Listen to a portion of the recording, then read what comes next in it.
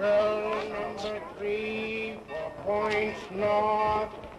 Bakersfield, Merced, Modesto, San Francisco, Oakland, Sacramento, Reading, and all points north. I was just sending a wire. Number 3 on track 4. There's Paterno and Brewster. Looks like he sent for all of us, Scott. I don't like it. Well, take it from me, the fellow's poison. Why don't you stay here? And admit that I'm afraid of him. Listen, my friend. I'm not going because he sent for me. I'm going because of something I wish to do. Paterno and Brewster are against him, too. Well, let me go with you. Not this time.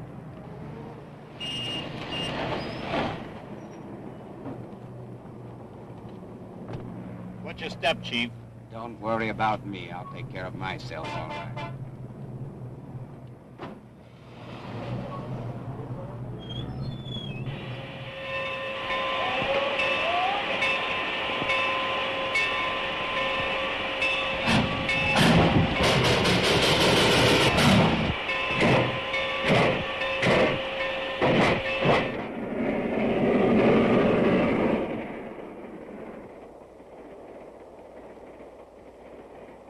Any of you see him when you got on? Perhaps the rest of you know why you're here. Perhaps you're afraid of him. Well, I'm not. Nor do I consider him useful to me. We understand each other. We're organized. What good is he to us? Maybe he will have something to say about that when he comes. Suppose he does. He's not here. And what if he were? Are we sheep that we follow him blindly? The man isn't human. Bah! I don't think he's on the train.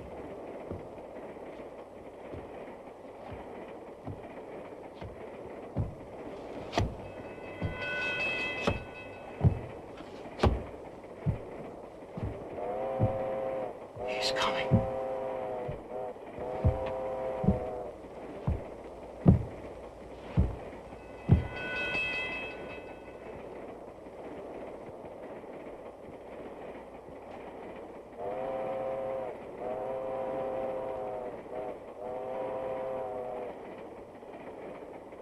Well, gentlemen,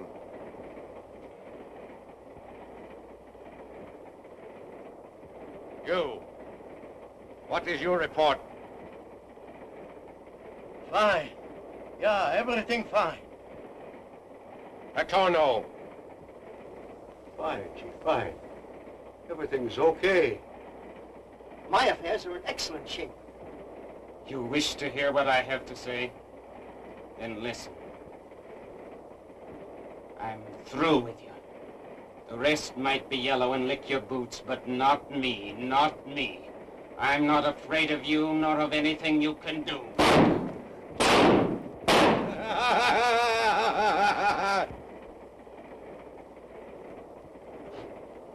Let me here. He isn't human. He isn't human. Okay, I tell you. Hey, he's not human. Let me go. Out.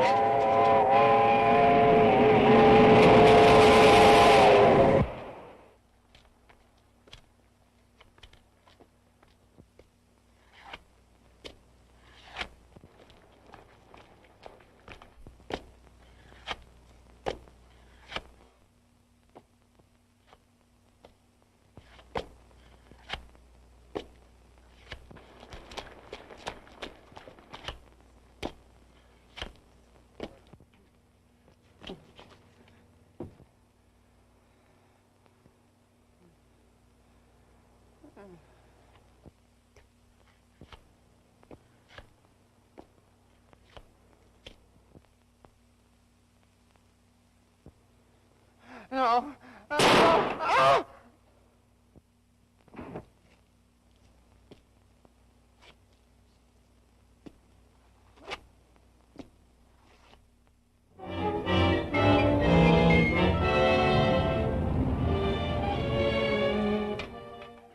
Hello? Dick Tracy speaking. Oh, yes. Well, I think you better take that up with Anderson's office. Yes, he has my report on it. All right, goodbye.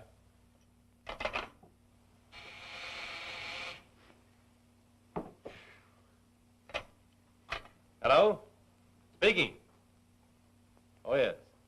Well, I know all about that. Send Steve Lockwood in, will you?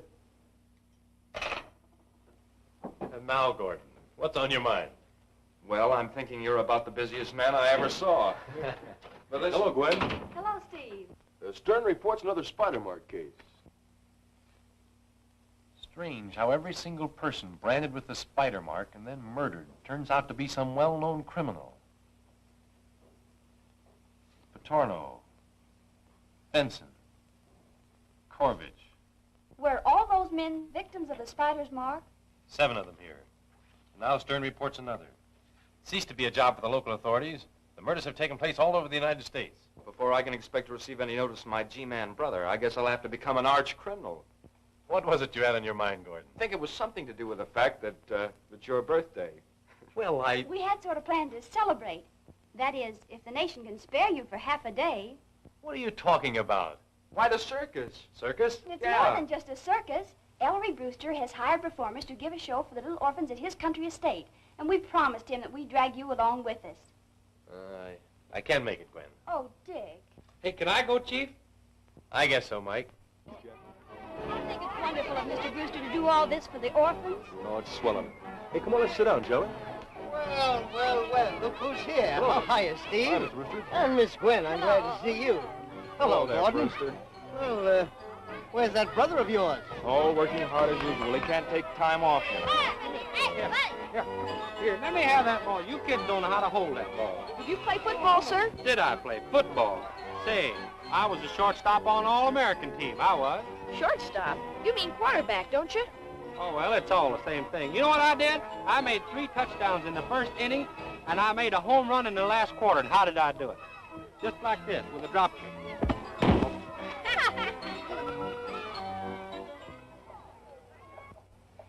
Music. Curtain. Coco, come out. Coco, come out and make your bow.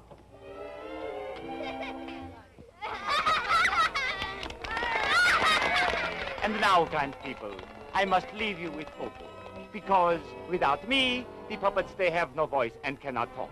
Isn't that right, Coco? Hey, you big lug, take your hat off. The kids can't see. How about taking your own off? I told a lie today, and Jacqueline got spanked for it.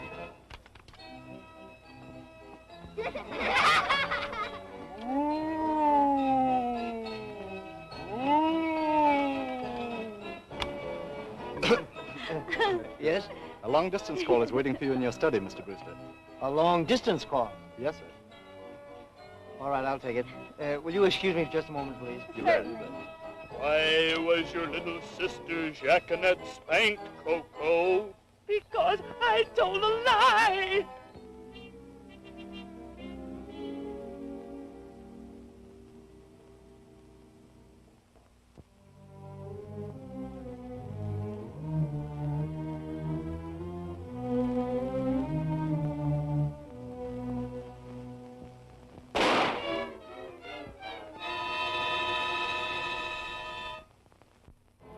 Honest, Mr. Ghost, I'll never tell lies again. Honest, I won't. You've learned your lesson, Coco. Go home and be a good boy. But if you ever tell lies again, I will haunt you.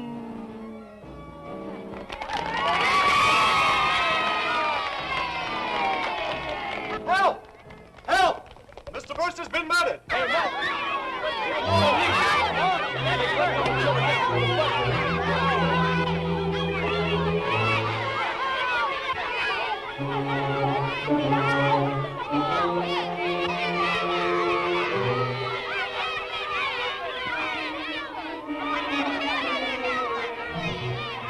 Say, McGirt, bring everybody in from outside, will you? Federal 4,000. Hello? Hello, Dick. Ellery Brewster has just been murdered. Murdered? I'll leave right away.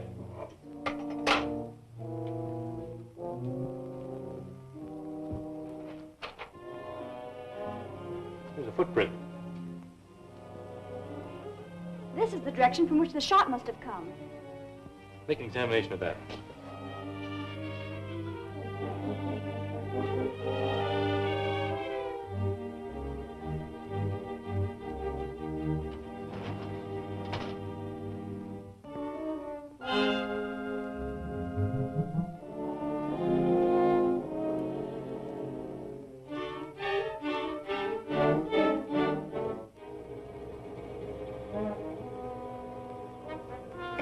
Take a look at these, Gwen.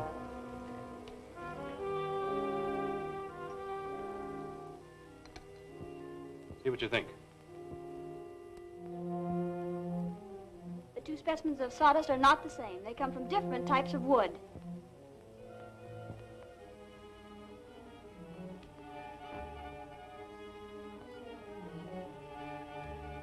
I noticed that sawdust does not cling to your clothes as it does to the others.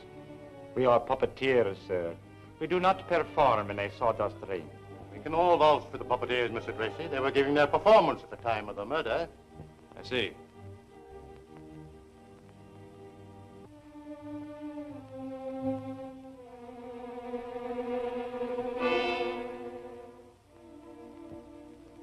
Can you explain this? Sawdust, no doubt. Some of my puppets are stuffed with it. Oh. I wasn't aware of that.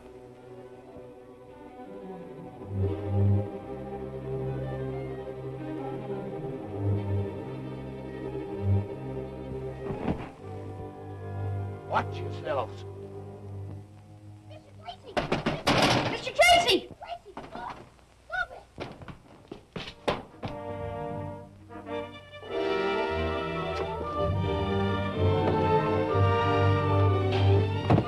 Come on, Coppers, come on!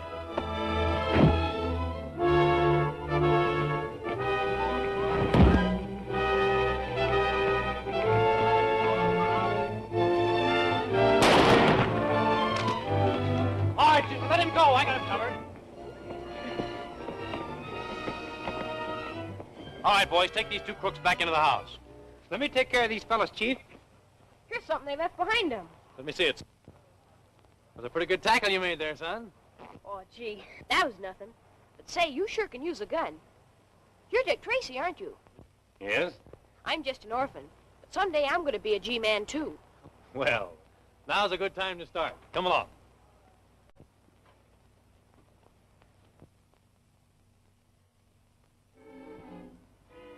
Seems to me I saw 3 men out here. You did, but one of them got away. I'd know him if I ever saw him again, though. You sure about that? Certainly. Well, take this into the house and wait there for me. Yes, Mr. Tracy.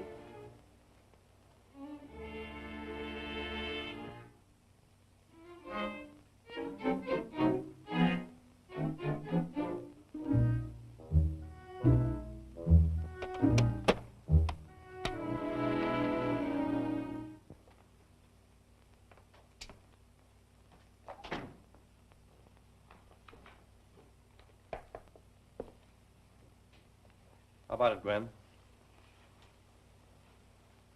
The sawdust you found on that puppeteer is the same as we discovered in this room. Mr. Martino, can you account for the sawdust I found in the cuff of your trousers? Certainly. No doubt it fell there when I was fixing one of my little puppets. Some of them I stuffed with sawdust to make them fat. Let me have one of those records, Steve. Right, Dick.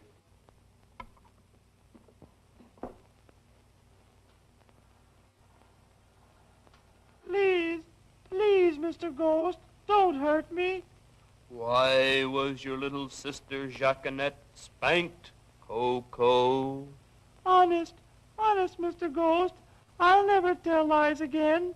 Honest, I won't. Put up your hands, everybody! I took the precaution to remove the bullets before bringing that cleverly disguised revolver in here. You came here while your assistant worked the puppets, and this record played your voice. You shot Ellery Brewster and then returned to the booth in time to take your bow. Take him away, boys. You didn't think I'd get you, did you? I knew it was you all the time. See if they're locked up. I'll be on the station shortly. You certainly cleaned up this murder in a hurry. These men were only tools. They didn't plan the murder. Have you seen anything of Junior? Oh, there you are. Why didn't you get in the bus with the others? Everyone was terribly worried. You bad boy. Well, I'm sorry, ma'am. I'd like to keep this little rascal with me for a while, miss. You see, he can identify one of the men that got away, and his life won't be safe until this matter is cleared up. Well, I guess that'll be satisfactory, Mr. Tracy. But you'll have to make the necessary arrangements. He really is one of our very best boys. Say, Gordon, you were Brewster's attorney. Did he at any time say or do anything to arouse your suspicions? Well, about a month ago, he did give me a sealed envelope, which he asked me to keep for him. An envelope? Yes. He wouldn't tell me what was in it. As I remember now, he acted rather peculiar about it. He said he wanted me to have it in case anything happened to him. Could you get that for me right away? Yes, it's in my office. I'll go down there and then meet you at the lab. Good.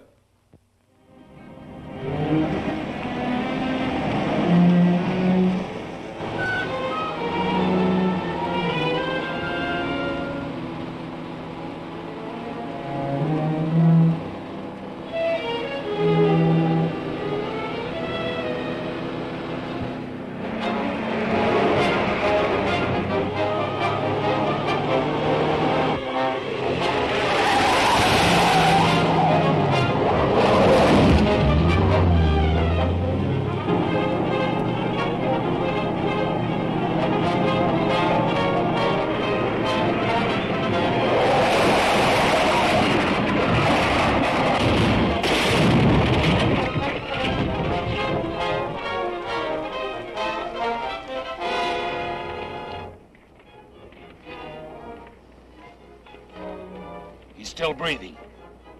Let's get him up the car.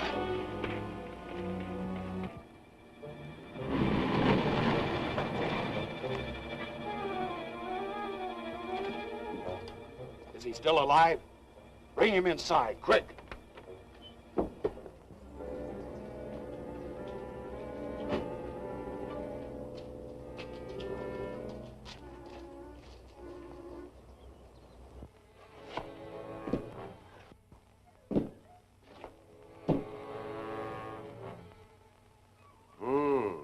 Condition seems critical. What if he should die? Then we will eliminate a very dangerous enemy. He won't die. But by means of this operation, a simple altering of certain glands, he will be unable to distinguish between right and wrong. In that event, he will be very useful to us, Moloch. Very useful. My brother Gordon, Brewster's attorney, goes to get a certain sealed envelope bearing on the case. His car is discovered wrecked and Gordon can't be found. Last night his office was broken into and all records taken. Whoever is responsible for those spider marks is the man we want, and I'm asking for full assignment to the case. Go to it, Dick. You can have a free hand. Thanks.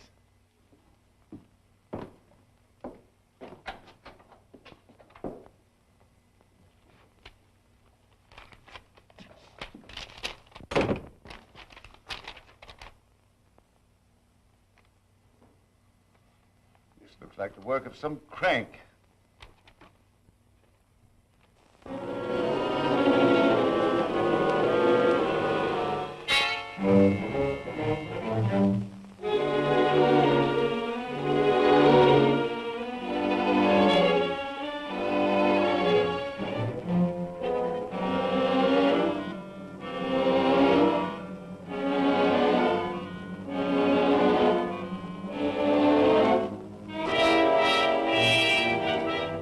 Unless you can give me a more definite reason why the bridge should not open, Mr. Tracy, the plans will go through as scheduled.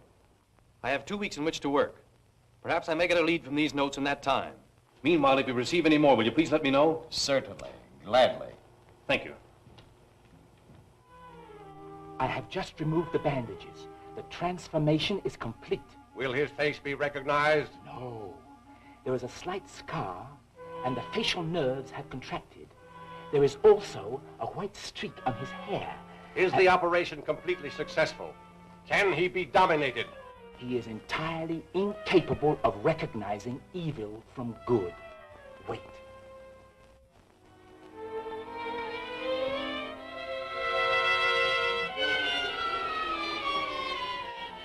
Come in, Gordon.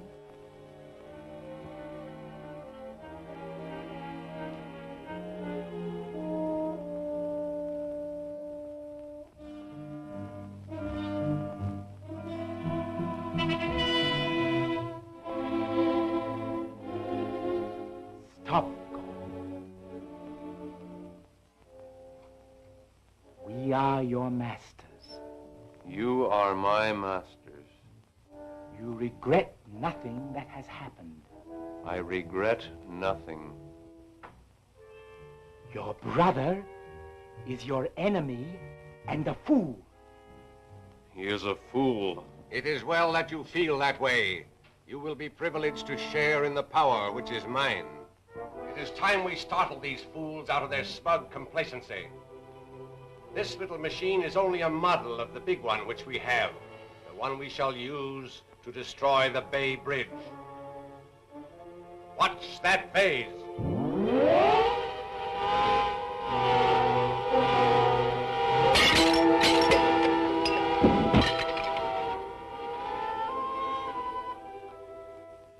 Each threatening note was sent to the governor from a different post office.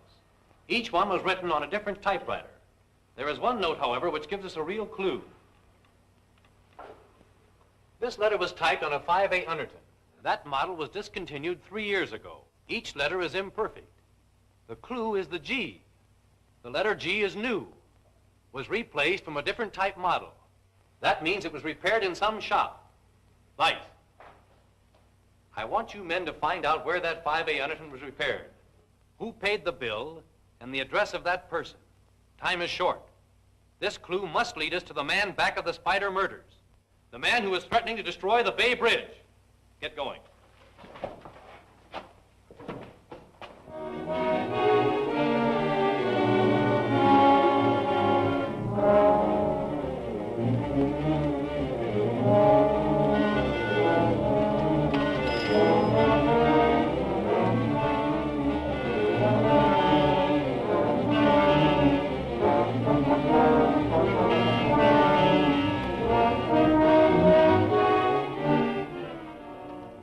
Dick?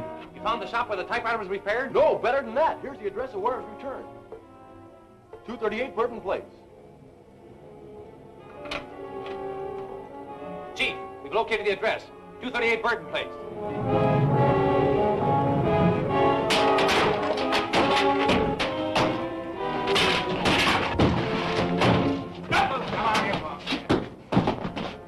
Take him into the next room and drag any information out of them you can. All right, get over here. Let's go. Come on, scram.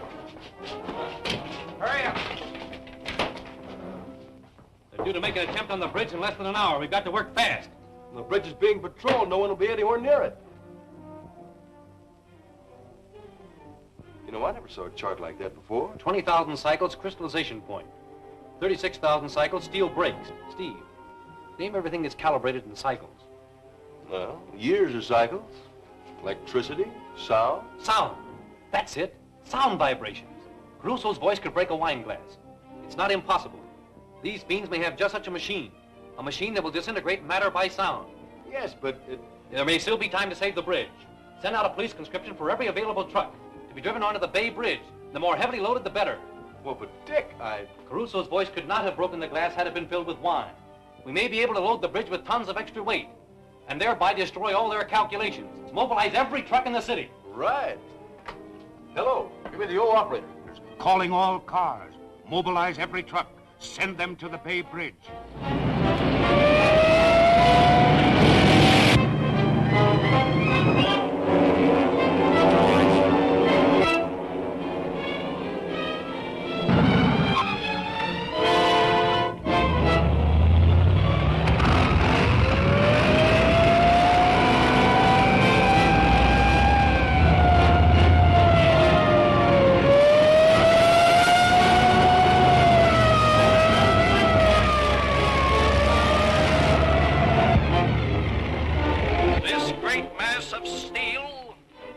concrete and wonderfully spun cables is more than just a bridge. It symbolizes a highway to a greater civilization.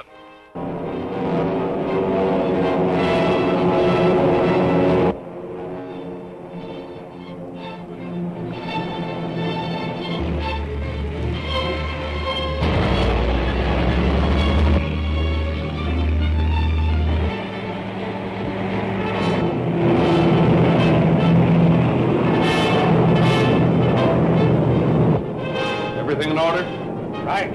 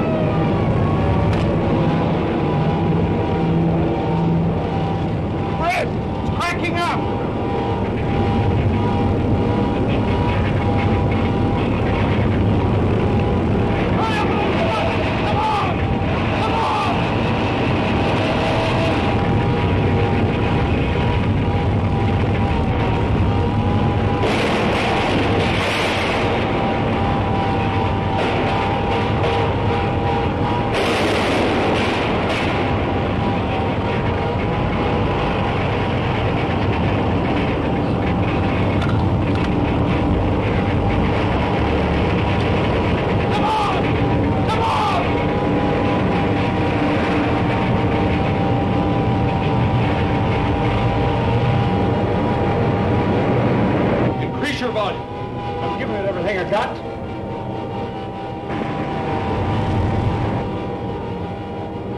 Take her up to the stratosphere. We're getting out of here.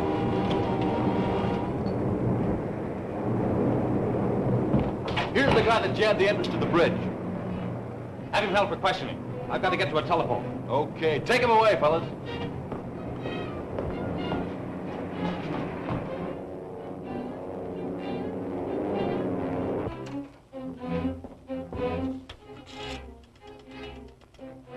Hello.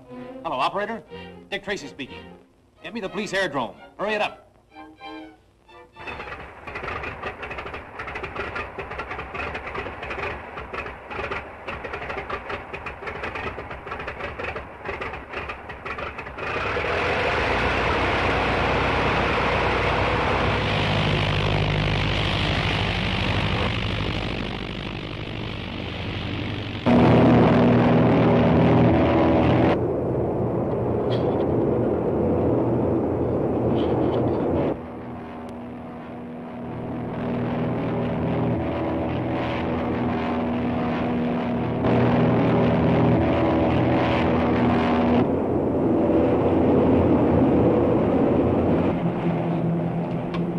Patrol plane trying to follow us. Rise above its ceiling.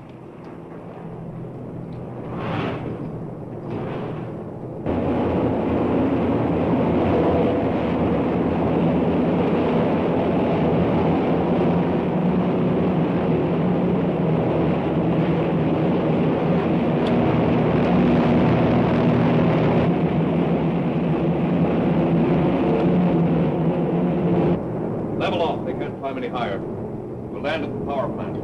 Right, sir.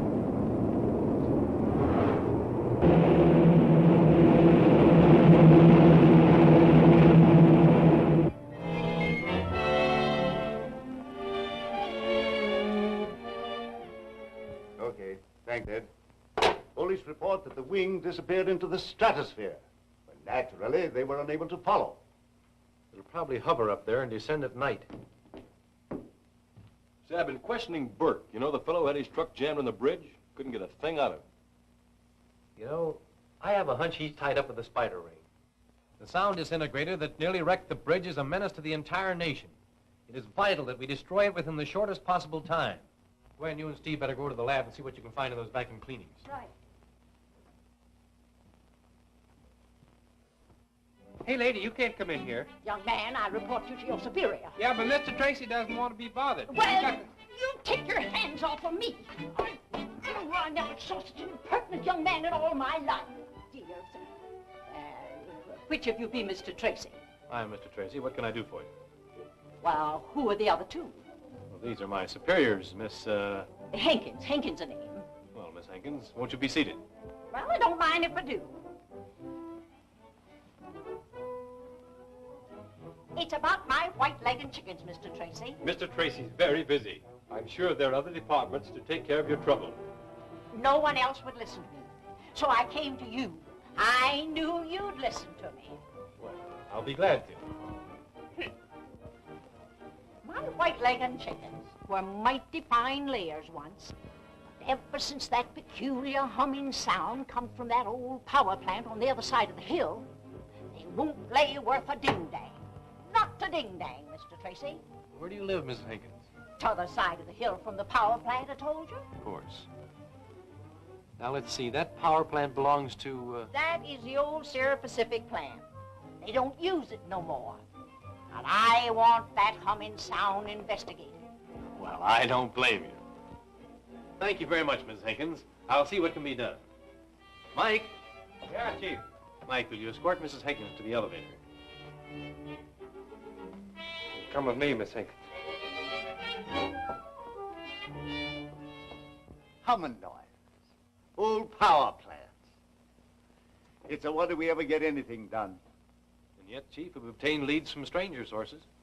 I guess you're right, Dick. There can't be anything to that chatter. Perhaps not. Well, I'm working in my laboratory tonight. If I find anything, I'll let you know in the morning. All right, Dick.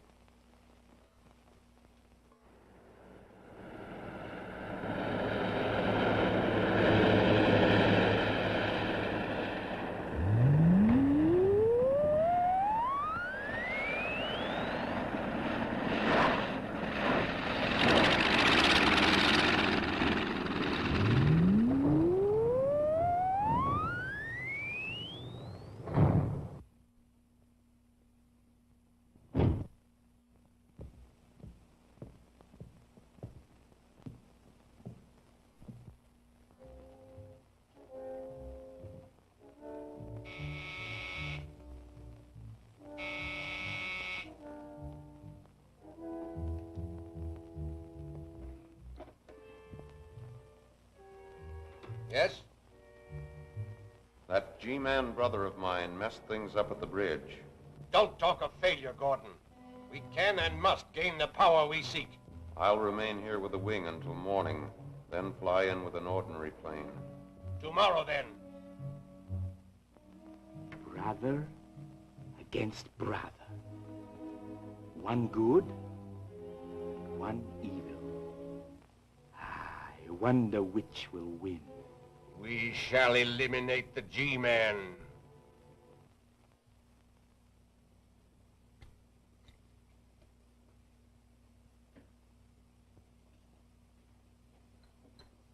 Have you any lead on the whereabouts of Gordon?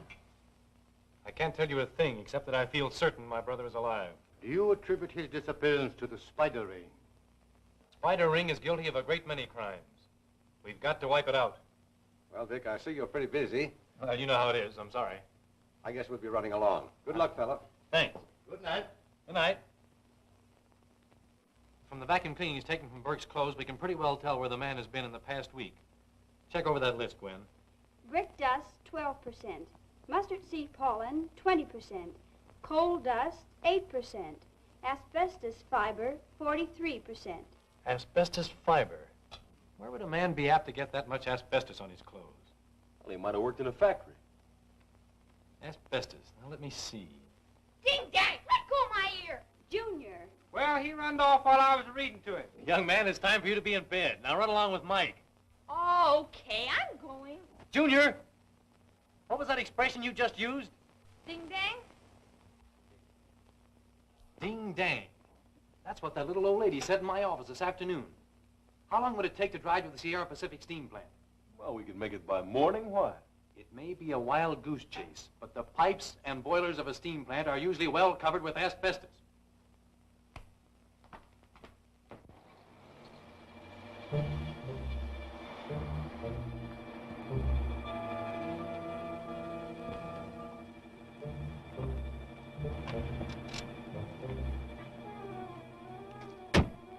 I'll see if I can dig up a watchman. You wait here. All right, Dick.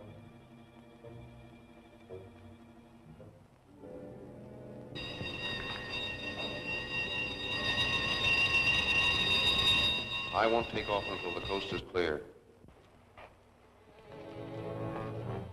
What do you want? Department of Justice investigator. I'd like to inspect this plant. Sure. No reason why not.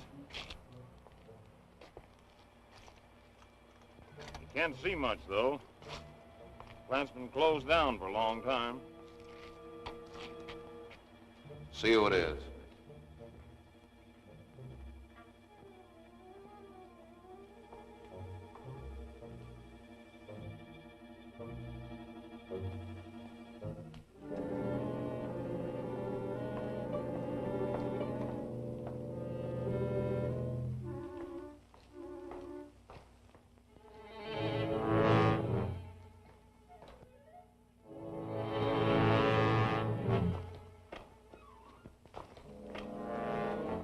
Well, there's nothing much here to investigate.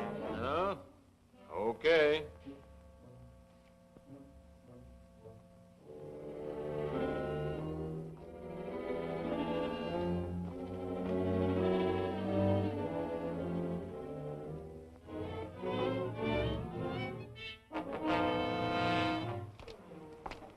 Just a minute. What's in that building? The place is locked and I haven't the key. Oh. I see. Well, I guess we can skip it this time.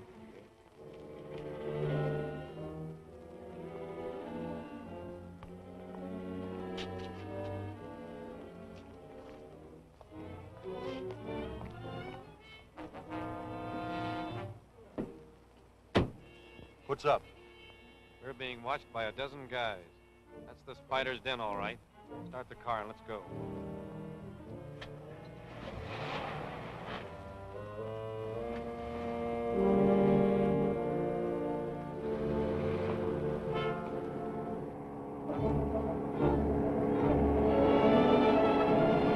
Listen, Steve, when we go through that dip, I'm bailing out. Keep driving. Right.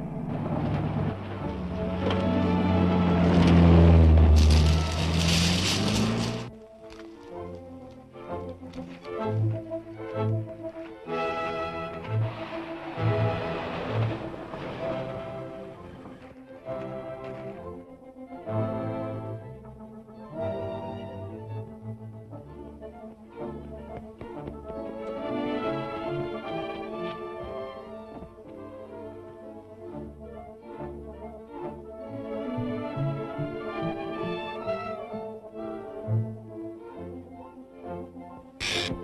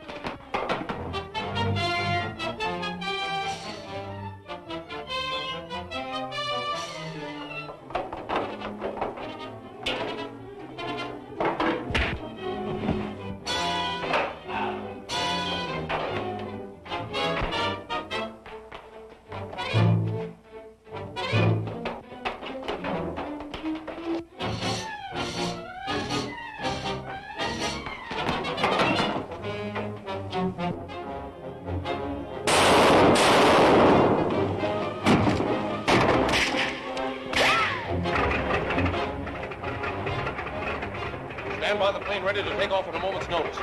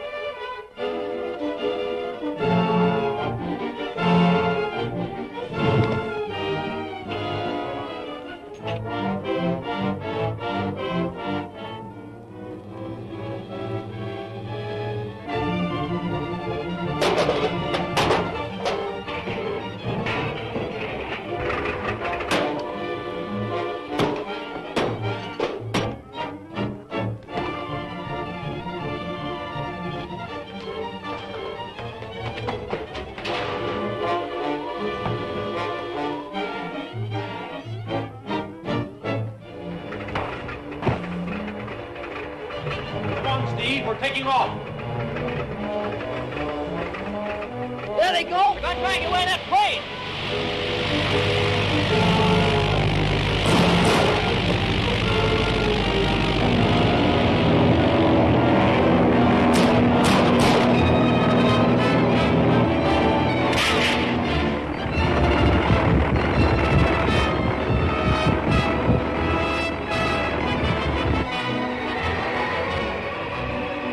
I can't fly any higher!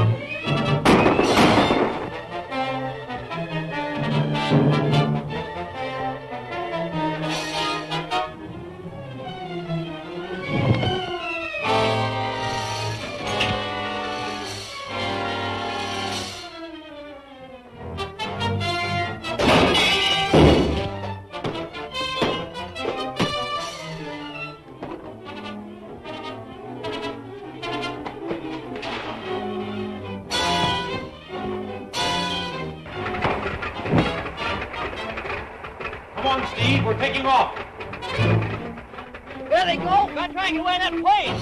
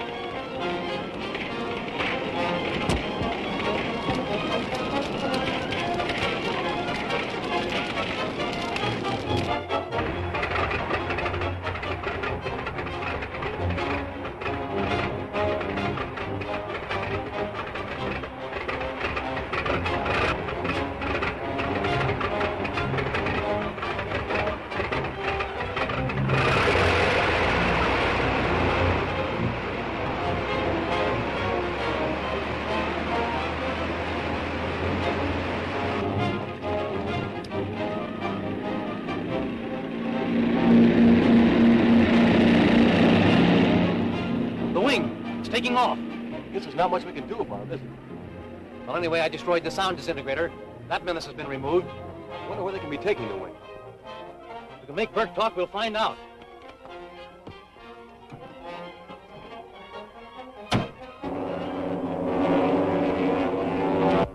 Rise into the stratosphere before you set your course for our number 2 base.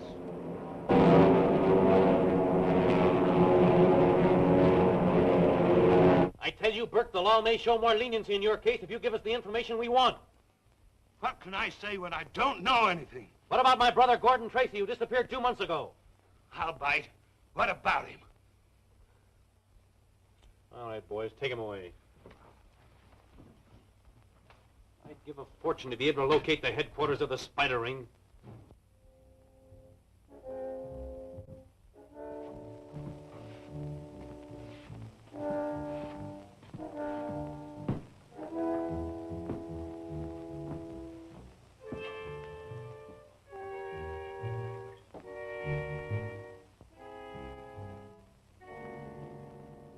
This is very bad, Gordon. Burke is yellow at heart, and if they sweat him, he might talk. Byrd knows we have made arrangements to get him out, and will keep his mouth shut. Then we can go ahead with our plans? They are already underway. This time there will be no interference.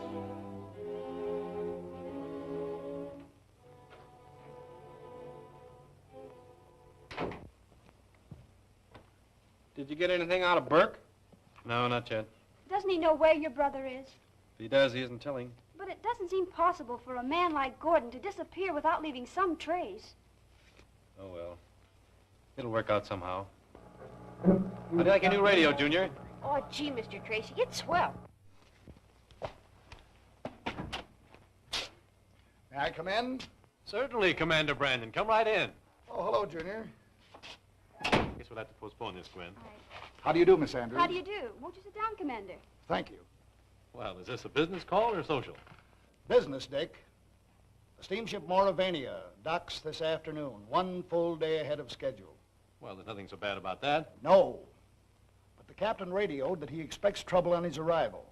What kind of trouble? Furs. Valued at $1 million. The captain believes they're aboard his ship and that there will be an attempt made to smuggle them into the country. I'm afraid I wouldn't be of much help to you, Commander. You see, that's out of my department. Besides, I'm concentrating on the Spider Ring right now. I'd feel a whole lot better with you on the case. I hope I have better luck next time. Thanks, Commander. Thanks for asking me. Thank you. Goodbye, Miss Andrews. Goodbye. Goodbye, sir.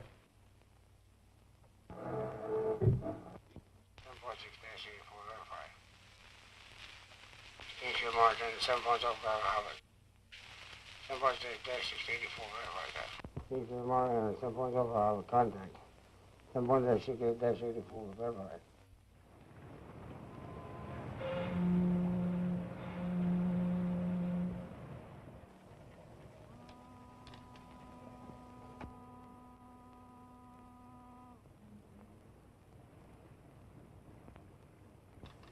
Sign off now, but stand by for any message regarding the Mauravania. Do you suppose that was China, Mr. Tracy? Certainly sounded like it. What does your log chart say? Well, that's the funny thing about it. There isn't a single station listed on that wavelength. Well, that's too low a wavelength for an established station. Sounds like Russian or hog Latin or something. Maybe it's one of them Fiji Island zitters. Say, you know that might be Fiji. Down to Fiji Islands. You know where they do that dance down there? Well, Mr. Lockwood. Something turned up, Steve? Yes, this package was sent to the jail for Burke, so I brought it right over to you. Let's examine it in the laboratory. Can I go with you, Mr. Tracy? No, that may be an international spy sending a message in code. You stick by the radio, Junior. Gosh. Junior, you better let me help you do that now. Oh, no, you don't. Mr. Tracy told me to do it. Gwen, I'd like to examine this in the X-ray. And I'll start the machine. Have you got the whistle? Well, the X-ray doesn't show a thing in any of them, Dick. No, I guess not. Hello, here's one that's been opened and resealed. Where? The fourth one from the right. Let me have it, Gwen. Must be something wrong here, or the package wouldn't have been tampered with.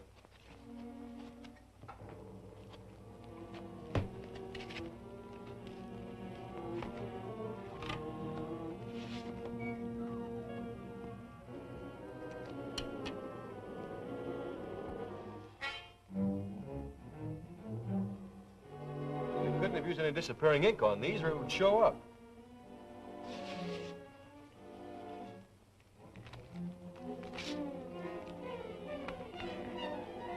Does that mean anything, Dick? It looks like a small pinhole. Maybe you're right, Gwen. We'll soon find out.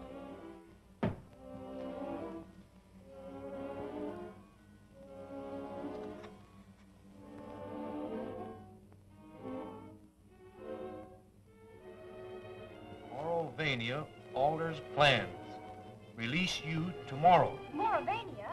That's the liner Commander Brandon was speaking of. They're planning to free Burke tomorrow, break jail. Brandon was right in suspecting the furs were on board the Moravania. The Spider's men will be too busy getting a hold of them to free Burke. If we could only make Burke talk. Maybe he won't have to talk.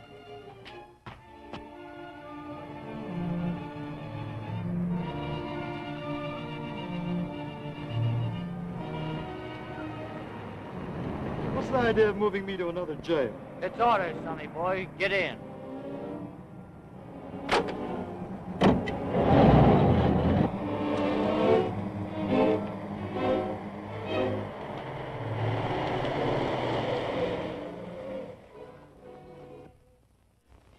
Well, get out and see what's wrong.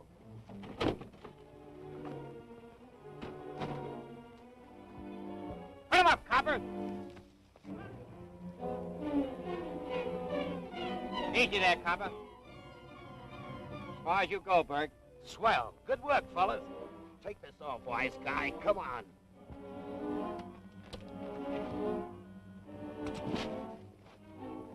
Stop that roadster and beat it. We'll take care of these guys.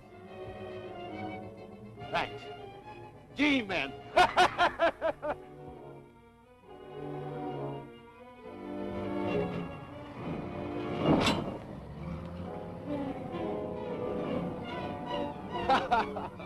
Good work, fellas. It looked like the real McCoy. You think we fooled Burke with it? Well, he's gone, isn't he?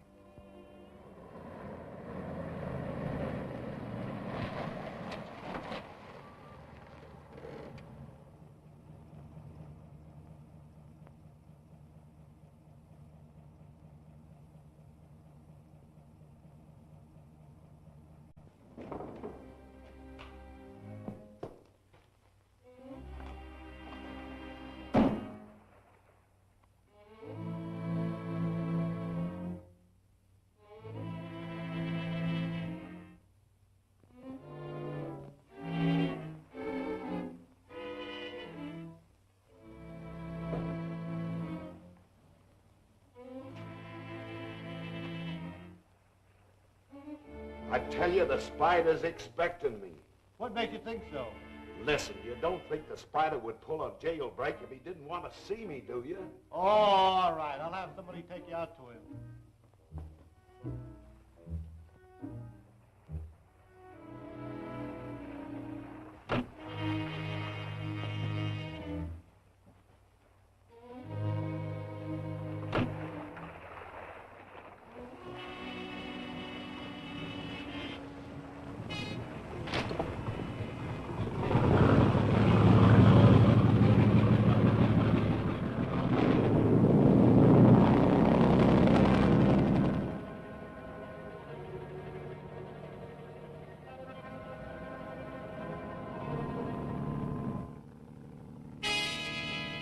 out here in a launch.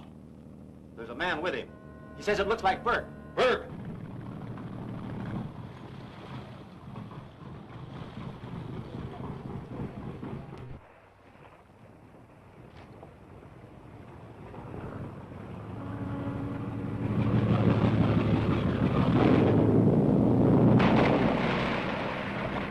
That jailbreak was slick, Chief. Those G-men were as meek as lambs. We had nothing to do with it. You were not supposed to be released until tomorrow. You'd better be on the level. Why, I am. Something's wrong. Someone slipped up somewhere, Chief.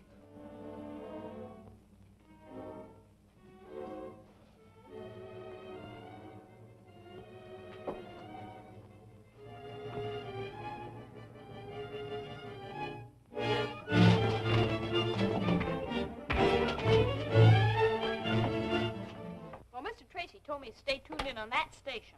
Well, you ain't getting nothing on it. Just the same, he told me to.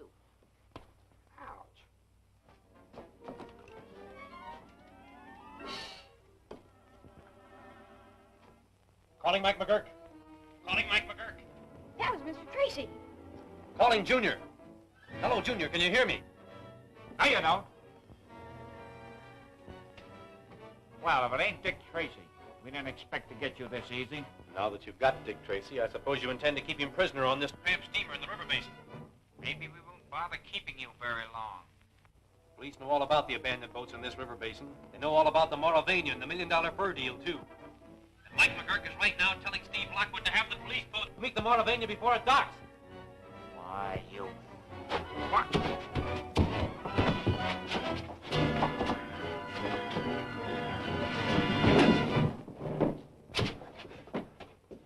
Why didn't you let me finish? Not yet. Tie him up. All right. Steve's going to the docks.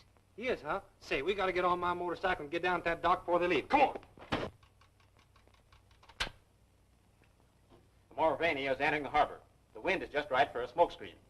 Get the men to their places with gas masks. Have the smoke machine ready for immediate action. All right, men. Get to your post.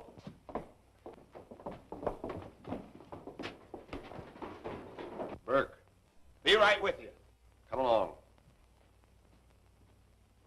He won't give us any more trouble, Chief.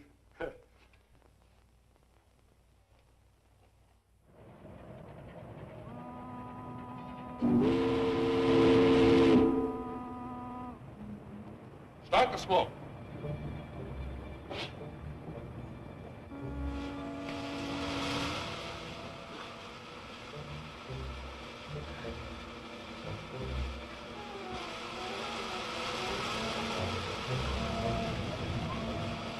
All right, now shoot the gas through.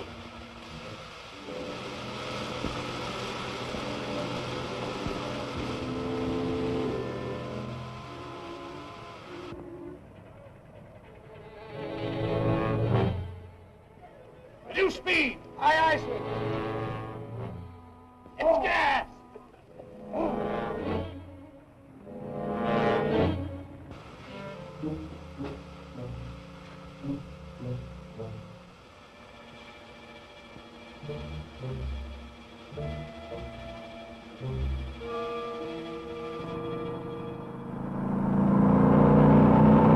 Hey, Mike, we're here. Stop it. Stop it.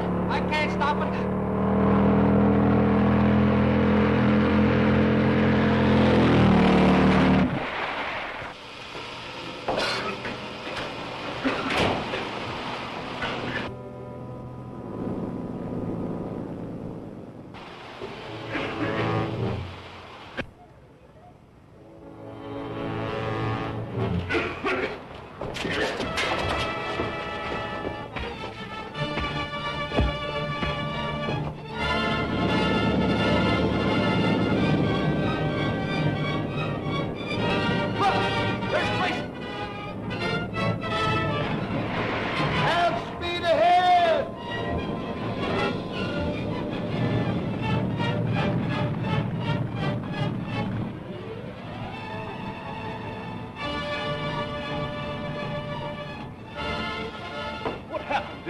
They're raiding the Mauravania.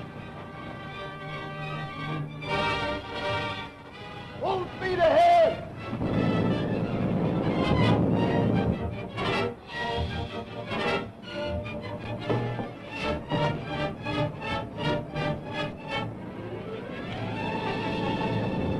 Police boat. Better get out of here. What about the other? They can take that boat. Come on!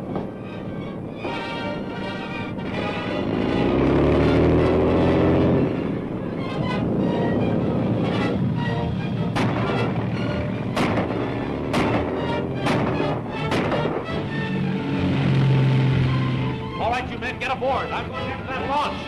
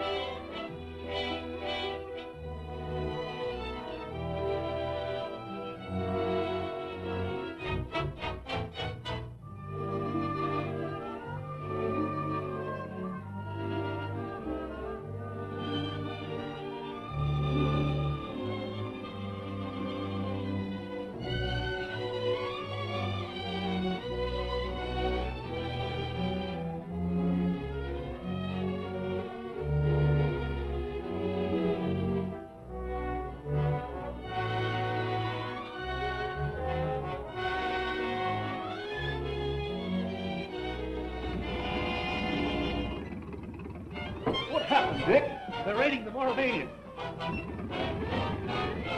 Full speed ahead!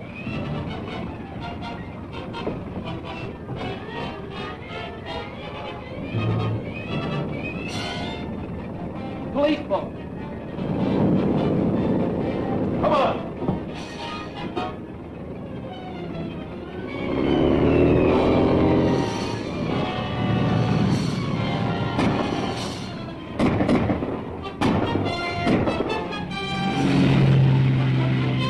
You men, get aboard. I'm going after that launch.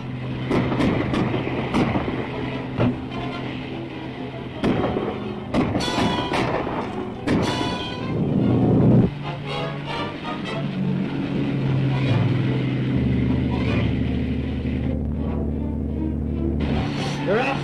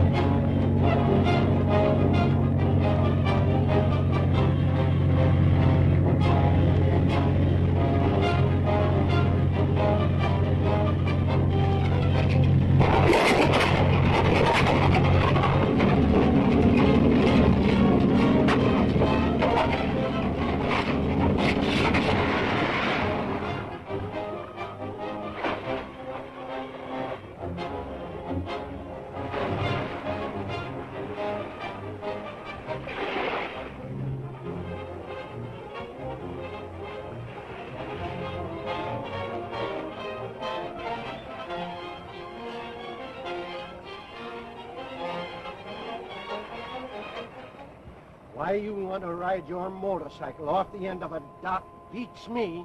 Well, I was going...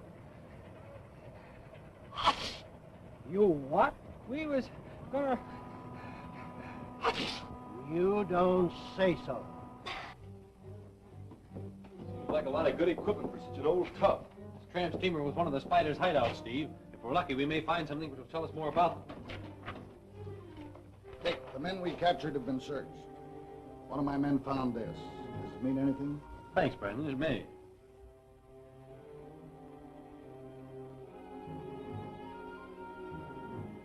Doesn't tell me anything now.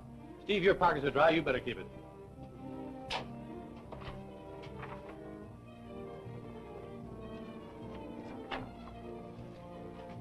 Arriving on Pacific Queen, hoping you will meet me, Aunt Mary. What's that? Aunt Mary. This may be of some value. $1 million lost, and many of our men captured by the police. All caused by stupidity, Moloch. And if Dick Tracy finds out that we're after the Mogra necklace, he'll try to block that too.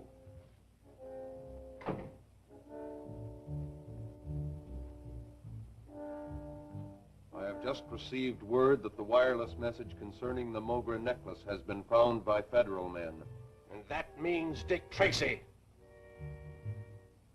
I don't think even Dick Tracy can stop us this time. Monsieur Claire Rene arriving with famous Mogra necklace aboard Pacific Queen today. Necklace is of great value. Signed, Baguette Brothers, New York City. Is that what you wanted to know, Dick? It all ties up, Chief. The Spider Ring, unless I miss my guess, will make an attempt for the necklace. Steve and I will fly out to meet the Pacific Queen. Wire the commander to expect us. Tell him we will pose as newsreel photographers. Yes, in that way we can use the fluoroscopic equipment without exciting too much suspicion. Right, we're leaving right away. Mr. Tracy, Mike won't take his castor oil. He won't, huh?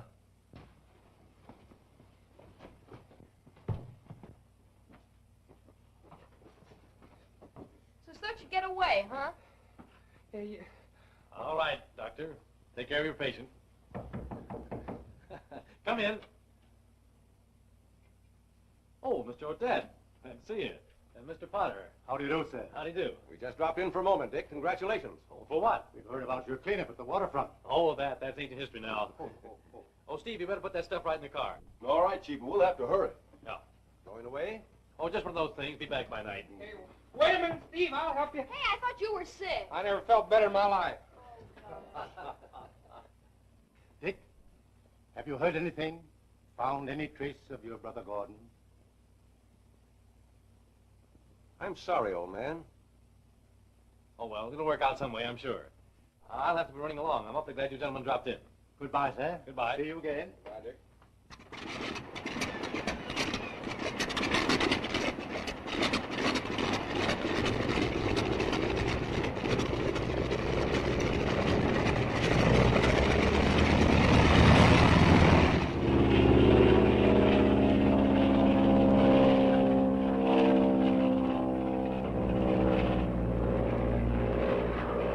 I wonder what kind of a person this Aunt Mary is. You never can tell.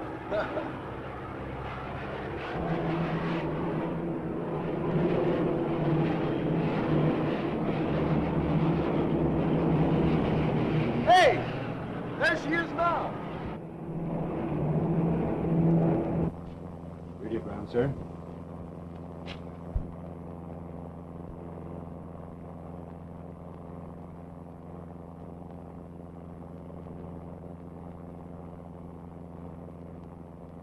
Canny how these G-men get on the trail of crime. No answer.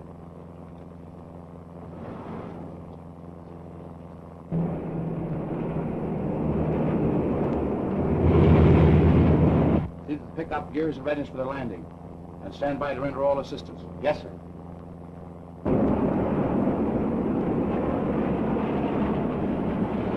We're already forced to hook on.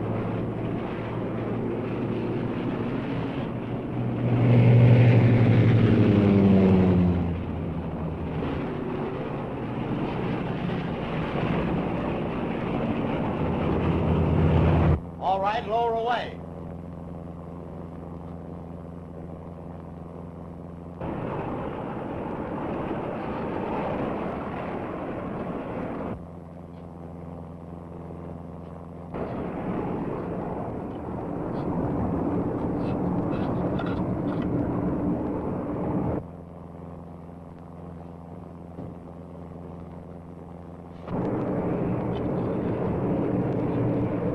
Taylor, show the gentleman to Monsieur's stateroom. Of course, sir.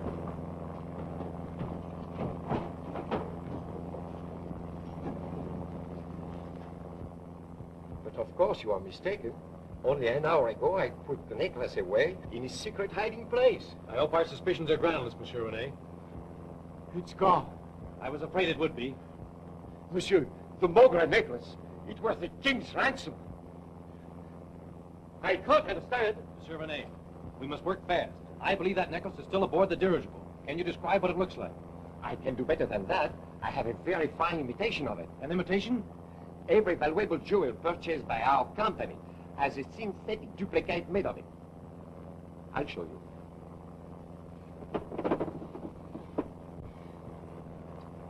It is just an imitation, but a very good one. May I keep it for a while? Oui, monsieur. Commander, what's the position of the dirigible? We are just over Santa Barbara, heading north for San Francisco. Have the people assembled in the main salon. Make them think it's a newsreel stunt. Very well, Mr. Tracy. Thank you, Mr. Churton. Thank you very much. Not at all, not at all. Any sign of the necklace yet? No, not as yet. The fluoroscope will sure pick it up if the right guy comes in. It's working perfectly. That's fine, that's fine. Oh, I do hope he asked me to speak. Oh, I'm just dying to do it. Oh, the folks back home. Now, will you say a few words? Oh, me? Oh. Yes, come right along. Oh. And now, Miss Miss Clarabelle. Georgetta Clarabelle. I'm from Creamy Falls, Iowa. Yes. Well, Miss Clarabelle, will you say a few words for us? Yes, into the mic. Mike? The microphone, miss. Oh, yes, of course. Okay, Steve. I'm sure this will be a thrill for the people of Creamy Falls. And now tell us, Miss Clarabelle, have you enjoyed your flight in the Pacific Queen across the ocean? Oh, my, yes. It's been just too wonderful. And now, friends of the radio. That's fine, Miss Clarabelle. Thank you very much. And now of someone else. Find anything? No. Oh, but I have so much more to say. Don't move, anyone. Ah! Your phony camera didn't fool me. You're G-Man looking for the Mogra necklace. But you're not going to get it. You get me? You're not going to get it.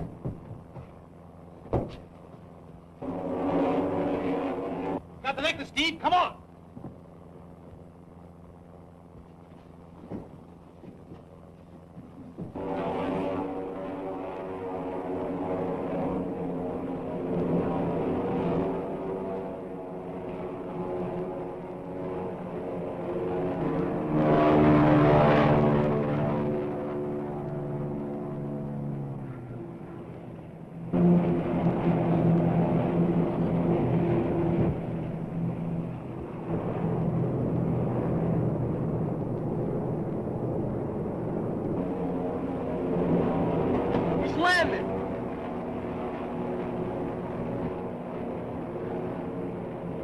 Hold on!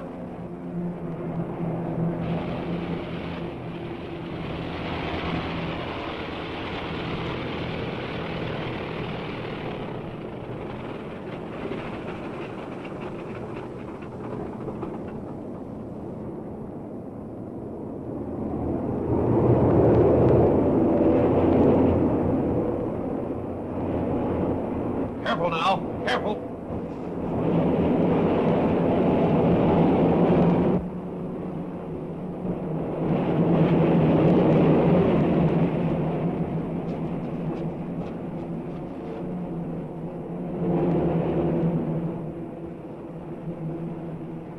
Too late, Steve. Spider has the Mogra necklace. Say, boss, I think you ought to know that these newspaper men out here are threatening to bust right into the place if you don't give them a story about them jewelry. All right, Mike, send them in. I'll give them a story that will make headlines in the next edition. Boys, I have a surprise for you. Take a look. Looks like the Mogra necklace. That's exactly what it is. The spider ring stole the imitation. You wouldn't fool me, would you, mister? Figure it out for yourself. You know there's an imitation and a real one. So which would you take? The one that was carefully hidden away, or... I get you. It's the imitation that's hidden away that the crooks grabbed, thinking it was the real McCoy. That was Monsieur Rene's idea exactly. I'll say that's using the old bean. Human psychology. Boy, what a story. Look out, fellas, look out. Will you? It worked.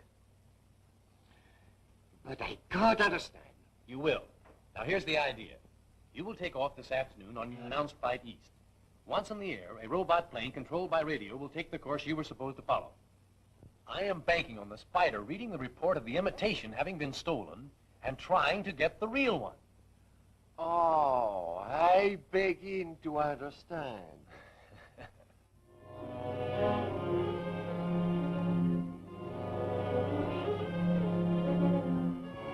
A clever trick.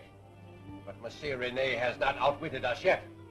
Gordon must be told of this at once. He is with the wing. I will communicate with him.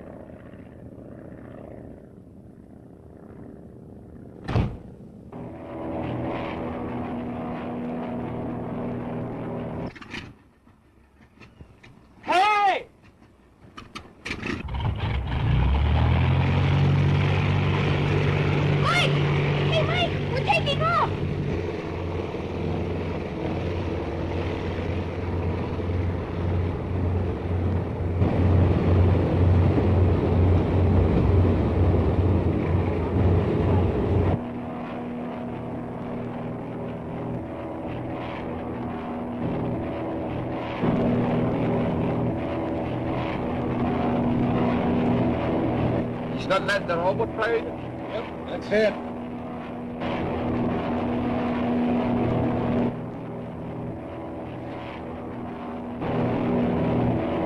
Press up to Dick Tracy. Pilot, turn back.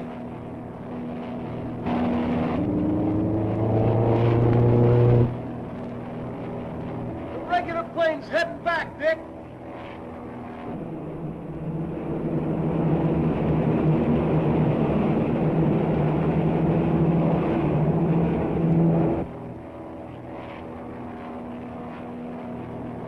There comes the wing.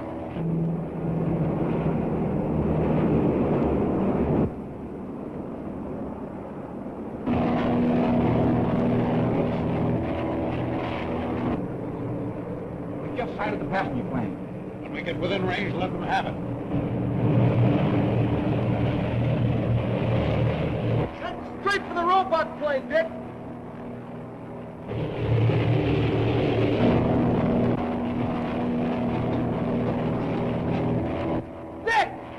Junior's in that plane! I'll send her into a dive!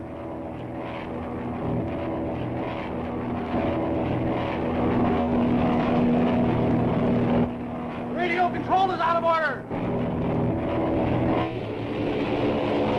Grab the stick, Steve, and head for the robot plane. I'm going to board her.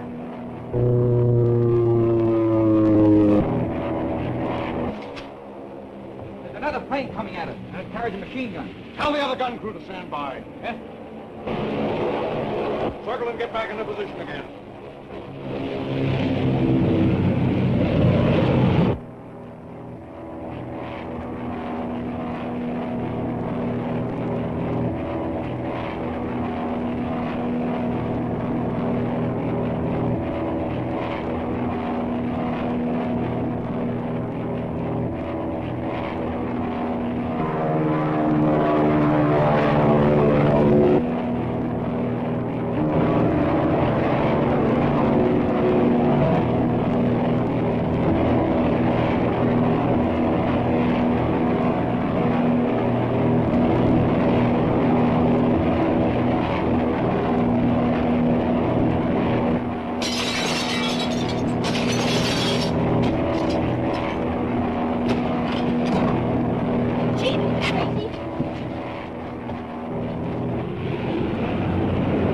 Your chin up, Junior. We're not out of the woods yet. Well, I'm not as scared now that you're here. Each one mark a vital spot and don't miss.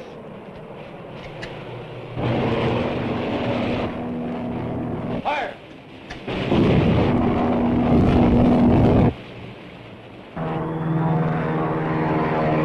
Good. I've got him.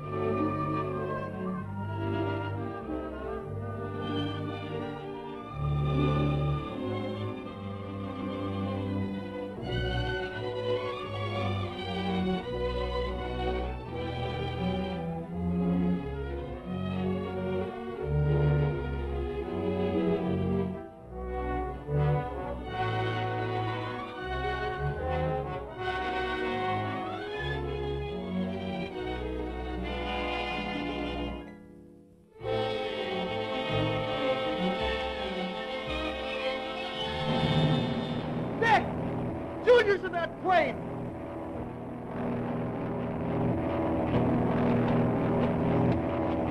Grab the stick, Steve, and head for the robot plane. I'm going to board her. Circle and get back into position again.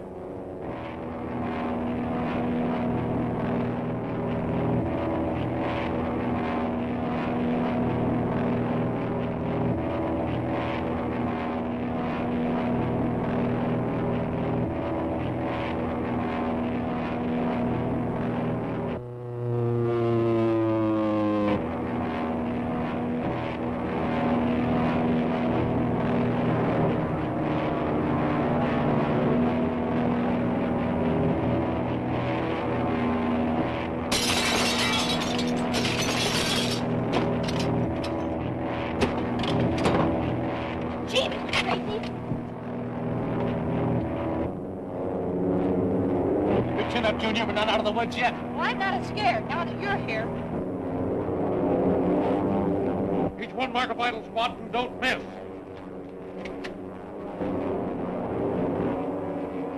Fire!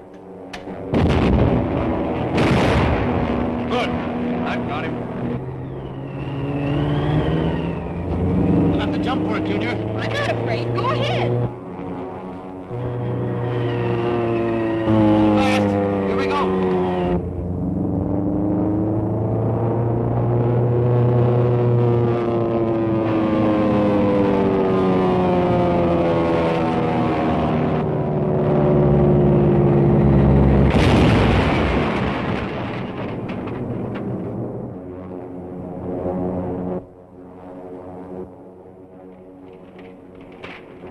Land there without cracking up. We'll have to return to Beechwood and send out a car to search the wreckage for the necklace.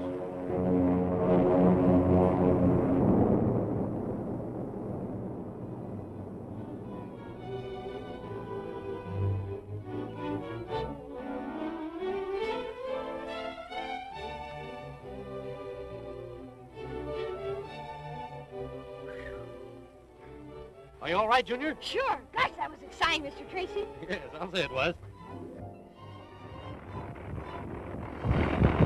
That's Mr. Lockwood's plane. Sounds like he has engine trouble.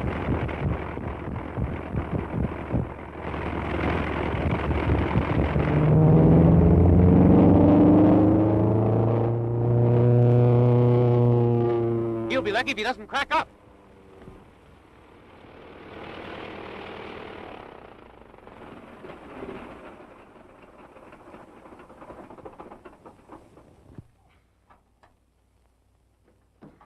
Boy, oh boy, am I glad to see you. I thought you two were gone ashore that time. You and me both. From the sound of your motor, you came near not making it yourself. You're telling me, so I have to do plenty of work on that motor before I take off again.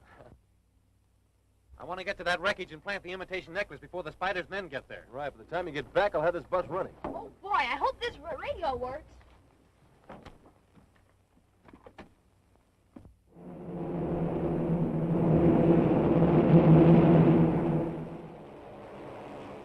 Calling location 3. Calling location 3.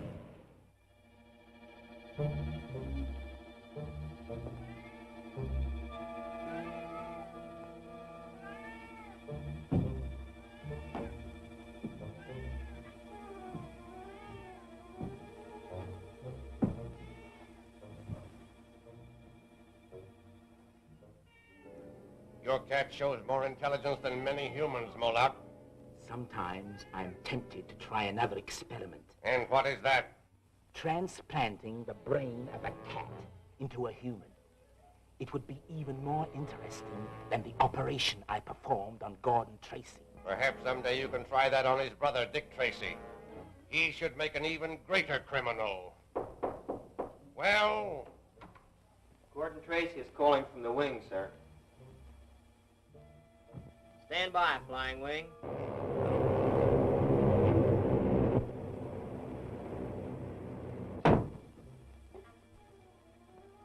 Go ahead, Gordon.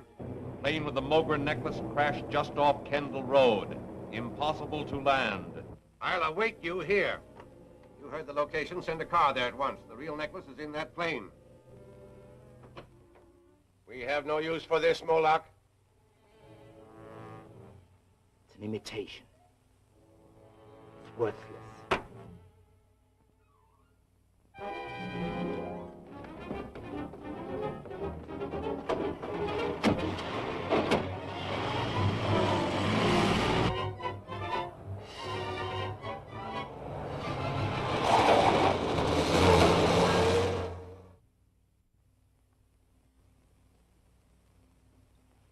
Cheer up, Mike. You're letting your imagination run away with you. Well, it ain't imagination, Miss Gwen. He's dead. Junior's dead. I saw him. And I could see the robot plane had taken off. Little Junior was inside. He couldn't get out. And his little face was pushed up against the glass, looking at me and calling to me, calling for me. Mike McGurk. Calling Mike McGurk. I can hear him just as plain. Well, no wonder. Now you can hear him even more plainly. Mike McGurk. Calling Mike McGurk. Hello? Hello, Mike. Mike, this is Junior. I knew the little feller'd be all right. I'm with Steve Lockwood, and we're grounded somewhere near Kendall Road. Yes, the engine went dead. And say, Mike. Mike. Mike. Hey, Mr. Lockwood, the radio went dead. What's the matter? Junior? As soon as he gets his plane fixed. Why, something must be wrong. Hurry, Mike. We've got to find them. Phone the field. Tell them to have my ship ready.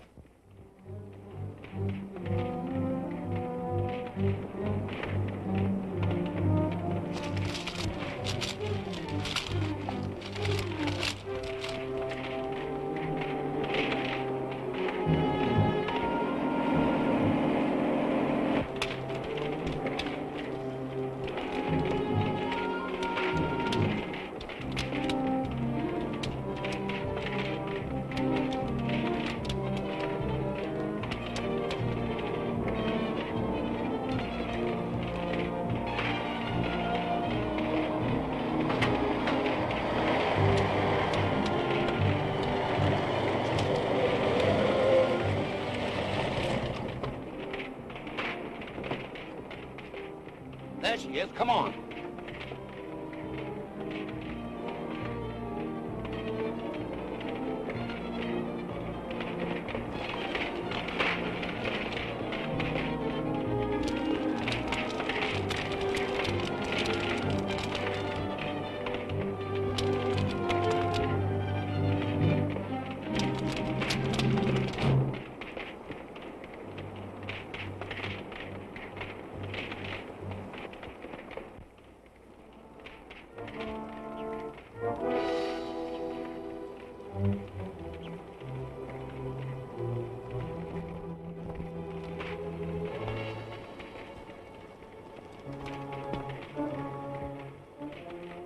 Hey, look.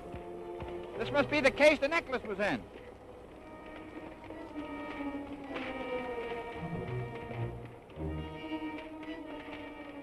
It must have fell out and burned up in the fire. We better go back and report.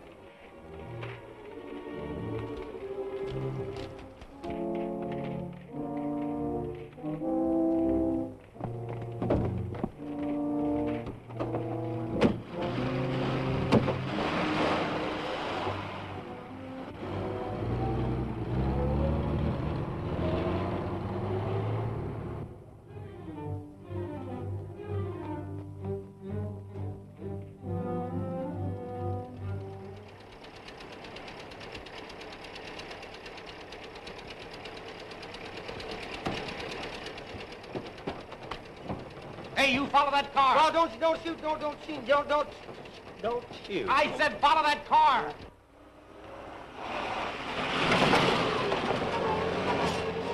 Where in time did you come from?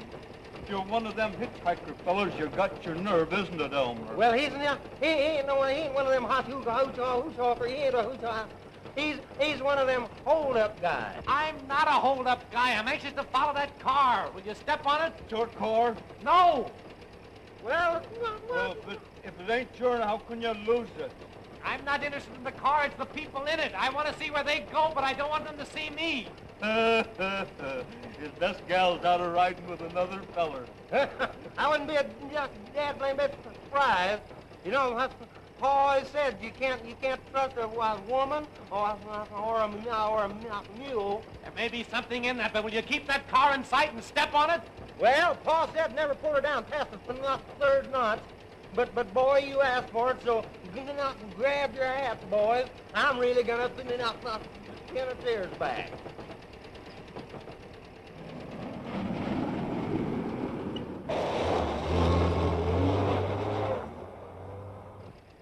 There's the old Miss Beechwood Hotel up there. They pulled in there.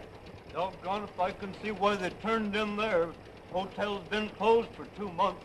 Don't let them worry you, boys. Here's something for your trouble. It's one of them dad-blamed dollars.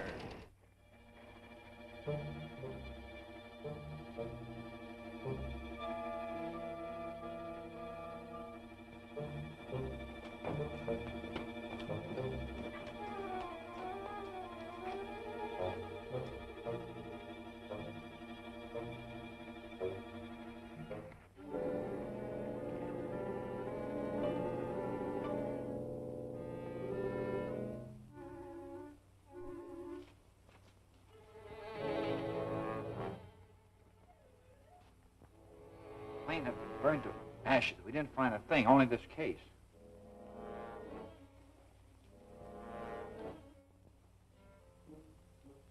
Then you didn't find the necklace? It must have been burned up in the fire. What's the matter?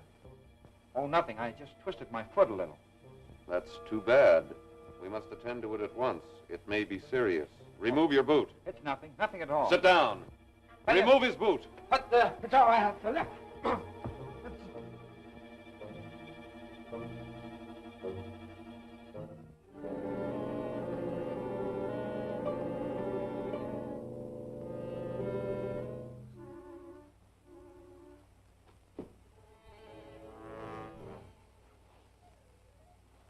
Your foot won't hurt any longer.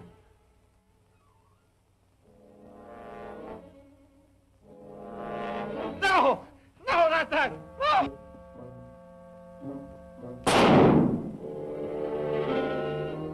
Take him away.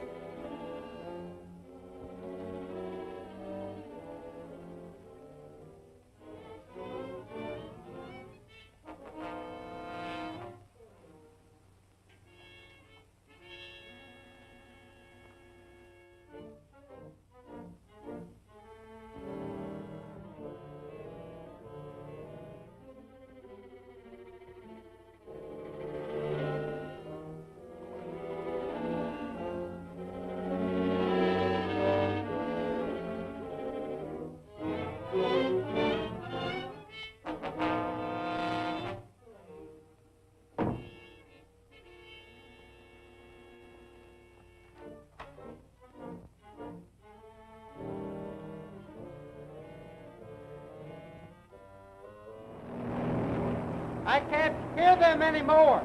Well, try a lower wavelength, Mike.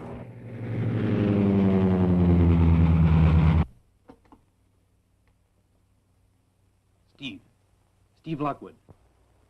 Well, is it still dead? It isn't just right yet, but I can hear someone. Well, keep trying. I'm at the Spider's hangout. Mr. Lockwood! Mr. Lockwood! Here's Dick Tracy! What does he say? The boss is in trouble. You know, the old Beechwood Hotel. Beechwood Hotel. Where is that? Well, that's only a few miles from here. Strap on your safety belt, Junior. We're taking off for Beechwood Hotel. Get a squad of G-men and... Too late, Dick Tracy.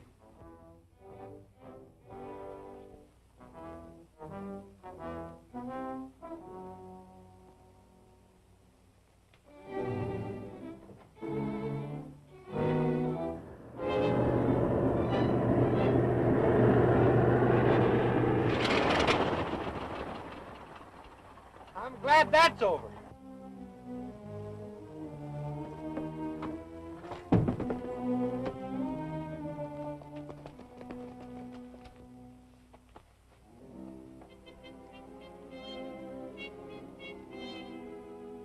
You won't need this.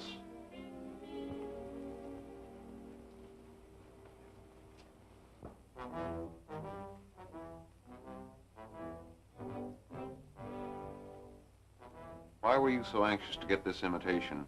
Or were you trying to be very clever and fool us? I not only tried, I did fool you. A lot of good it did you. I wouldn't be too sure of that. Nitroglycerin, gentlemen. All right, stick 'em up. It's all right, Mike. They won't move. Drop that gun. I'll take that necklace now.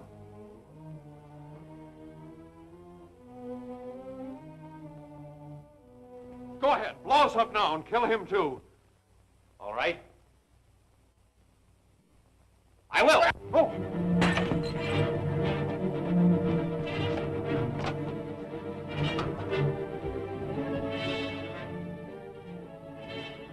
Castor oil.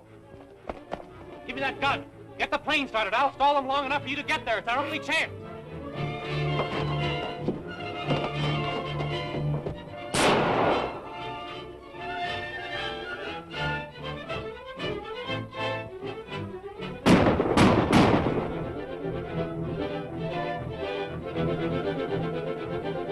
Around this way, Manny.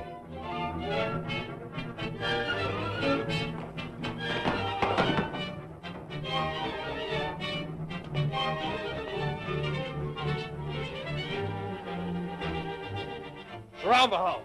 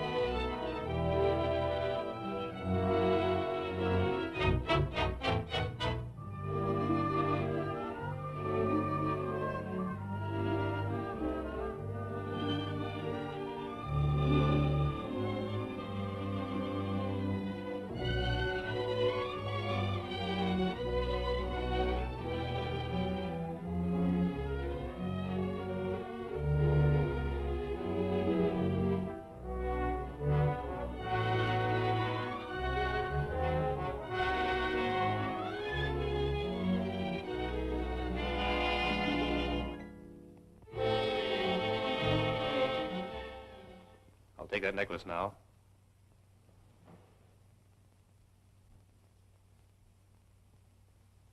Go ahead, blow us up now and kill him too. All right. I will. Oh.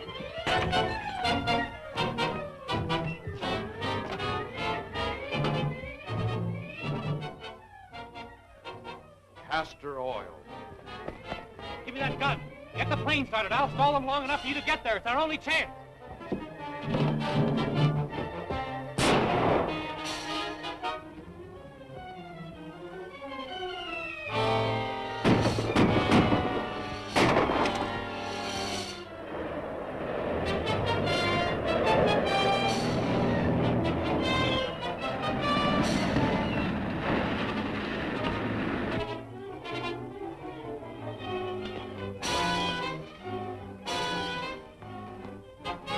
Surround the house.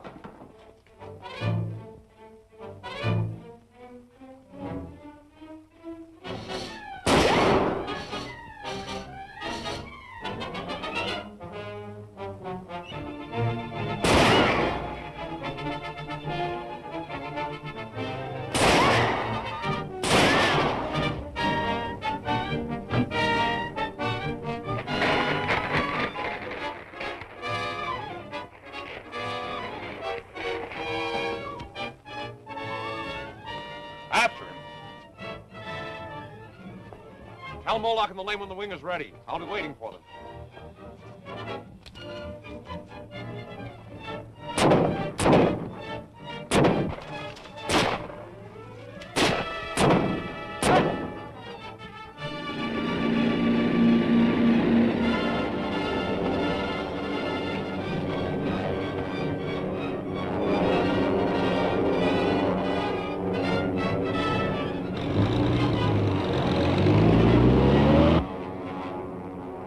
Taking off in the wing.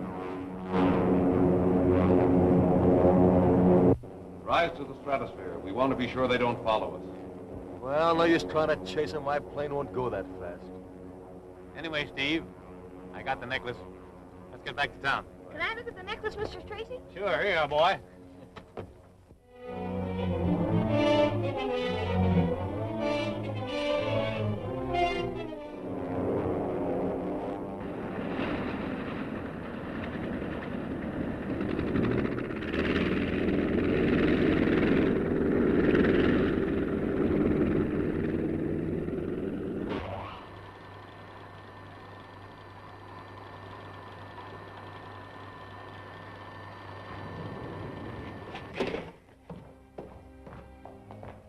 Claude reported by phone, sir. He and the others got away from Tracy's men in the car. Good. We'll need them for the work at the cove.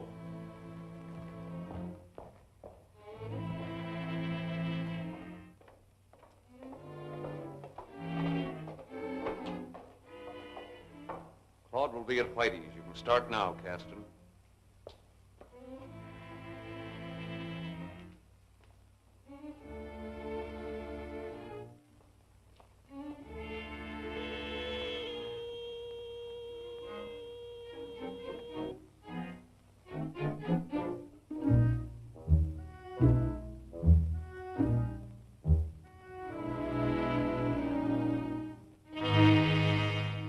The value of Randolph's formula, Moloch, depends upon who wants to buy it.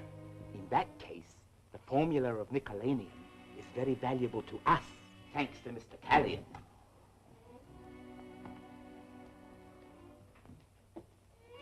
I'm glad you're safe, Gordon, even though you do not bring the Mogra necklace. I can still use you. What's done is done. I've sent Caston over to see Randolph. Has any report come from the cove? The submarine hasn't docked yet. You don't think Callion will draw out now, do you? If I could depend upon you, Gordon, as much as I can upon Callion, the formula for Nicolanium would be out of this country in another 2 or 3 hours. Our only failure so far is an inferior organization. I'm going to Whitey's. You can sign that in the usual manner, Gwen. Right. Well, Steve, any luck? Sure. The fingerprints on that gun belong to Claude Destino. Destino? Where does Destino hang out? At Whitey's down at the cove. He's a pretty slippery customer. Why do you stay at the cove even though it's deserted? He's not staying there for love of the place. How about the gun serial number? It was filed off, but we got a reading at the laboratory. It was registered to Hans Jensen. He's Randolph's watchman. Randolph? Why, he's the famous chemist. The man who just perfected a new secret alloy called Nicolanium. We haven't any time to lose. We're going to visit Mr. Randolph. Mike, get the car ready, will you? He's seldom home, but I've been to his laboratory, and we might find him there. That formula mustn't get into the wrong hands.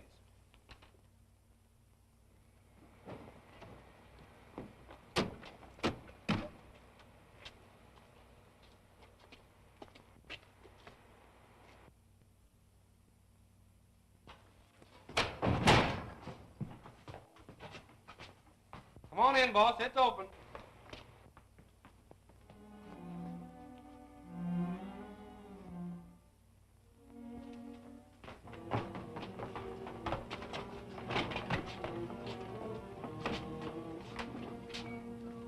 What happened, Mr. Randolph? They took it. You mean your formula?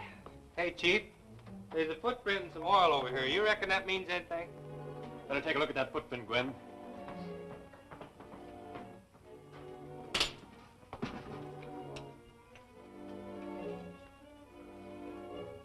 That's the man, Mr. Tracy.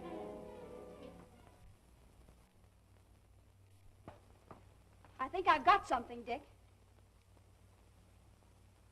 What do you think of it, Mr. Randolph? That looks like the typical reaction for sesame oil, Miss Andrews. It is sesame seed oil. The test is infallible. The man who stepped into that spilled alkali solution had the oil on his feet. 2 and 2 equals the cove this time. I checked on that when I was looking up Claude Nestino. Those warehouses there were last used by a big vegetable oil importing house. Phone Anderson, Gwen. We're going down to the cove.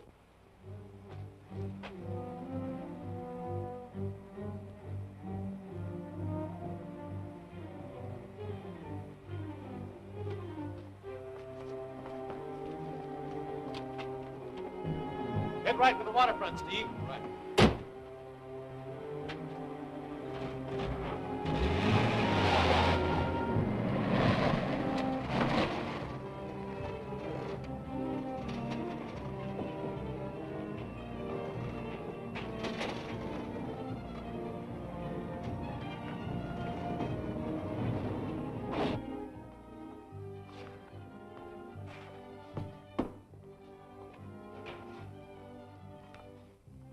What'll it be, gents? What'll it be? You're strangers around here, I take it. Try my stew. I'm famous for it. Famous. You don't have to long back for these guys, Whitey. Destino here knows them, even if you don't.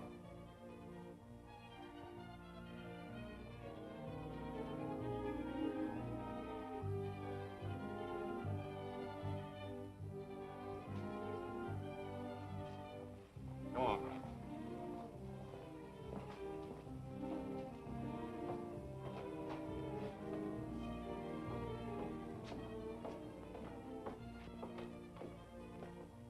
Well? We got the formula all right.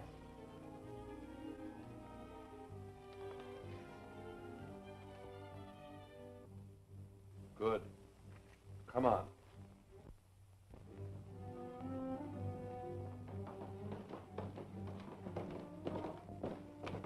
Any word of that submarine yet? Not since the last report. Said he'd dock sometime today.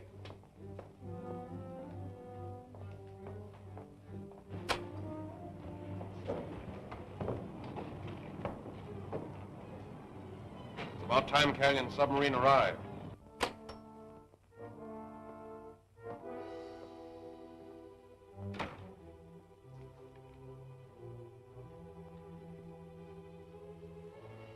Gee, Destino. What'll it be?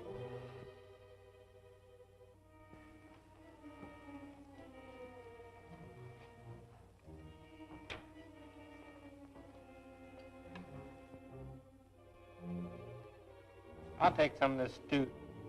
Okay.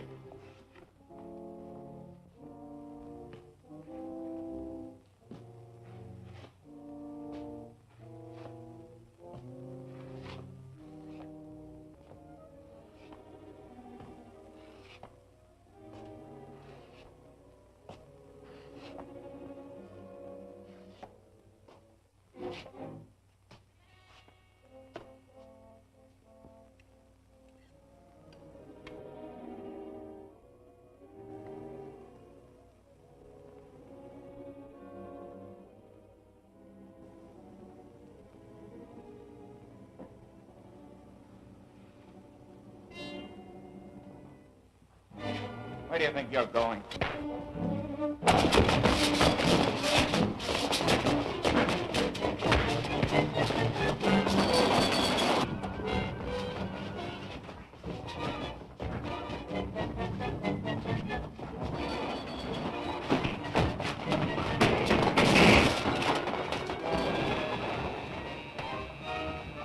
You and a couple of men go back. Whitey's in trouble.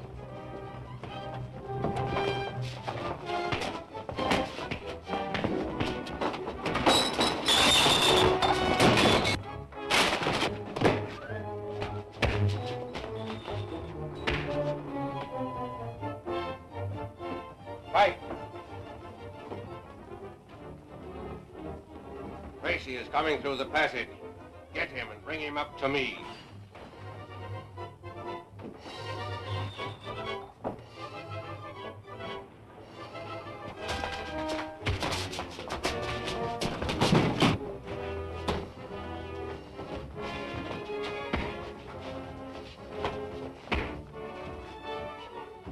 Don't move, Tracy.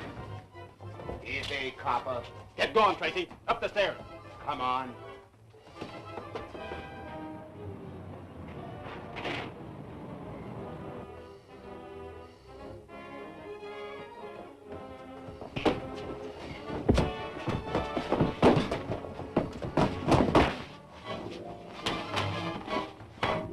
Okay, drop that gun and reach for the sky. Come on, up with him. Get in there. How did you get here, Junior? In the rear of the car. Gee, I helped that time, didn't I? You're Mr. dead.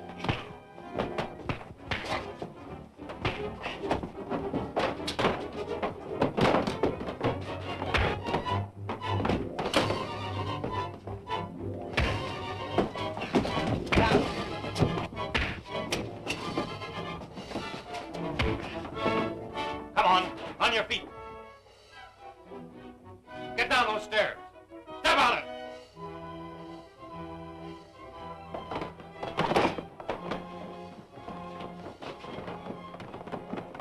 Keep him covered, Mike. That man will lead me to Randolph's formula.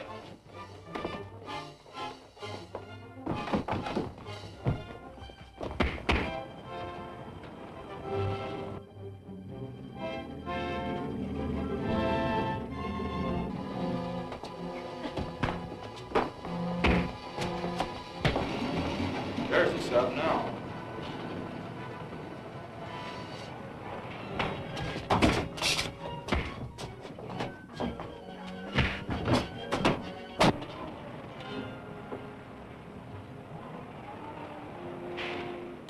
We have no time to lose. Government men are up front, Mr. Callion. No morning, Brusky. Tell Captain Starker to stand by. We leave at once. Here is Randolph's formula for nickelanium. My government appreciates your efficiency.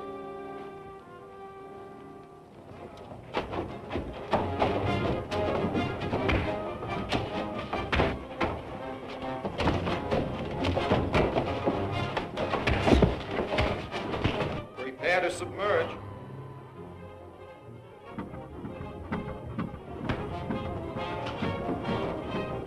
Fill number 4 and 7 tanks.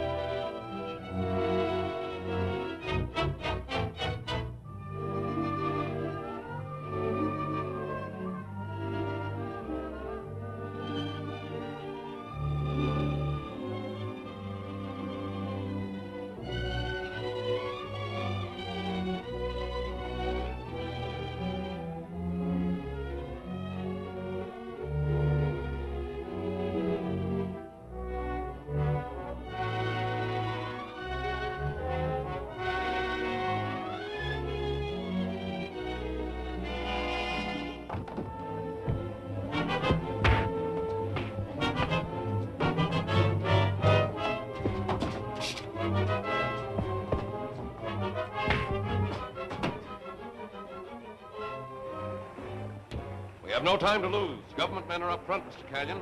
No morning, Brusky. Tell Captain Starker to stand by. We leave at once. Here is Randolph's formula for nickelanium. My government appreciates your efficiency.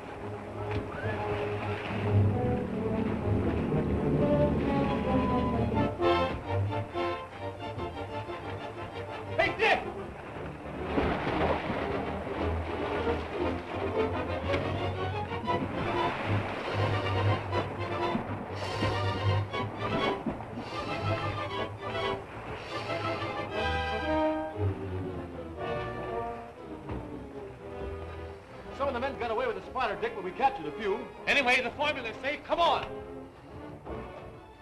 Gee, Mr. Tracy. Junior, how did you get here? Oh, Junior hid in the car. He's the one that sent for the police. Good work, Junior. You see that, Steve? It'll be worthwhile for us to contact Death Valley Johnny if the Spider's plans involve him. Right, let's go. Come on, you.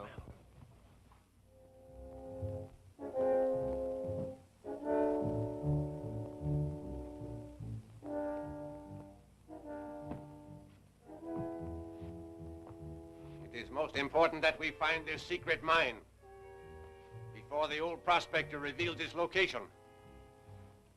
Everything is in readiness. We will be the only ones to learn the secret of the man who calls himself Death Valley Johnny. Do you have a gentleman registered here by the name of Death Valley Johnny? I should say we have. He's right over there in the midst of all those reporters. You can't miss him. How about another picture? Sure. Wait, I gotta have a cigar. Sure you got enough? I got a dozen. I ought to be able to get one. Wait a minute, boys. Will you have a cigar? Why, certainly. Will we have a cigar? You're a great guy, Johnny. Will I give you the headlines, or will I give you the headlines? That's all right. So long, boy. Burnette. Say, don't forget to print the best one. Hello, boys. Have a cigar. No, thanks. I don't use them. You? No, thanks. I smoke a cigarette. Oh, cigarettes, eh? Well, sit down and let's have a powwow. No, we don't mind if we do. Don't mind if I smoke. No, go right ahead. Help yourself. All right. What newspaper are you boys from? We're not from any newspaper. I'm Dick Tracy, Federal Bureau of Investigation. This is my assistant, Steve Lockwood. Well, what brings you here calling on me? We're here in your interest. We have reason to believe a certain criminal ring may cause you trouble. Well, I'm a lazy horn-toad. If some yellow coyote ain't trying to get his greasy paws on my specimen gold, eh? A whole pack of coyotes. Yeah. Listen here, young man. I've guarded the whereabouts of that mine for nigh on to 20 years, and no hombre's going to get it away from me. Besides, the gold won't be mine after 10 o'clock tonight. I'm selling out. Does anyone beside yourself know where the gold is? No, sir. I kept the secret of that mine in my head, and I ain't going to open my yap until those jewelers sign on the dotted line. Jewelers? Yes. I'm selling out to a big firm of New York jewelers. And, at a good stiff figure, too. It's been a pleasure meeting you, sir, and I hope your deal turns out as you expect. If I can help you in any way, let me know. Well, ain't never needed a G-man yet, but you never can tell. Goodbye, boys. Glad to have met up with you. Goodbye. So long. So long.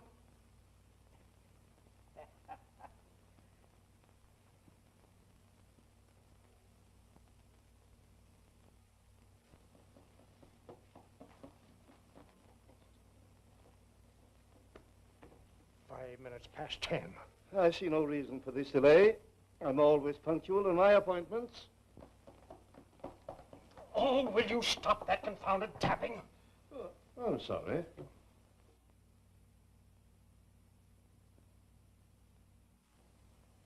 What can be keeping that lawyer? Clark said he'd have him here by 10 o'clock sharp. Come in. Nolan is my name. Mr. Clark sent me to render my legal services in his behalf.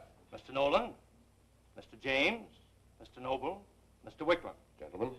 And Mr. Death Valley Johnny. How do you do? Pleased to meet you. Take a chair and we'll get to business immediately. Meeting will come to order. Gentlemen, as per our agreement, we have deposited $500,000 to the credit of Mr. Johnny, to be held in escrow pending the time that he shall turn over all properties referred to in this agreement. Right? Oh, shucks. If you say so, it's right. Sign right here. Yeah, sure. Say, you sure this is right and in order? Absolutely, sir, provided you can produce the specimen gold. Oh, I can do that all right.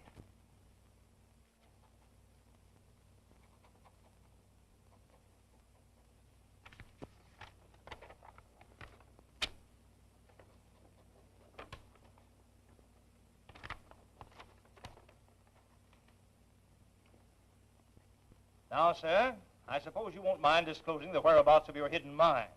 I suppose the specimen gold is kept there. Yep. I'll draw you a map. Here you are. All right, thank you. Ain't no trick in finding it once you get on the right track. There. That ought to be plain and simple like. That will be fine. Mr. Nolan, I'd like to see that map if you don't mind. I must say your actions are most peculiar. Come, sir. Sorry. Give us that paper.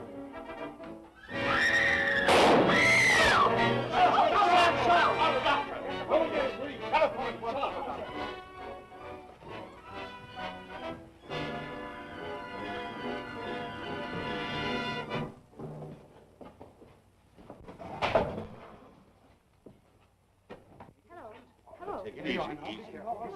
Are you calling a doctor? No, I'm calling the police. Never mind the police. Call Dick Tracy. I want Dick Tracy. Hello, operator. Operator, can you get me Dick Tracy? Yes, Dick Tracy. That's all right. Poor old-timer. He's putting up a great fight, but there's not much hope. We'll know better after the anesthetic wears off. Let me have his clothes, will you, Doctor? There might be some clue in them which will prove of value to me. Of course. Nurse, will you have his clothes bundled up for Mr. Tracy? Oh, certainly, Doctor. I'm hunting for those yellow coyotes, Johnny.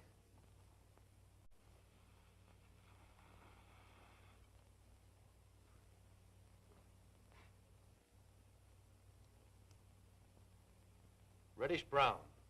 It's copper quartz, all right. Now, Gwen, let's see another. Check copper quartz specifications found in the Geological Atlas. Find out what locations this type of quartz can be found in. Right.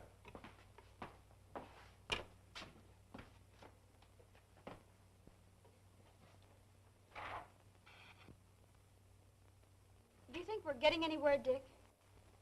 We're taking the chance that Death Valley Johnny wore the same boots here as he wore around his secret mine. If such is the case, and if the specimen of copper isn't too common, we may get a direct lead to the place in time to stop the spider ring from accomplishing its purpose. Now, here it is, California.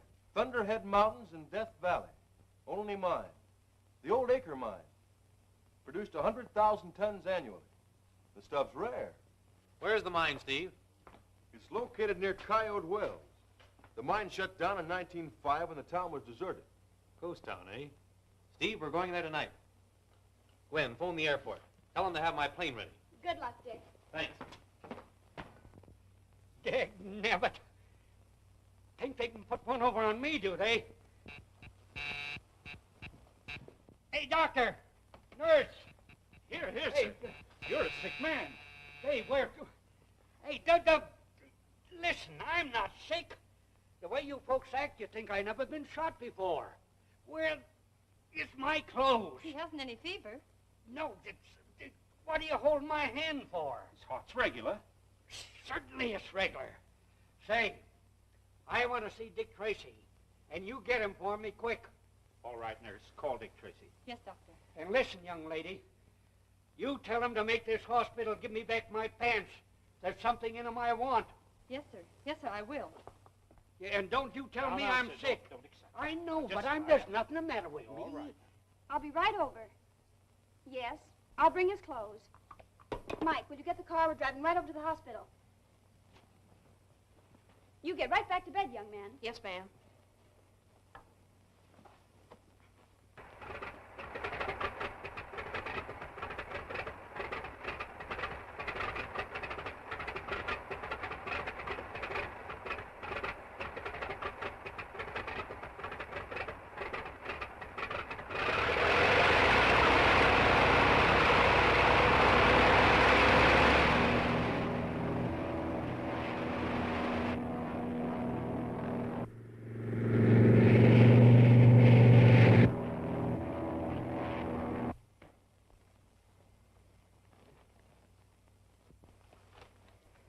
All right, I guess you can go. Let me carry the clothes.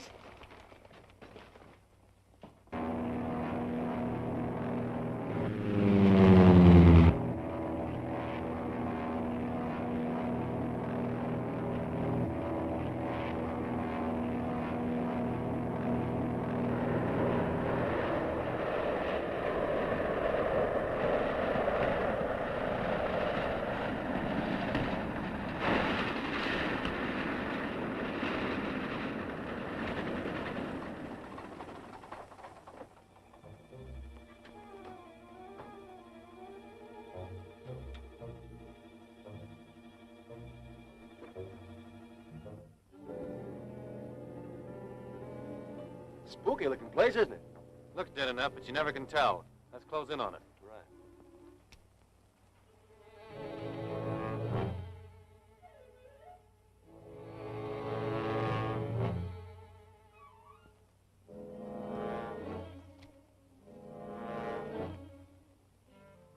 They may have heard our plane land. Let's separate in case of an ambush. All right, Dick.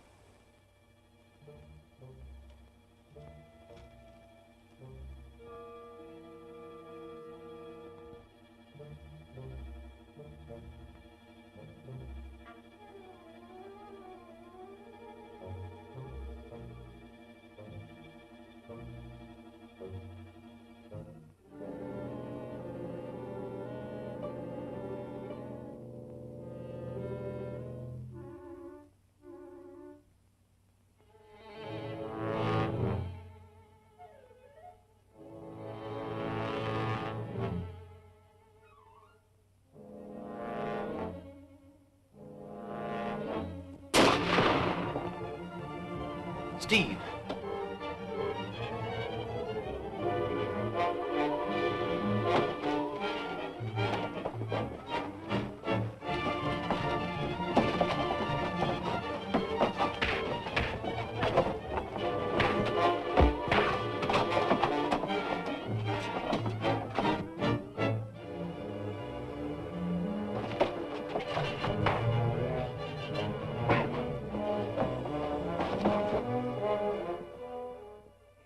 Look in the hip pockets of them pants, Sonny, and give me what you find. Mr. Tracy has already left to go to your mine, so I came in his place. Huh? How did you know where my mine was? We were able to trace the location by the quartz particles still sticking to your boots. Well, I'll be doggone. He should never have gone out there without first talking to me. Now, there's something awful dangerous in that mine if you don't know just where it is. That's it, Sonny. Give it to me. But tell me, what is there in the mine that's so dangerous? Oh. You better ring for the nurse. Mike, we'll have to drive like mad to Death Valley to prevent Dick from going into that mine. Oh. What's the matter? Well, I think your patient has fainted. Well, you better wait outside. I'll see what I can do for him.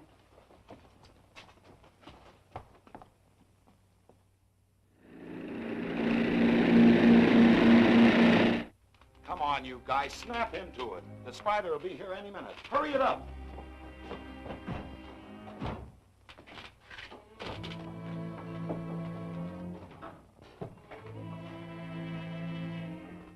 Try in back of the bar.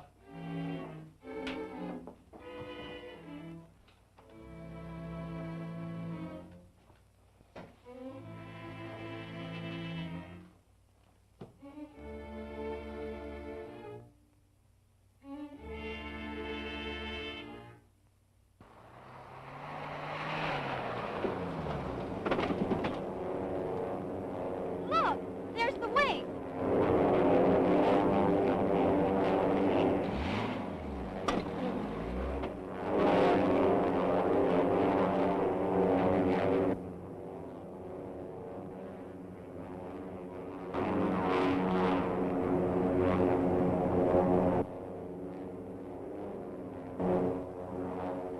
The wing! The spider's here. Come on, Ben. Come on, boy.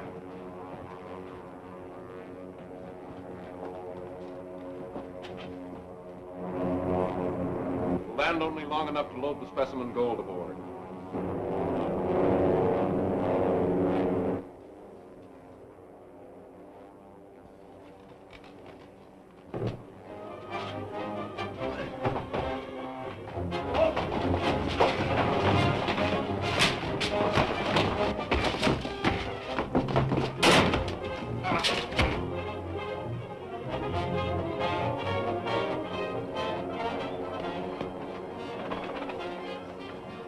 Steve, where's Dick? Well, I don't know. Some guy creased me with a bullet last night. I haven't seen Dick since. Oh, we must find him. There's something in the mine he doesn't know about. I'll say there is.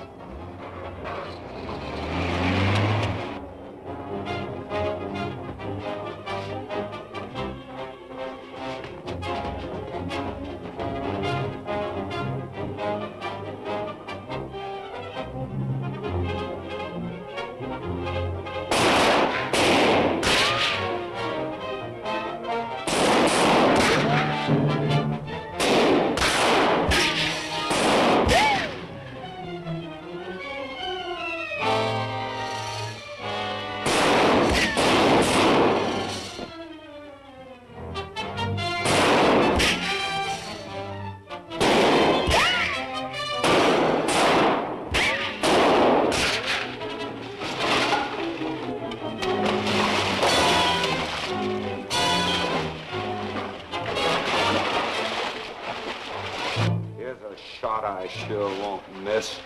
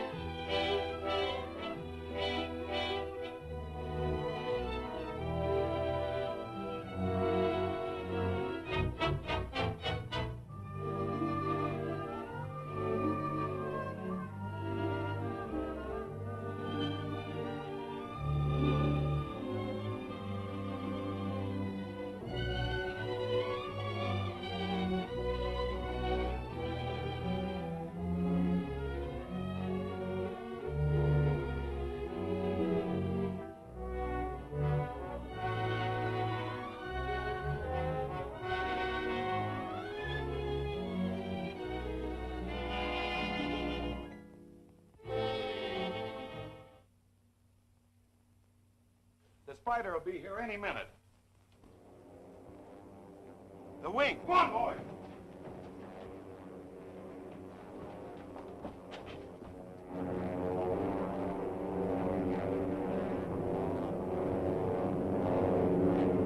Land only long enough to load the specimen Gould aboard.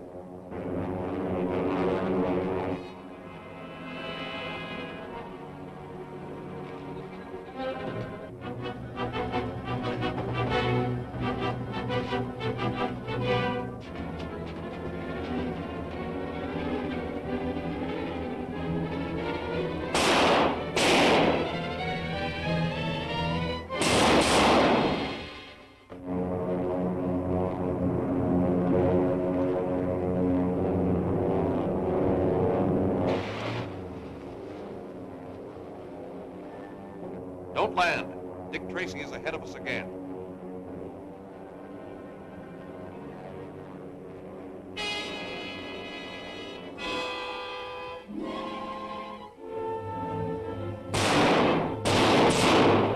Come on, Mike.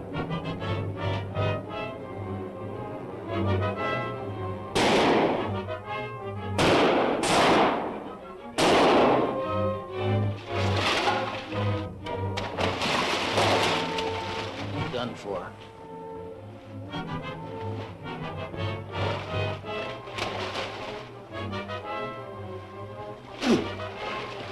Here's a shot I sure won't miss. Neither will I.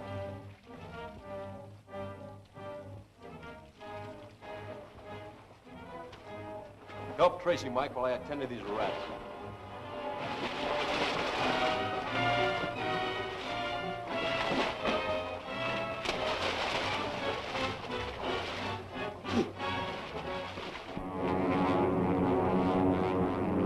Calling location 3. Calling location 3. Dick Tracy stopped us again. We were unable to get the specimen Gould. I am returning at once.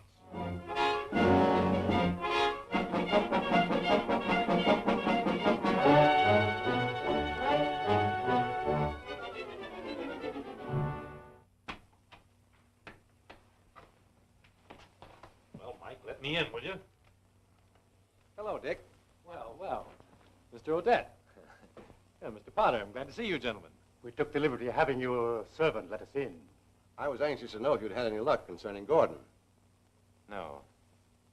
I haven't any trace of my brother. But I'm sure I'm on the right track. The spider ring is responsible for his disappearance.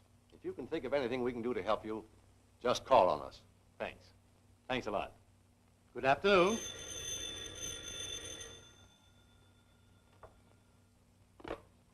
Hello? Oh, hello, Chief. What? Yes, the daughter of H.T. Clayton, the famous aviation expert. Ought to be there any minute. She'll tell you the setup. All right, I'll see what it's all about. Goodbye, sir. Better comb your hair, Mike. We're going to have a caller. A girl. Oh, boy. I hope she's beautiful. Is Mr. Tracy in? Why, yes, Miss Clayton. He's expecting you.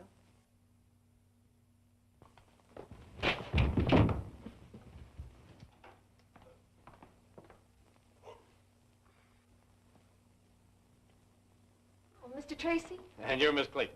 Yes. This is my assistant, Mr. Lockwood. How do you do? Well, it's all right, Miss Clayton. We all work together. So you may feel free to tell us what brought you here.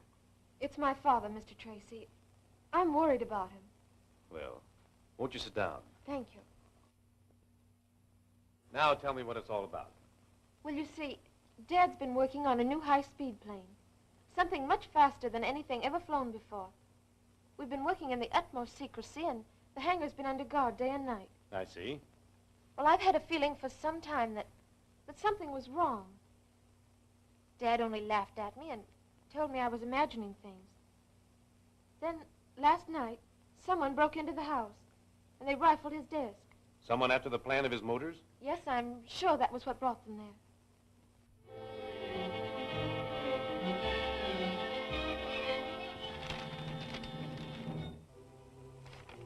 Worthless. All of them worthless. They don't tell my government anything that isn't already known. But, Excellency, they were stolen from Clayton's private desk. They must be what you wanted. They don't reveal the secret of the plane's great speed. That is what I wanted, and that is what you must obtain from me, or else I... Or else what, my dear Excellency?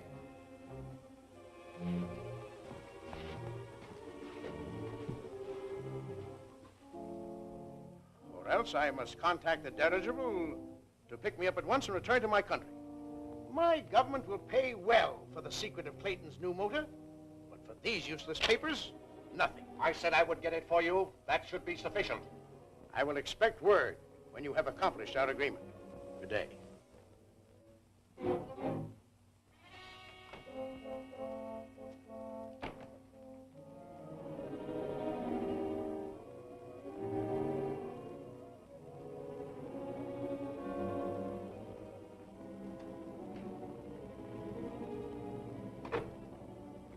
See me? If we fail to get the secret of Clayton's new plane, our negotiations with Durston's government will come to nothing. Can you supply him with those plans? I can do better than that. I'll deliver the plane itself. Tell me, Gordon, how will you get this plane for us? The police are guarding it. Today it takes off on its final test flight. Who knows? It may fly right into our hands. Hello, dear. Hello, Daddy. Daddy, this is Mr. Tracy. Mr. Tracy is from the Department of Justice. Happy to meet you, Mr. Tracy. How do you do, sir? I thought Now, don't scold, Daddy. You know how worried I've been, and especially after last night. I appreciate your being here, Mr. Tracy, but really there's no cause for alarm. The plane is amply guarded. Your daughter tells me you were robbed last night. Yes, but they'll never get any of my secrets that way. They? You know, in a revolutionary invention such as mine, there are bound to be lots of people interested. I'm turning the plans over to our government tonight, if Betty's last test flight proves successful. You? Are you the test pilot? Why, certainly. I'm the only one who has ever handled the ship. You'd better run along and get into your flying togs. Well, I'll be ready when you are, Dad. Come along, Gwen. I haven't trusted it out of the family. Besides, you have to know your ship pretty well when you're flying 700 miles an hour. 700 miles an hour? Yes. Would you like to go up with Betty and see how it handles? I certainly would. Think they'll let us go, too? What, ride in that thing? Me?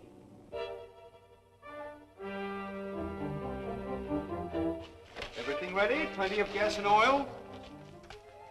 Mr. Tracy's going with you, dear. Oh, fine. Bye. Now, you folks better step clear of this propeller blast. They'll be taking off now.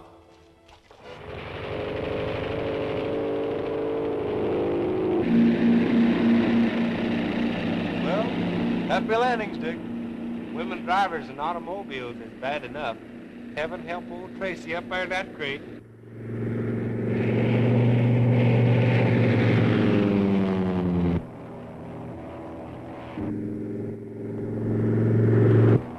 What are we making now? About 500. I'll open her up now.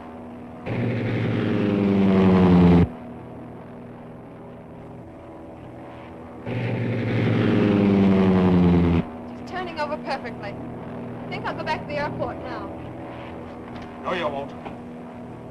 Keep her heading the way she is. Keep your hands up till I get the control.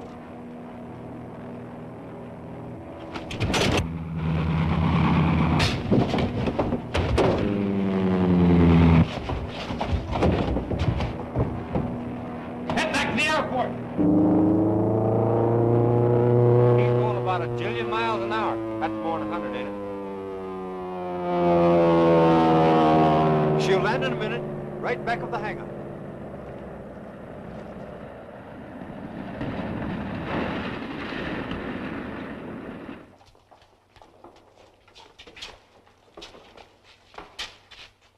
What's this, a stowaway? No, he tried to hijack your plane. He nearly got away with it, too. Take him to the station, boys. Mr. Tracy, I don't know how I can ever thank you for this. That's all right, Mr. Clayton. I think this is the work of the spider ring. It was not difficult to smuggle our man aboard the plane. By now, he should be... You may enter. The plane has arrived. Something went wrong. Our man was captured. I saw the plane land. Dick Tracy had him. Dick Tracy again, eh? The dirigible picks me up tomorrow morning. I must have either the plane or its plans before that time. This plan shows a sectional view of the new wing design. Well, I'll certainly be glad when these plans are out of our possession.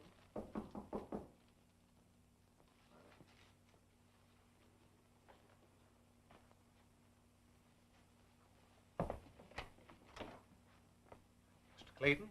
Nope, I'm not Mr. Clayton. Mr. Clayton over there. Oh. Good evening. Mr. Clayton? Yes, sir? I'm John Henderson, Bureau of Aeronautics. Oh, yes. I've been expecting you, Mr. Henderson. Know we're all anxious to get down to business? Yes, I have the plans right here. I'll get them. Aren't you afraid those plans might be stolen? It wouldn't do the thief any good. I'm the only man who can decipher the code they're in. So you're from the Bureau of Aeronautics? Why, yes, Mr. Tracy. How's old Joe Williams getting along down there these days? Oh, Joe. He's coming along great. Expect promotion for him any time. Joe Williams has been dead for 2 years. You're not from the Bureau of Aeronautics. Better put those plans in a safe place, Mr. Clayton.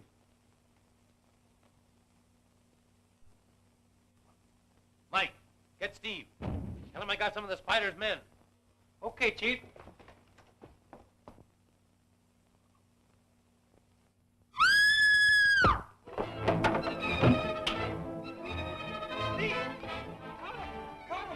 Caught who? Caught the house, or the spider. The house, the spider? Tell you, the plans won't do you any good.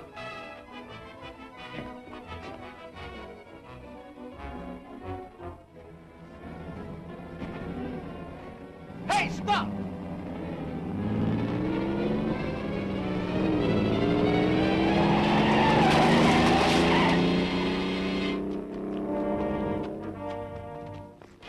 Are you hurt, Steve? No, I'm not hurt. Tried to stop, and all I got for was dirt. That isn't dirt, it's mud. I got it off the car. What's the matter? I can have it clean. It's dry as a bone here. Maybe that's it. Let's call the Weather Bureau and find out where it's rained recently. Where has it rained heavily in this district this afternoon? Thanks. It rained this afternoon in the mountains around Caribou Pass. Caribou Pass? Well, that's where the old Beechwood Hotel is. If I only had a quick way of getting there. Dad's speed plane. Use that. It's worth a try.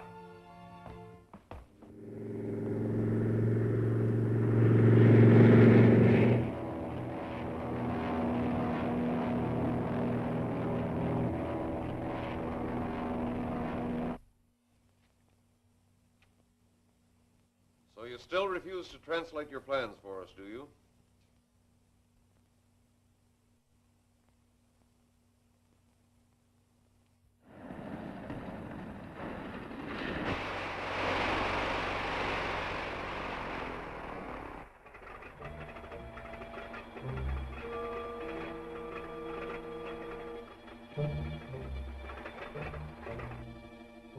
Peter, can you forge a note from this sample of his writing? Sure, Chief.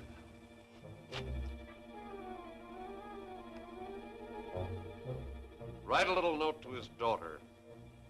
I think we can get her to pay us a visit. You wouldn't do that. No. I'll tell you what to write. I'll do it. I thought you'd see it my way. Untie him.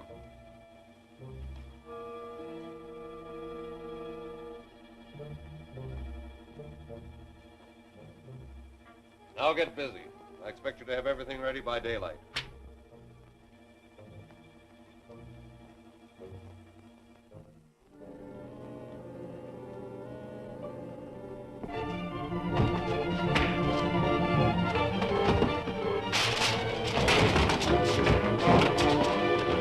Oh, no, you don't. Give me those plans.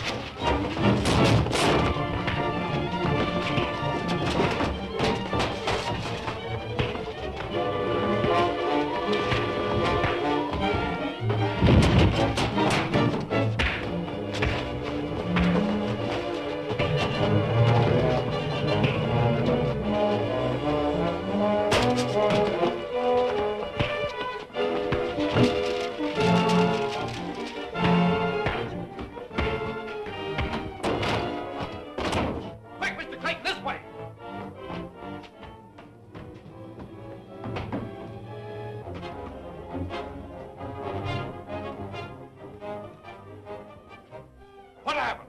Where's Clayton? Gone with Dick Tracy.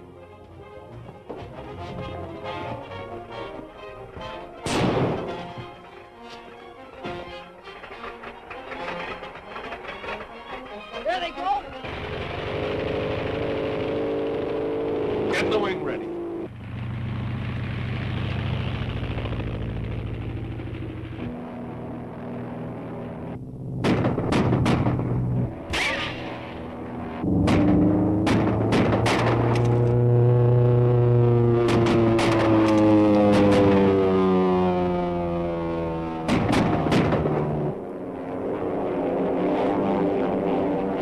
Take your positions, ready to fire.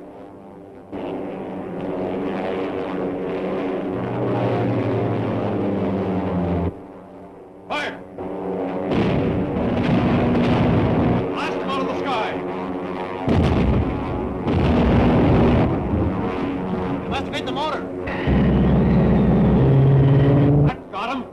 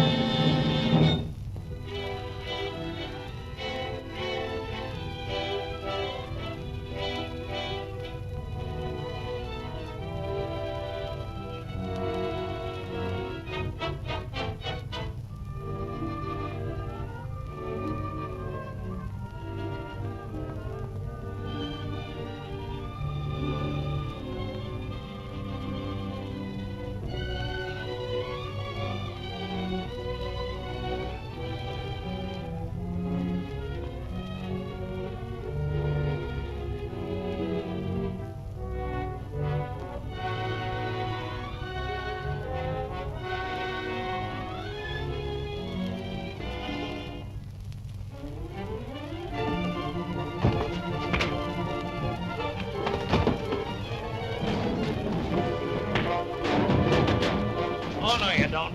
Give me those plans.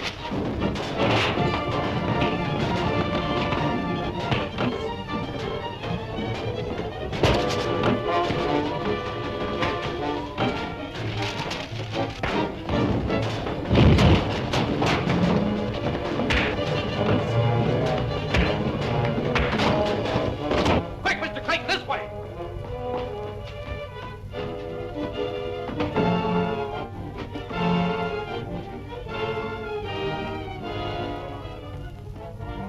What happened? Where's Clayton? Gone with Dick Tracy.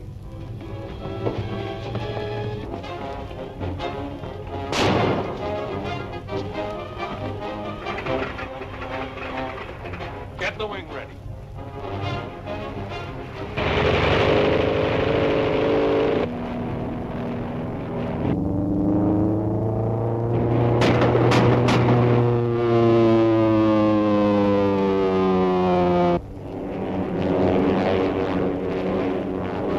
your positions, ready to fire.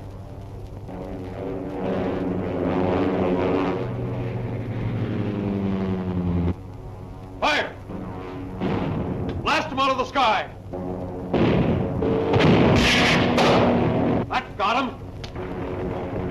Must have hit the motor. We'll have to bail out. All right, Clinton, let's go! Hang on to shoot!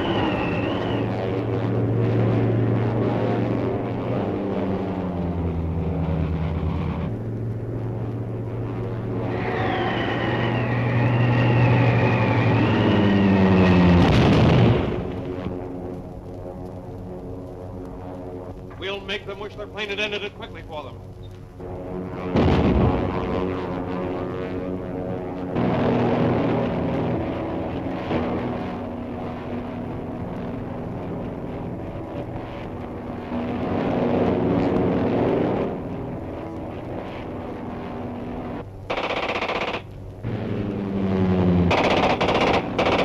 Climb quickly! Get out of the range of that machine gun.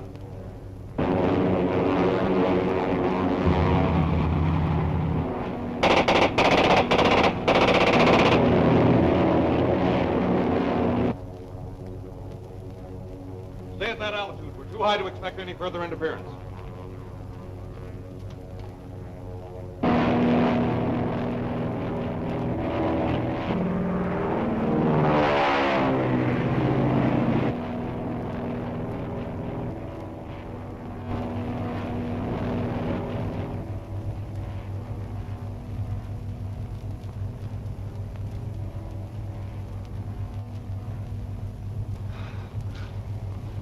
Are you all right, Mr. Peyton? I'm all right. But for a while up there, I was afraid the spider had us. Steve hadn't come along, we'd look like a couple of sieves. Afraid your plane's a wreck, though. No, that's all right, so long as I'm alive to build another one. I saved the plans. Crashed over there in the trees. I'll investigate the wreckage, and as soon as Steve lands, you tell him to wait here with you. Right. We'll be waiting for you.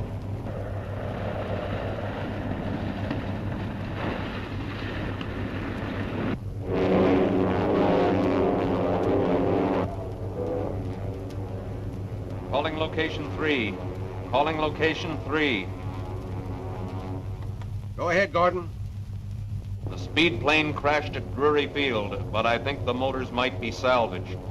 Recover them, Gordon. Then contact Durst and Zeppelin and put the motors aboard in midair. I must have those motors at any cost. The dirigible is taking me back to my country today. I will contact it at once and wait for word where to meet you. Very well, Durston. Stay in the stratosphere till you're above Drury Field, then descend. Calling ZQR-6. Calling ZQR-6.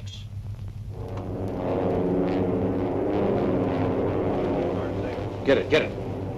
ZQR-6 standing by. ZQR-6 standing by. Return to appointed rendezvous immediately. I will contact you in plane. Very well, Excellency.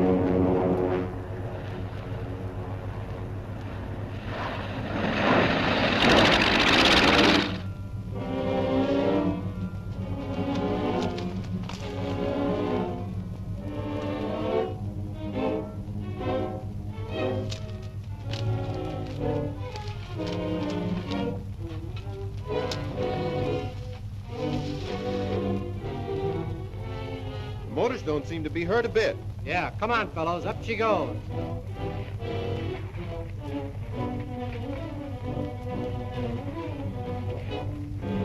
All right, man, it's no use sticking around here any longer. We got the motor loaded.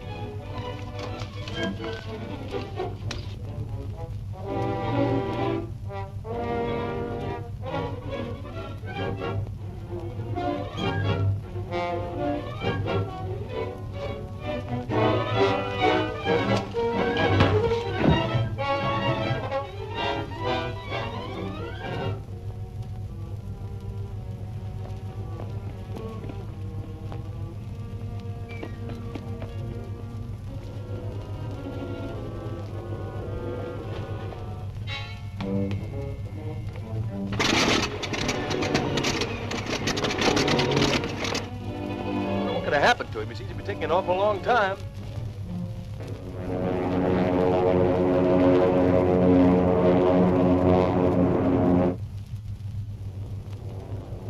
The wing! Strap on your safety belt, Mr. Clint. We're going to shoot that wing down.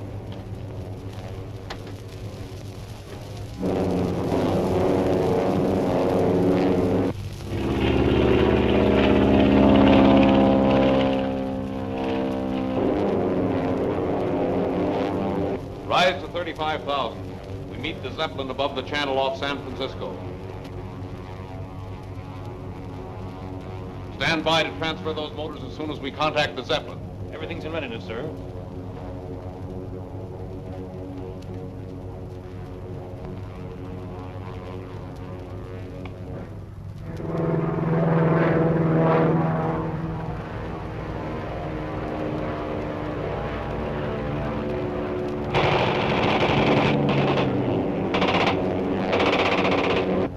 There's an airplane with a machine gun attacking us, sir. Shall we return to fire? No. We'll soon be above his ceiling. We can easily outdistance those G-men. Increase your speed.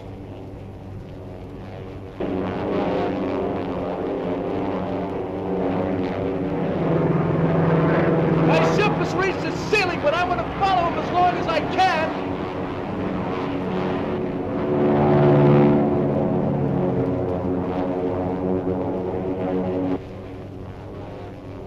Calling ZQR-6.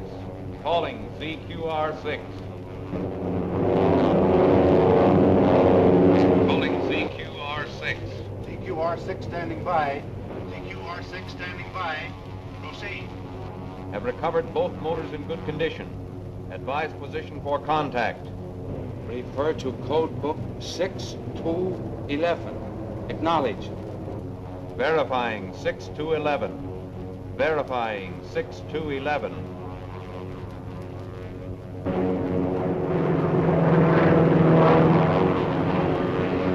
The Zeppelin!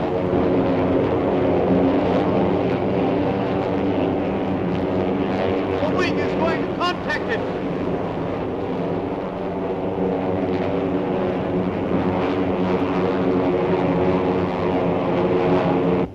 Level off and hover over them. I thought I told you to stand by and transfer those motors to the Zeppelin. Yes, sir. Everything's in readiness, sir.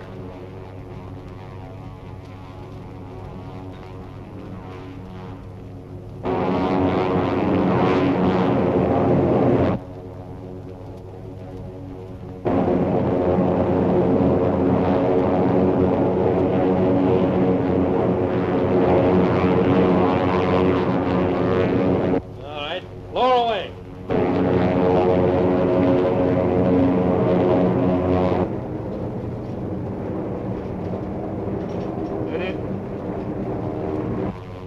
Aboard the Zepp, hoist away.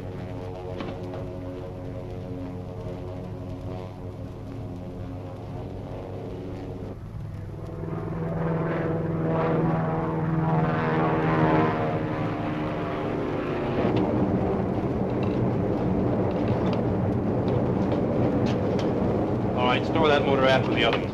Hoist away.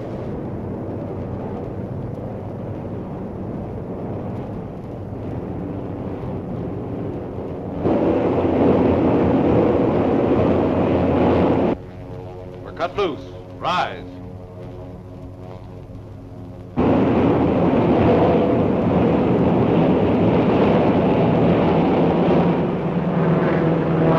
We've gotten away, but I want to follow that Zepp!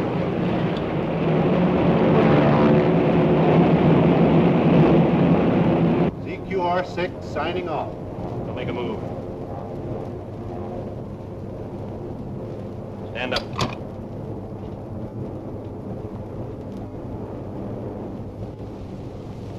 Turn around. Hands up.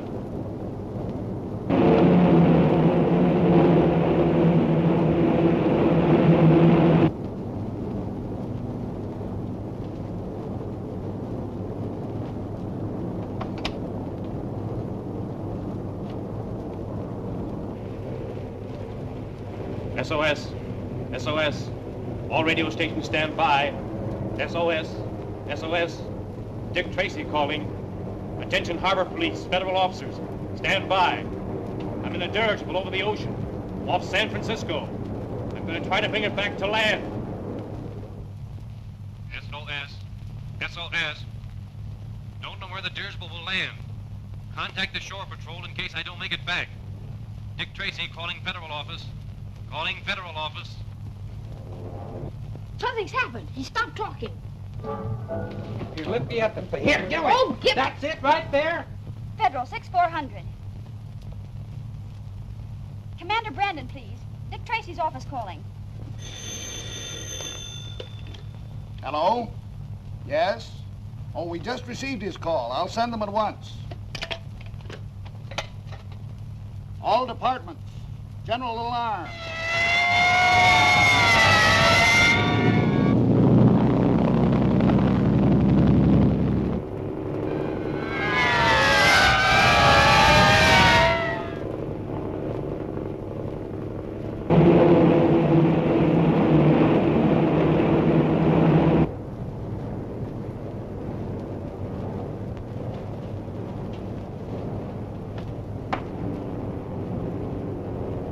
Soon those marvelous motors will be in our country. Sorry to disappoint you, gentlemen.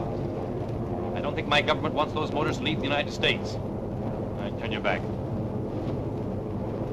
Head back to the mainland. You heard me, back to land. Hard at port. Drop her down to 10,000 feet. Come on, nose her down.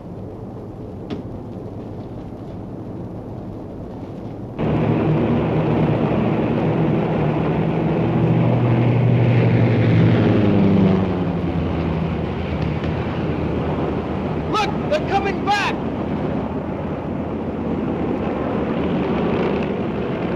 They won't get away this time!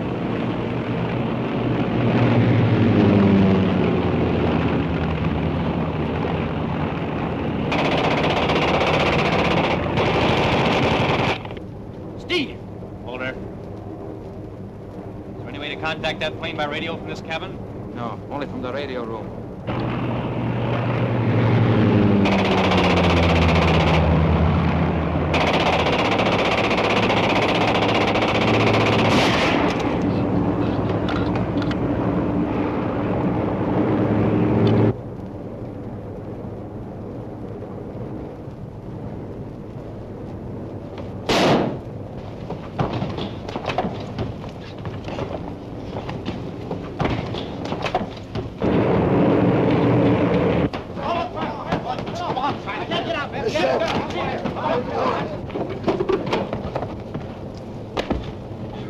How did he get in here?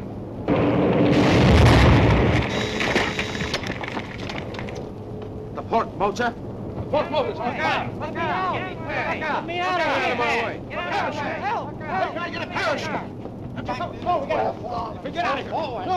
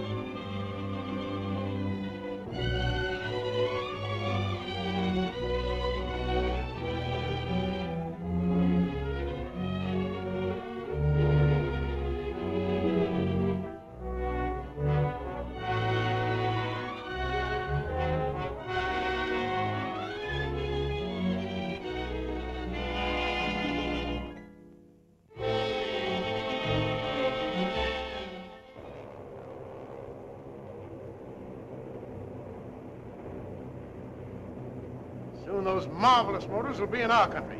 Sorry to disappoint you, gentlemen. I don't think my government wants those motors to leave the United States. All right, turn your back. Head back to the mainland. You heard me, back to land. Hard at port.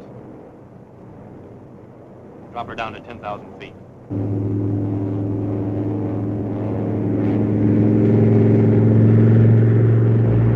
Look, they're coming back!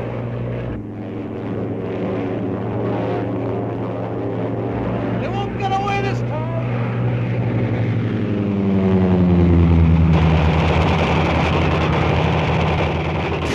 Steve! Hold her.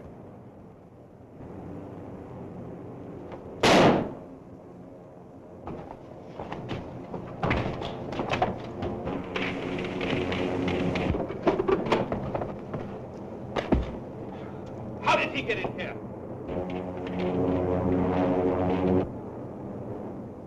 Something's happened to the motor. The ship's on fire. Fire?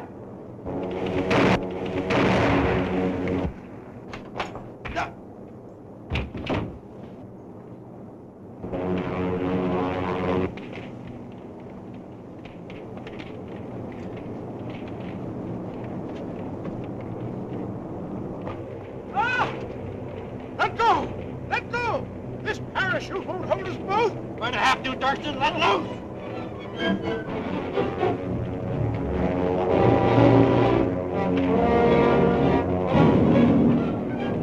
Good thing we happened along. Wouldn't take them long to drown out here. Yeah, we'll just about be under by the time we hit the water.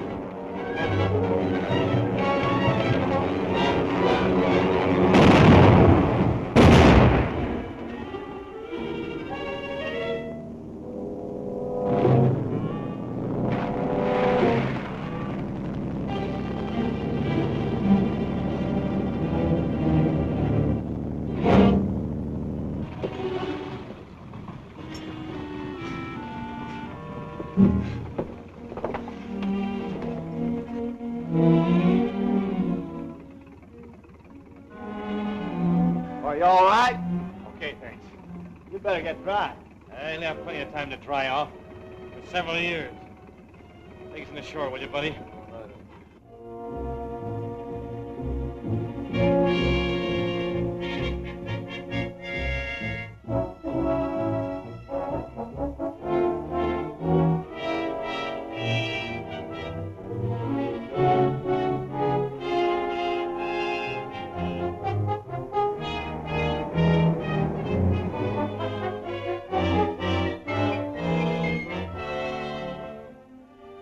Just the man I want to see. Dick, I want you to meet Mr. Vance of the Consolidated Steamship Lines. Mr. Tracy, Mr. Vance. How do you do? How do you do, sir? And Captain Bullock of the steamship Atlantis. Hello, Tracy. Captain. What's the trouble, Clive? $1 million in gold has disappeared from the Atlantis. How? That's what we'd like to know. The gold was in a special compartment that was locked and sealed from the time the Atlantis left the other side until she docked here. When we went to open the compartment, the seal was just as we left it, but the gold was gone. You've searched the ship? From stem to stern. And all luggage before it was allowed ashore. Is the Atlantis still in port? Yes. We had a slight accident at sea. A fishing smack rammed us. It's a matter of routine. We're having the plates examined in case any need repairing. Well, I'd like to go aboard and look the vessel over. Certainly. I'll notify the yard superintendent to be at your service. Thanks. Captain, did anything unusual occur during the trip? Yes. A seaman was lost overboard. At first, we thought it was an accident. But later, we found this in his locker. Remember, others will be watching to make sure that you obey instructions. This is no piker's job, Clive. In fact, it's big enough and clever enough to make me think... The spider ring? What are you going to do? Make sure of the handwriting on this note first. Then, well, good day, gentlemen.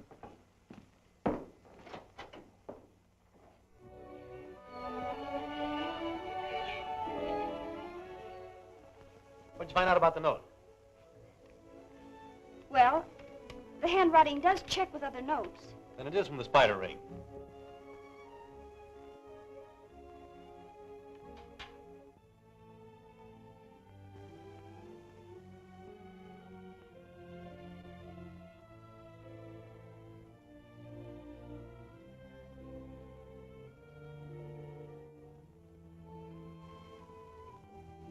His handwriting, Gwen. Gordon could have written that note. Oh, impossible. Gordon couldn't be the spider. Why, the spider ring was operating before Gordon disappeared. That's right. For the moment, Hello, folks. I just heard about the missing gold shipment, Dick, and hurried right over. What's the dope? Well, I'm going down to the dock and look over the ship. You better stick around here. Okay. Well, say, Chief, you better take me with you. I'm a human bloodhound when it comes to getting gold. All right, Mike. Oh, Gwen, you better file this away with the rest of them.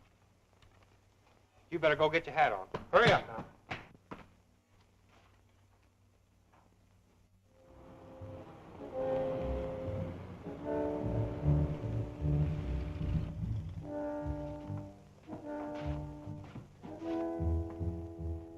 Moloch, let Gordon in.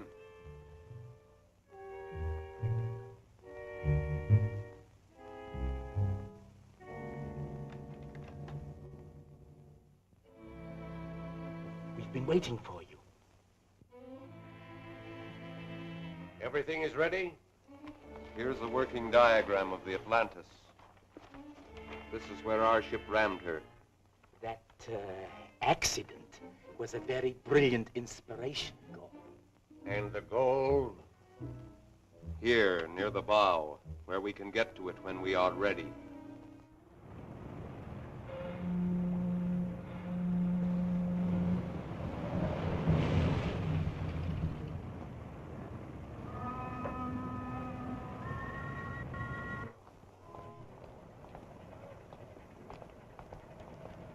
Where can I find the superintendent?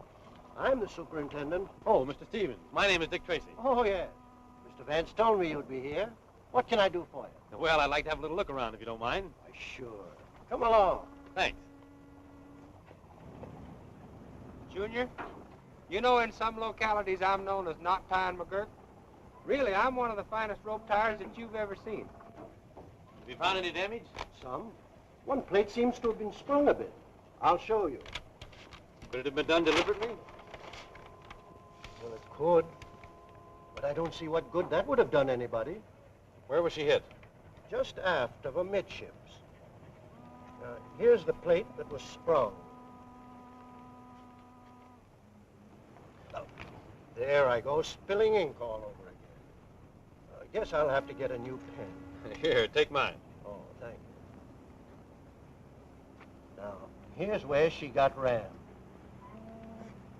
And there's where the gold compartment is. Quite a distance apart, you see. Have you fixed the plate yet? No, the riveting crew will take charge of that when they get here. Want me to show you the ship before I go? Before you go? Yes, my foreman Clancy bosses the riveters. Come along. Thank you.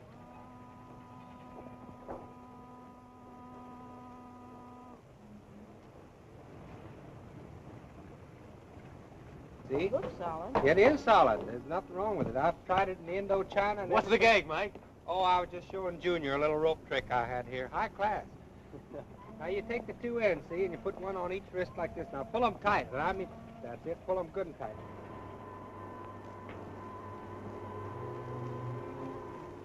Dick Tracy, the G-man, just came aboard.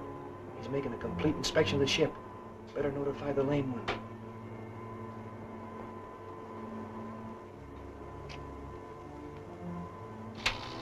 Calling to location 7. Calling to location 7. Calling to location 7. Location 7 answering. Stand by.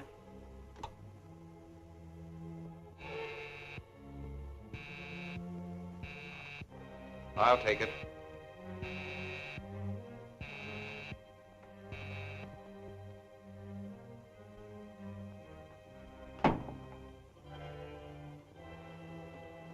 Go ahead. Dick Tracy just came aboard. He's making a complete inspection of the boat. I'm leaving at once for the dry dock.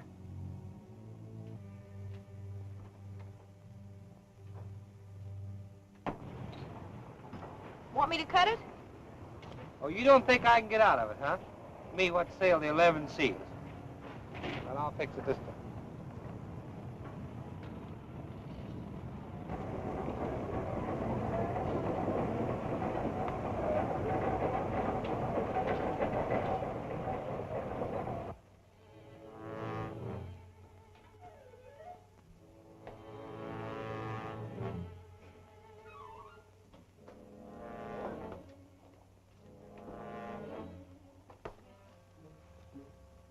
Well, there isn't much I can tell you, Mr. Tracy, except that this is the vault where the gold was stored.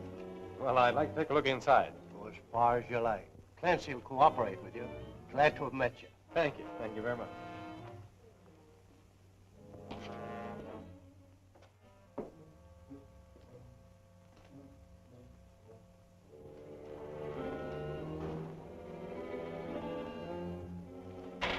Clancy, there's a G-man aboard. G-man? Yeah. I don't know what he wants, but do all you can to help him out, will you? Yeah.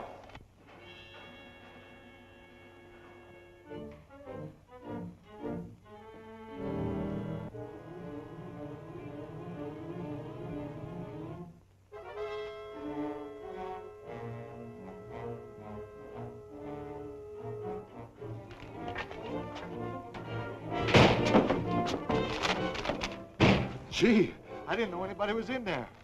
You might have been smothered to death. Yes, I might have. You know where I can find this fellow Clancy? Yeah, that's me. Oh, I see. You have the blueprints. Are you going to fix that damaged plate? Yes, I was just starting to do it. Well, do you mind if I tag along? No, suit yourself.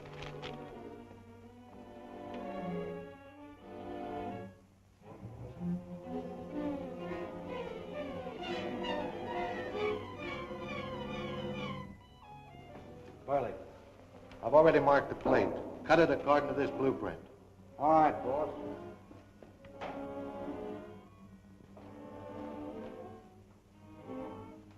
So that's where the damaged plate is. Sure. Where'd you think it was? I was just wondering.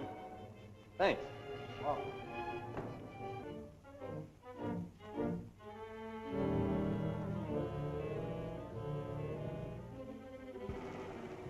What's the matter with you, Muggs? You afraid of burning them rivets?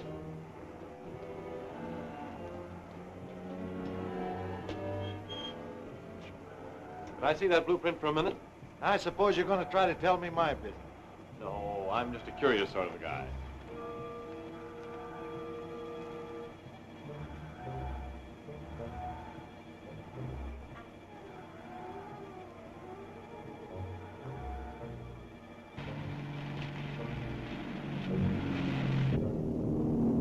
Remember, be ready when they remove that plate. That's all you can do from in here. Take the equipment outside, start cutting from there. What's that? Blueprint showing where the damaged plate is. I thought it was more amidships. How do they make those? With white ink? Ink. There was an ink spot on Stevens' copy. I loaned him my pen.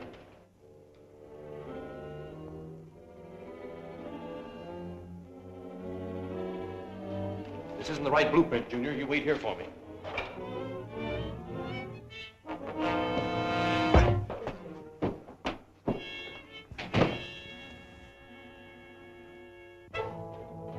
Couldn't mind your own business, could you, Copper?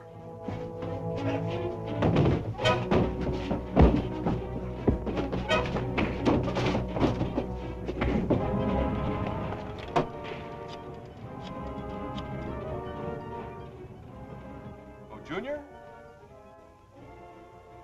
Are you sure? I saw it. The man hit him. We'll be right down, Junior. What's the matter? Dixon's over at the shipyards. Call headquarters and ask them to send help. Maine, 4100.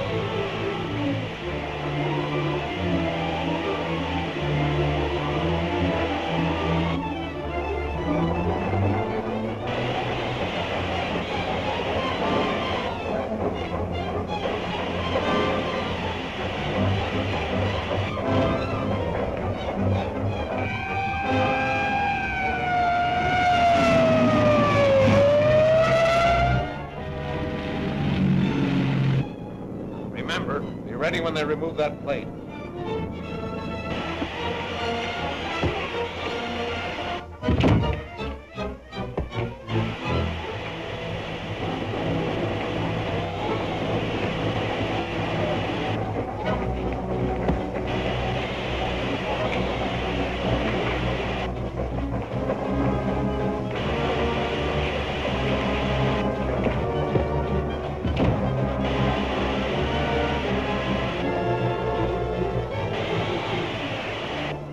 Hey, Clancy, look out!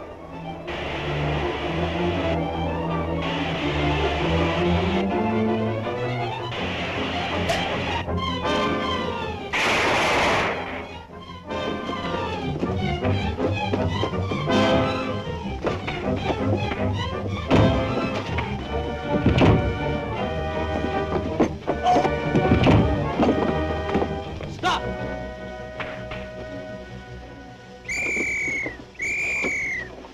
Kids feel better? Come on, get up. Back to the warehouse. Can't get the gold now. Come on, get up out of that. Oh, I'm hurt. Take it easy now. That plate almost got you, brother. Yeah. That's a very valuable piece of metal, Steve. Hey, you had the right hunch, Tracy. Here's the gold. Oh, so that's where the gold was hidden.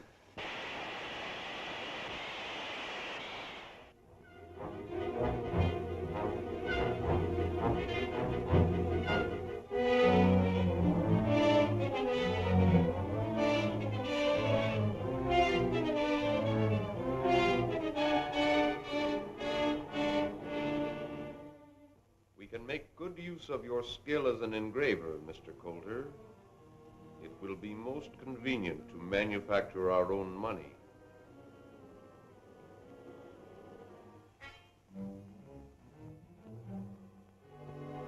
You will excuse me a moment, please.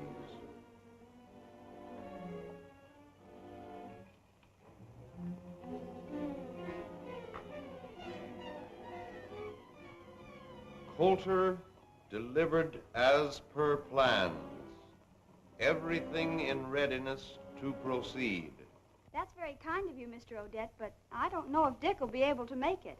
Broadcast takes place very shortly now. Oh, that may be Dick now. I'll go see. Oh, hello. Where's Dick and Steve? Oh, they're out chasing a spider. Oh, don't worry about it, Miss Andrews. I fixed everything down at the dock. You know, it was like this. I was standing there. Boy, when I got done with them, they all had black eyes, and one guy had a place on his chin. Oh, hello. I was just telling Miss Andrews here. So I heard, Mike. Do you think Dick will be back soon? Oh, you can't tell. If there's anything I can do for you gents, you know, I'm his chief assistant. No, maybe you can at that. We wanted Dick to make a little talk over the radio, an address to a boys' club, but if he's tied up... Oh, let me do it, Mr. Odette. Boy, that's right up my alley. Right up my alley. All right, Mike, we'll give you a chance. Gee, I'd like to hear myself on the radio. I'll bet I'm plenty good. You can, Mike. I'll make a record of it in my phonograph over here. You can hear it when you get home. Oh, good. Then I can hurry right home after the broadcast and see how I sound, can I? Where's that speech? Here it is. All of it. Oh, man, I'll know that backwards time we get that studio. Come on. Bye, Miss Andrews. Junior, can you really make a record of Mike's speech? Oh, sure. All I do is record his speech in this record and run it off in my phonograph. Now, this is a record I made the other day of a shortwave broadcast. I don't know who it was talking, but it certainly was a good record. Did you get the spider?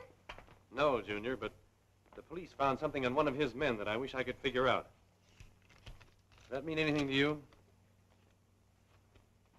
7.2, 230. It's Greek to me. Let me see that, will you? 7.2, 230.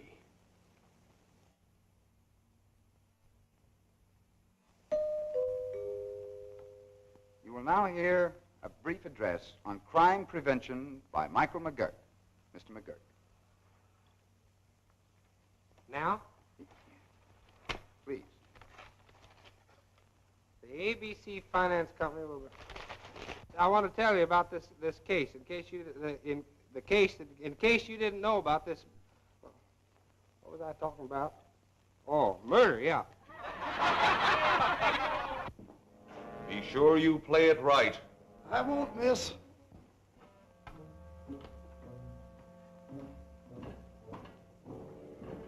I wouldn't let our methods of communication give you any cause for concern, Mr. Coulter.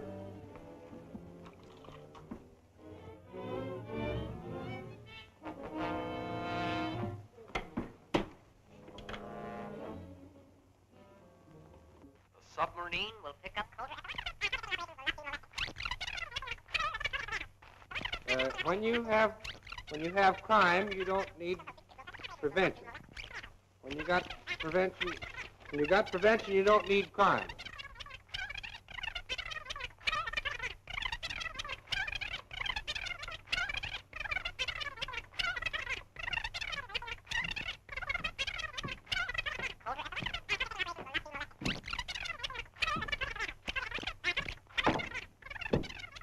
Gordon reporting by scrambling. Yes. When we play it back at the proper speed, we will get his report. Here's the thing about murder. You can get away with about so long. You can get away with murder about so long, and then somebody gets killed. Now you take the case of Henry Jones. That's his name, isn't it? Jones? Is that his name? Henry Jones was killed when he was murdered. He died. In case you didn't know about this murder, here's the way it happened. This fellow was on his way home, this guy named Smith, see, one night, when all of a sudden up in the window there was a parrot that said, "Oh, Mr. Smith," like that. Well, it scared him so bad that he started to run through the barn, and there was a cow in there. What station is he on? 6.2. Like that. And it turned Oh, no, I'm sorry. That was shortwave. It's 950. 6.2. 6.2, 7.2. That must be their wavelength. Gwen, phone the government radio station. Have them triangulate on shortwave 7.2 right away. I've got to find out where that station is. Steve, get the aerial coil. Junior, you'll find a map of the city in my desk. Get it for me. Let's see now. South, southwest.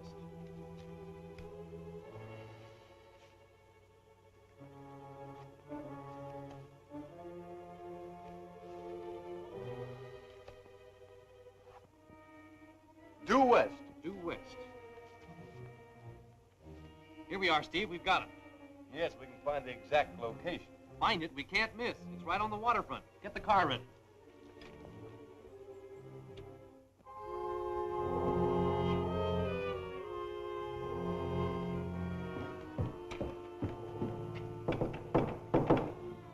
Come in. Everything's clear as a float. Take Mr. Coulter into our guest room.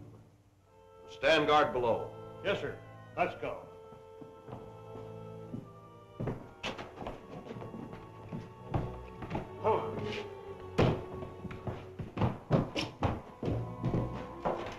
Get here.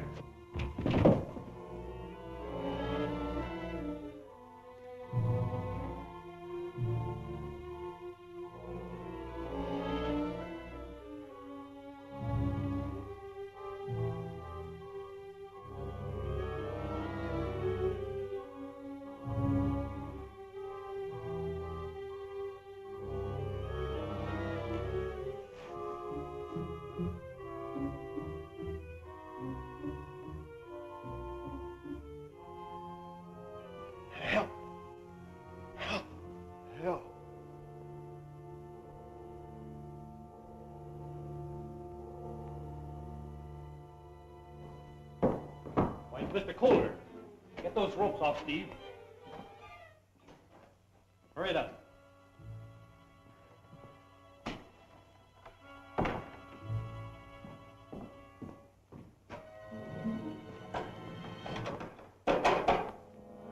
Listen, Steve. They've locked us in. We've got to get him out of here. I wonder what's below us. Well, there couldn't be anything but water. We'll soon see.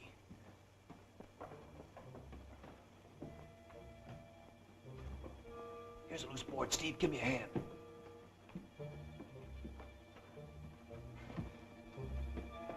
Well, I guess no more funny sounds are going to come through. I guess not.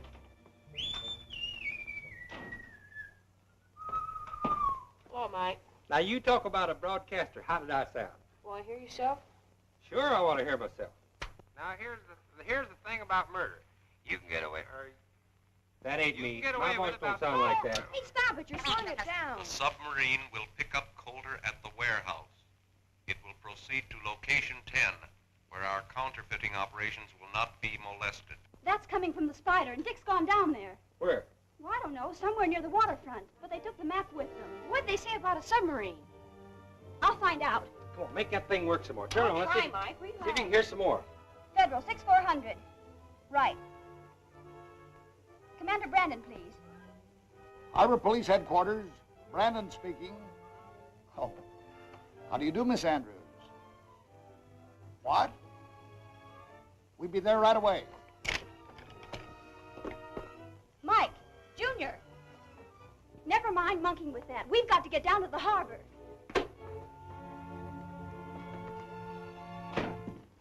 Submarine's ready to dock. Good. Get Coulter aboard. I'll be right there. Yes, sir.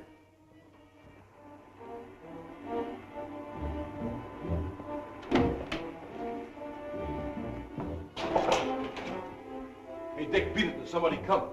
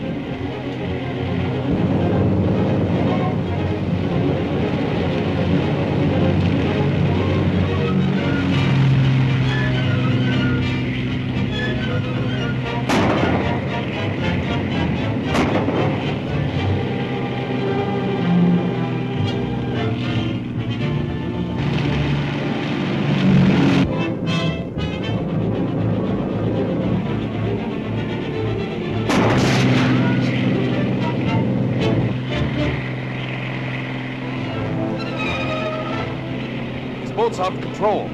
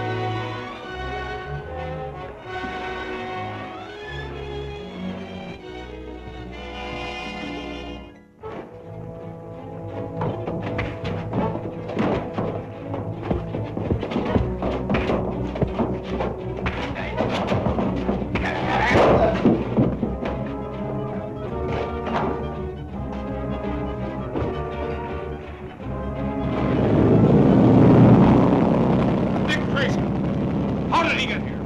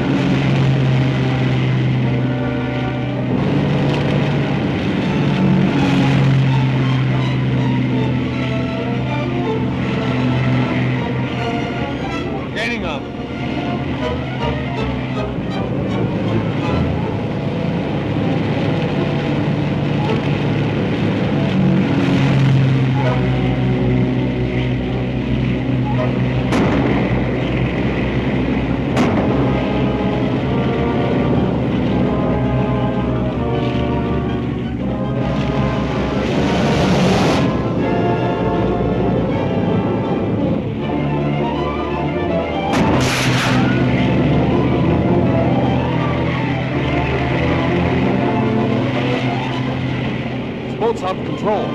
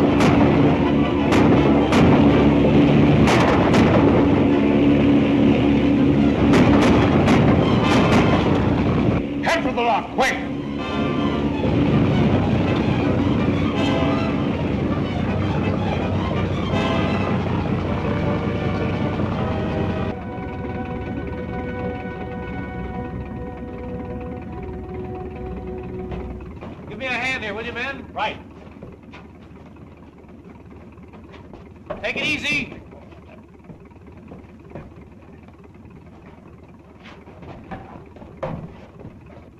How about Colder, Dick? Is he all right? He will be as soon as we get him to a doctor. The spider nearly finished him.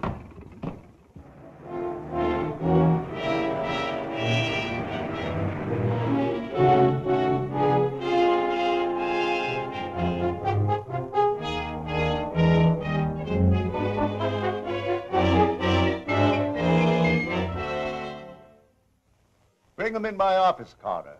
We'll interview them here. I've asked you all to be here so that we could compare notes. And perhaps get some new lead on this spider business. You'll do the interviewing, Dick. Ah, here they are now. Gentlemen, thank you for coming. I want you to meet Dick Tracy. How do you do? Joe Crane is my name. I'm mighty pleased to meet you. Gee, Dick Tracy. My name's Perry. Say, I've heard an awful lot about you. How do you do, Perry? This is Bill Moffat, Dick. He works for the telephone company. Well, I'm glad to know you, Bill. How do you do? Mr. Tracy has a few questions he'd like to ask you. Gentlemen, these are all assistants of mine. You may speak freely in front of them. Please be seated.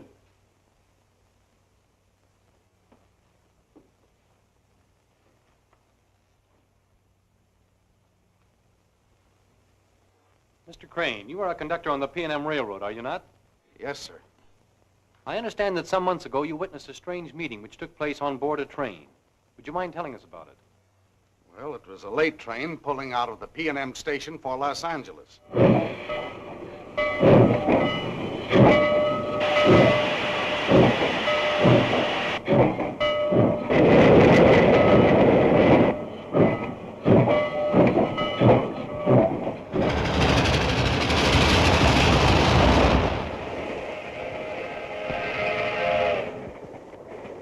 Any of you see him when you got on?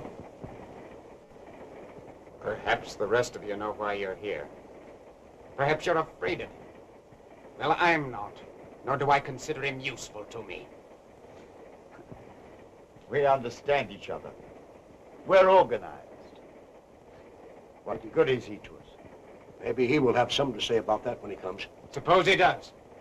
He's not here. What if he were? Are we sheep that we follow him blindly?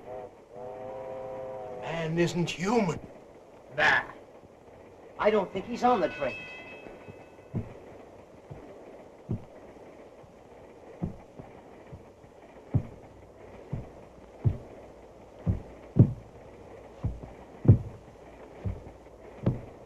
He's coming.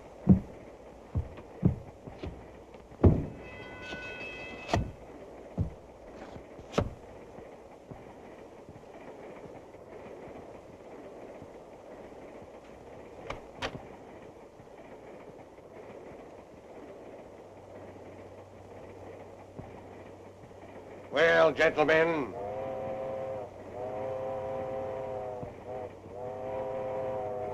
you, what is your report? Fine. Yeah, everything fine. Letourneau. Fine, Chief, fine. Everything's okay. My affairs are in excellent shape. You wish to hear what I have to say? Then listen. I'm through with you.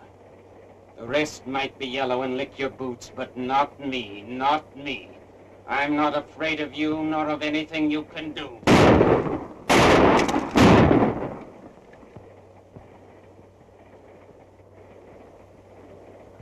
Get out of here! That isn't human! That isn't human! I tell you, that is not human!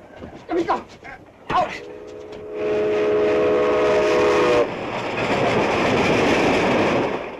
No one could figure out how that fellow with the lame foot got on or left the train.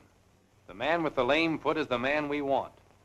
He is undoubtedly the head of a powerful organization. The Spider Ring. Mr. Perry, tell us what you know. I deliver milk, Mr. Tracy. I had just started on my route early in the morning, before sunrise. I noticed a man who acted crazy. He seemed scared of something. He was trying to get away.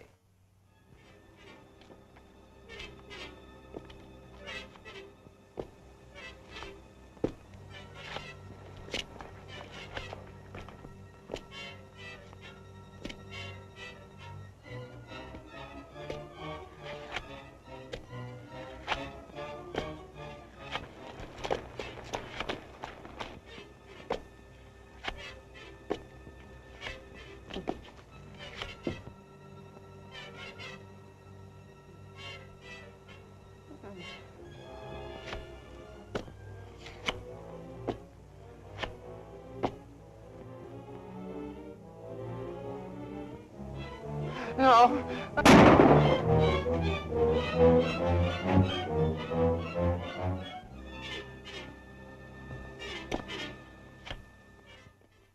I immediately phoned the police. But the man was dead. That spider mark had actually burned into his skin. The lame-footed man again. Some sort of a fiend who brands his victims with a spider mark before killing them. Ellery Brewster was killed that way.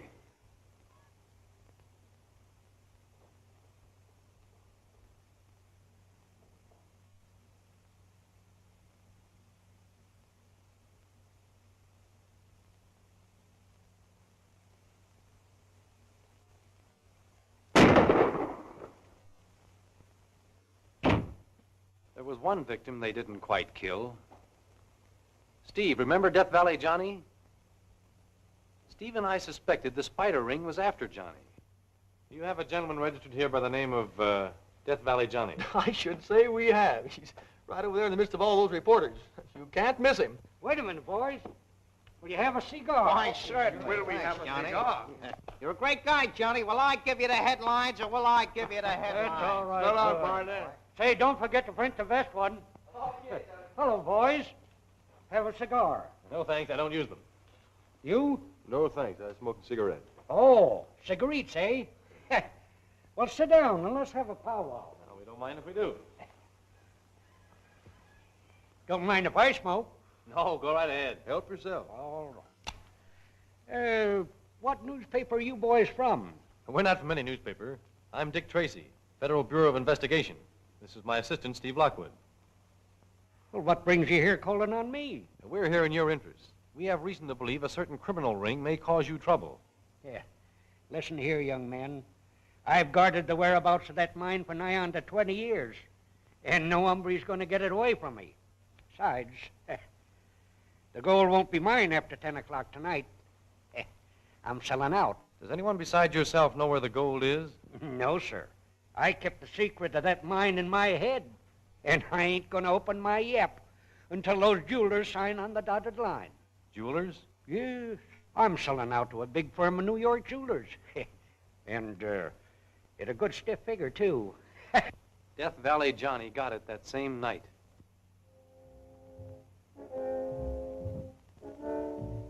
Now, sir, I suppose you won't mind disclosing the whereabouts of your hidden mine. I suppose the specimen gold is kept there. Yep. I'll draw you a map. Here you are. All right, thank you. Ain't no trick in finding it once you get on the right track. There. That ought to be plain and simple like. That will be fine. Mr. Nolan, I'd like to see that map if you don't mind. I must say your actions are most peculiar. I'm sorry. Give us that paper.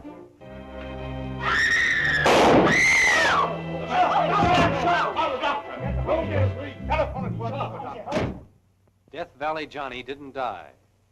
I guess he was too healthy and tough for the spider ring. The thing which ties these crimes together is the spider mark.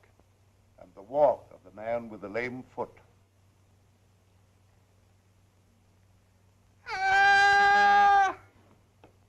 What's the matter, Mike? I seen a spider. And now, Mr. Moffat, tell us what you know. Yes, sir. I was sent by the telephone company to trace a bum connection. I traced it down to a kind of a spooky-looking place away out of town. It was night. Something queer was going on around there, so I stuck around to get a load of what was happening.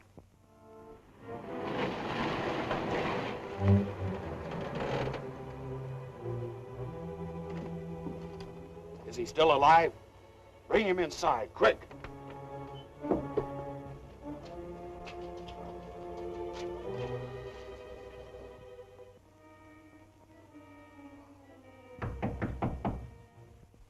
Come.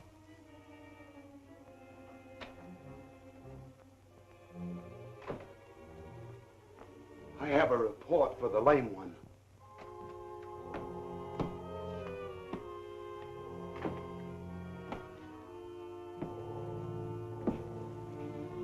What is it, Burke? We brought Gordon Tracy here. Send Tracy into me. He's hurt, dying. We have to chase him, and he ran his car over a bank. Can you do anything about it, Moloch? If he's not too far gone, I might do more than you can imagine.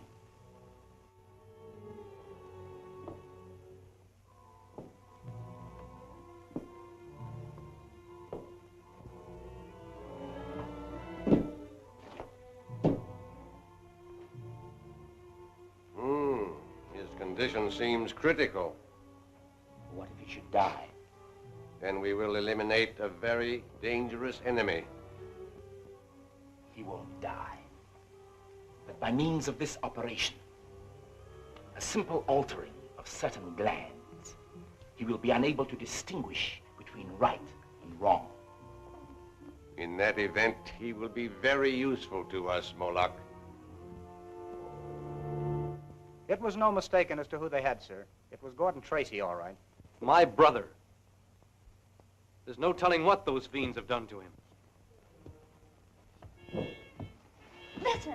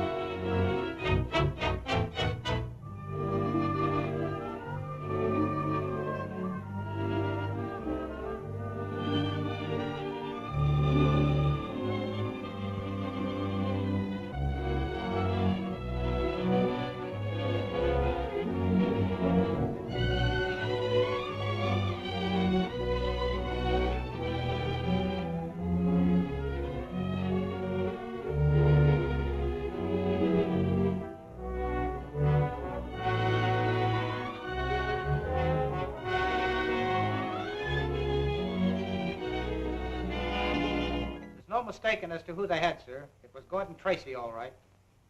My brother. There's no telling what those fiends have done to him.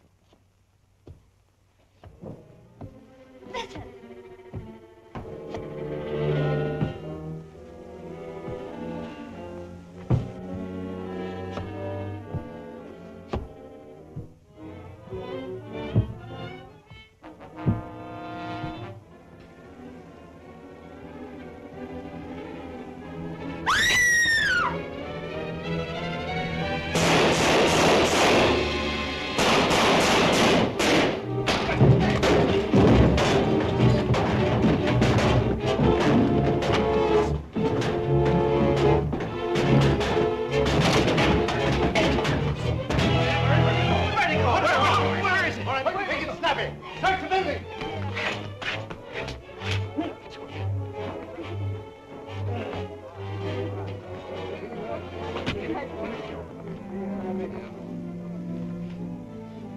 You! Get up, you two! The spider's still in the building. Search everywhere. Let no one get away. Well, I thought he was I know. Yes, sir. Get going. I find the spider. When? You come with me. Oh, I'll find him. Did you see anything? No, but listen for a lame walk. The spider's got a bum foot.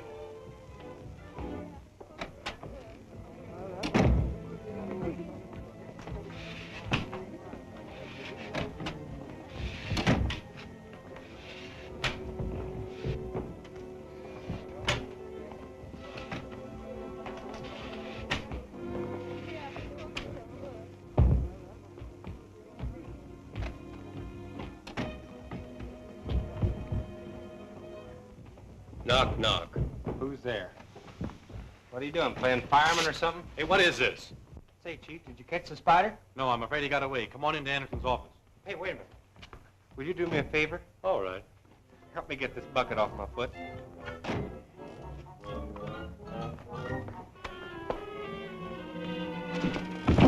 I didn't get too good a look at the spider. Well, I didn't want to. It was horrible. Oh, I think that outfit's a disguise. The face wasn't human. I wish there was some way to make sure. Well, I got a picture of him. You what? I said I got a picture of the spider. It's right in here. Good work, Junior. I'll report to you in the morning, Okay, sir. Dick.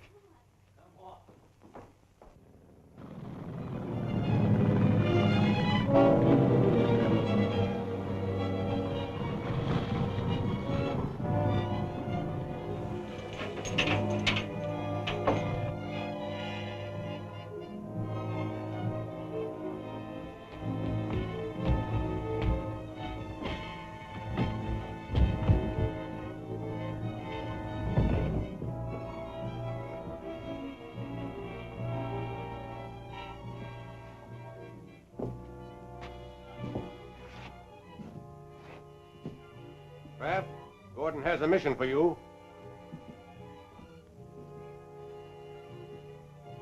Dick Tracy has a photograph taken with a small camera.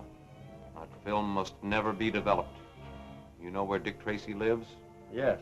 Report to me when the negative has been destroyed. Yes,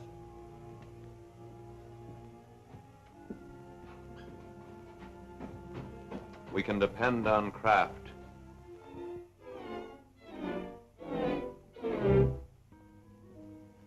Everything set, Gwen? Already. I'm terribly anxious to see what those horrible men look like. So am I. At last we'll know who we're after.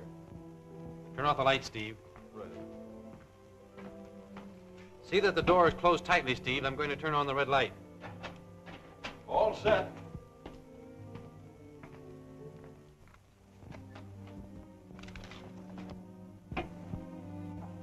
Chief, you ruin your eyes working in here in the dark. Did you get the picture? No, and if you turned that light on a second later, we never would have seen it. Close the door and turn off the light. I'll turn them out, Mr. Tracy. Oh, I do hope it turns out to be a good picture. So do I.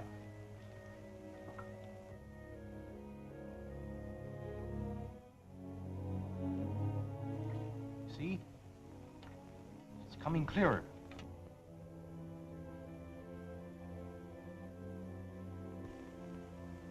Can almost make it out.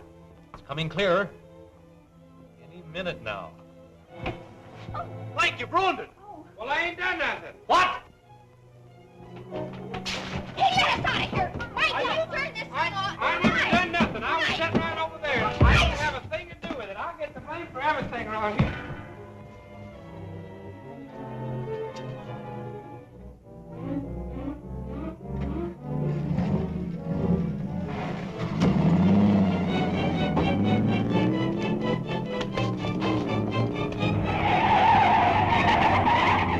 Well, there goes the best lead we've had yet on the spider ring. Hey, Mike, you dropped something. It ain't mine. Don't you eat at Whitey's Chop House? What is that, a meal ticket? Let me see that, Junior. Whitey's Chop House.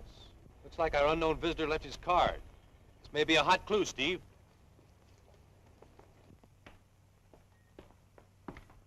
Well, why not raid the place around dinner time?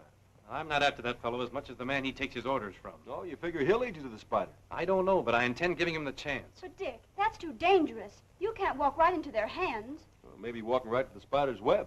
When do we start? I don't mean it that way. You can do more good here. Here?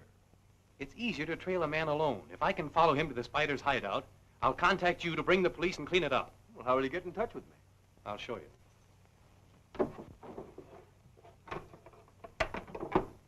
Now, what in the world is that? This is one of the latest devices to be adopted by the federal authorities. Ah, holding out on me, huh? How does it work? Well, in reality, it's a radio transmitting set on a belt. Oh, I see. Clever. Now, if I want to get in touch with you, I'll use our personal code. All you need to do is have these earphones glued to your head and keep tuned in on our regular wavelength. I'll be sitting right here. That's the idea.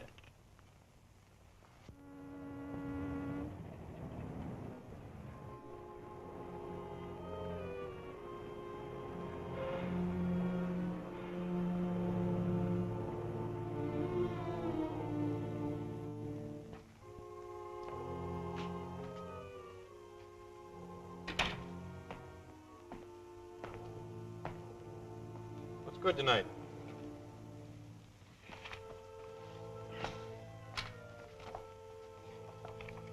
Everything's good here. Fair enough. I'll have the regular dinner. Okay. By the way, do you know a fellow by the name of Kraft? Yeah. Why? Oh, I found his meal ticket. I wanted to give it to him. Oh, yeah. Yeah, he just passed through here just a minute ago. Leave it here with me and I'll see that he gets it. All right. How about the dinner? Oh, yeah. All right, coming up.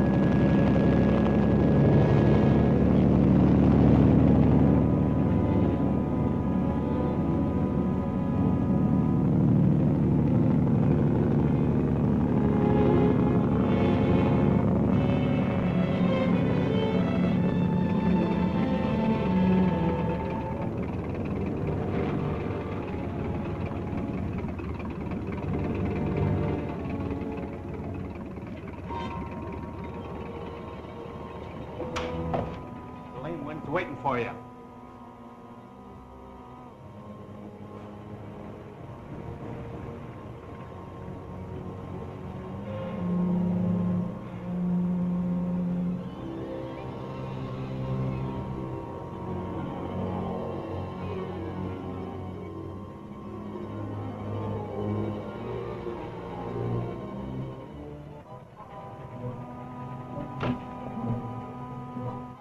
picture would have gone to every police station in the country. Here's Kraft now. You were successful? Sure. I destroyed the negative. Good. Return to Craig's Head and tell the others to report here. I have a mission for them. I doubt that very much. I've been waiting a long time for this opportunity. Don't reach any further, you. Put your hands on the table.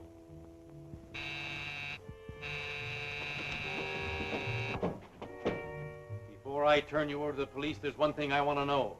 What have you done with my brother Gordon? If you've harmed him...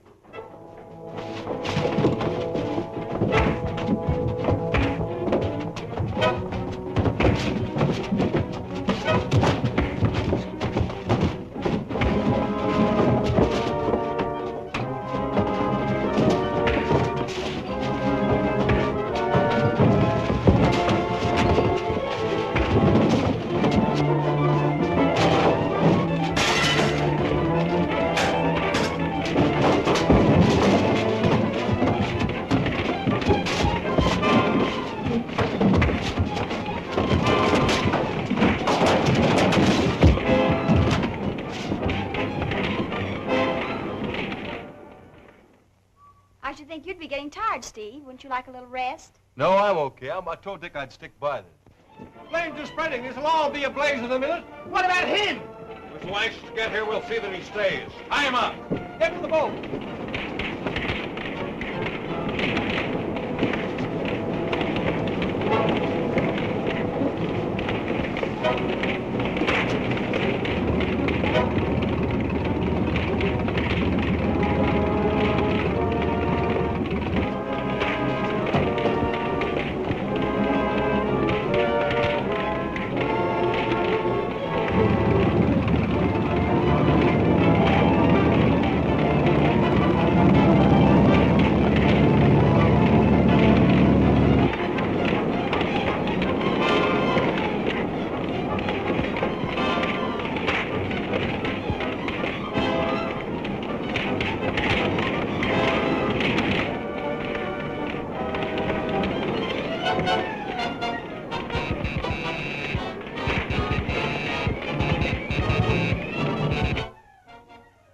It's Dick.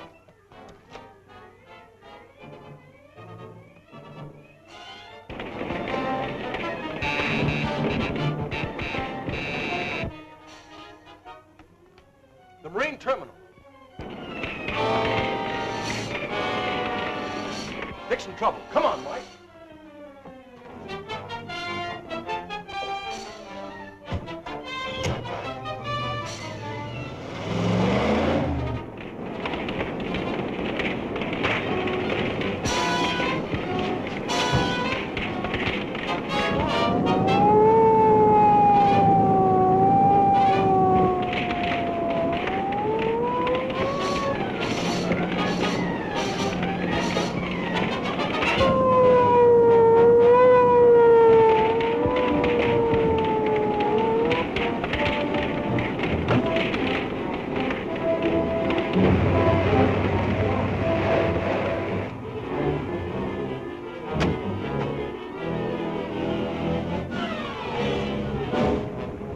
The breakwater as fast as you can.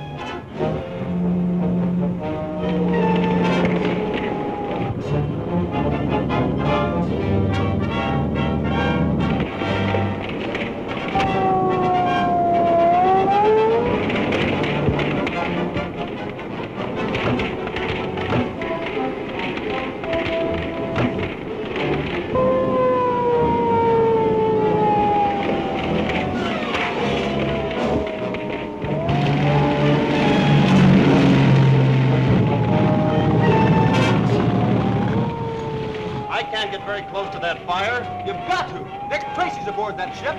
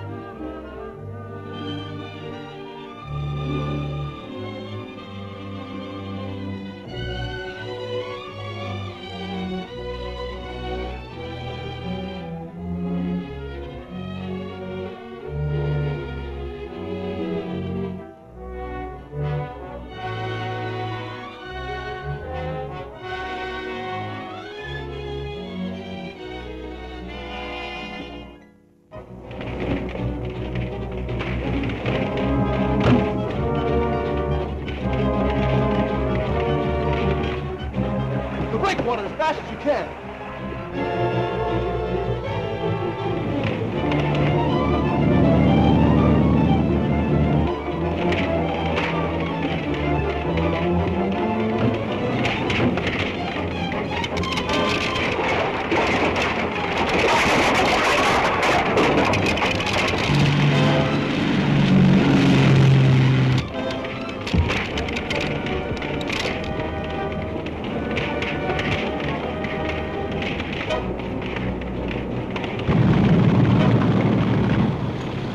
I can't get very close to that fire. You've got to. Dick Tracy's aboard that ship.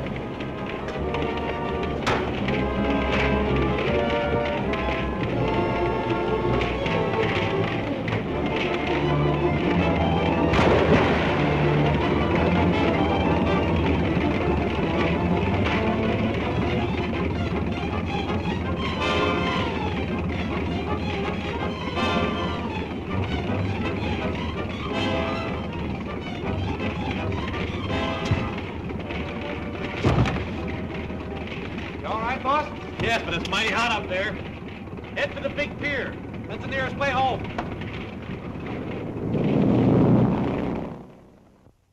There we was, creeping along, and the Spider's men was all around us. And me, I was right behind Mr. Tracy, protecting him. When all of a sudden, just like a bolt of thunder, 6 men jumped on us. I bet you were scared, Mike. Who, me? Say, it takes more than 6 men to scare me. Why, I already had 3 of them down.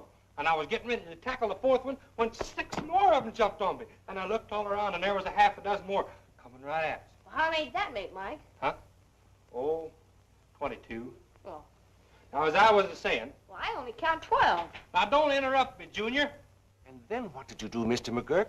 Well, now, I know that something had to be done real quick, or else they'd get Mr. Tracy. Mike McGurk. Well, how do you do, Miss Andrews? Oh, hello, Mr. Odette.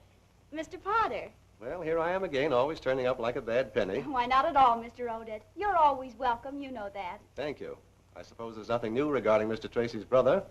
Not a thing. Gordon's disappearance remains as much a mystery as ever. Well, I suppose we'll just have to keep on hoping for the best. By the way, whatever happened to that engraver? The one the Spider's ring tried to kill when he refused to make the counterfeit plates for him. Why, nothing that I know of. He's probably still in the hospital. That was a most amazing case. How Mr. Tracy rescued him and almost lost his own life doing it. That all goes with the job of a G-man, Mr. Odette. Yes, I suppose it does. Well, tell Dick we dropped in, will you? Oh, I shall be glad to. Thank you. Goodbye. Goodbye. Goodbye, Mr. Goodbye. But the first place the Spider's ring took you to, Mr. Coulter, can you give me any idea where that is? Well, when my mind became clearer, I discovered I could see under the blindfold. The walls were paneled to the floor. Must have been a rather large house to have paneled walls. Did you see anything else? Any of the people? I was afraid to try, but I did see a large black cat in the room, and I heard a man walking. It sounded like he was lame. Could you see his feet? Hello, Doctor. Glad to see you, Mr. Tracy. Well, we're losing our patient today. How's that? Mr. Coulter's family are anxious to have him at home. They called me again just now, and I agreed to let him go this afternoon on one condition. That the bandages are not to be removed until I say so. That suits me. They're sending a car for you at 3 o'clock. I'll leave word at the desk to have you ready. Doctor, could I see you alone in your office for a few minutes? Why, yes, of course. I'll be in my office. I'll see you there in about 10 minutes.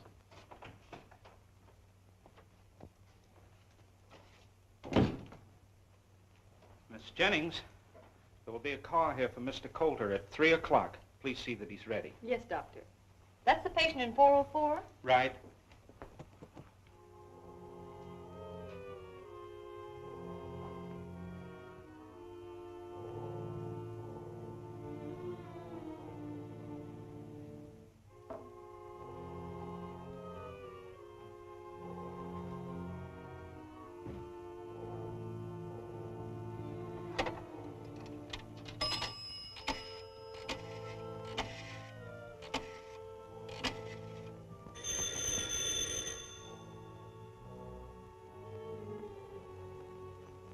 Hello? They're gonna take Coulter out of here at 3 o'clock.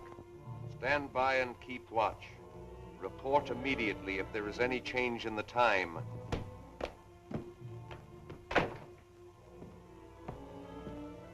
So they're taking Coulter home at 3 o'clock.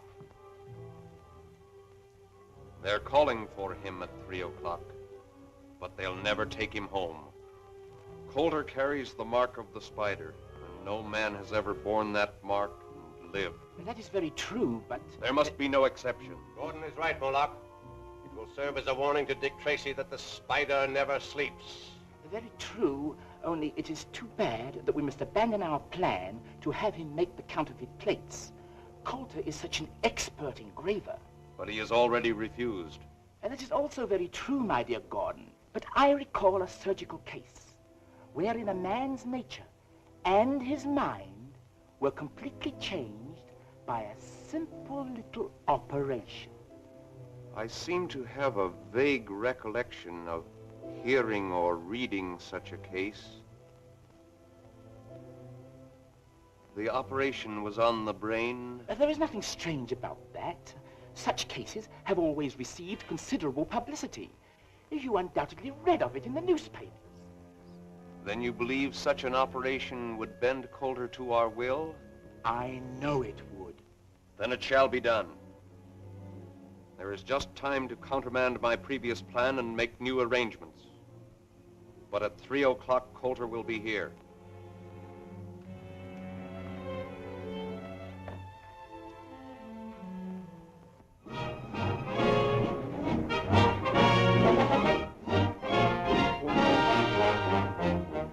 Most preposterous, unthinkable idea I ever heard. I won't allow it. As a matter of fact, I positively forbid it. But you can't forbid it, Clive. It's our one sure chance to trap the spider. Good Lord, Dick, if anything should happen. Nothing can happen. I'll prove it to you. Mike, get that road map off the wall.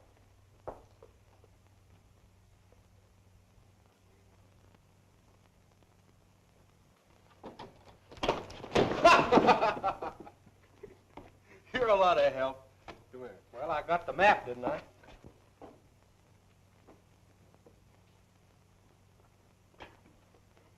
Now, let's see.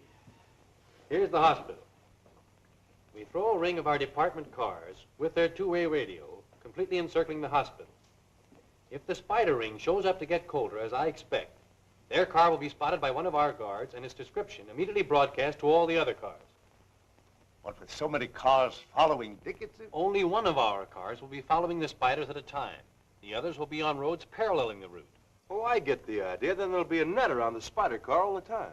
And if they turn off into another road, the other cars will be immediately notified over the two-way radio, and one of them will take up the trail.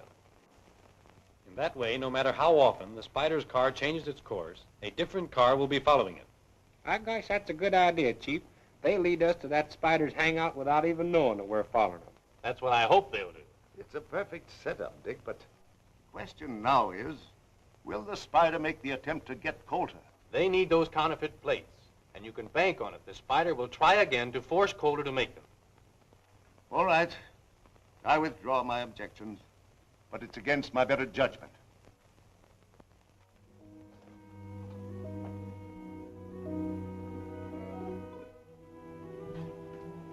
This is that third-degree burn case, Miss Jennings. Yes, Doctor. 402 is all prepared.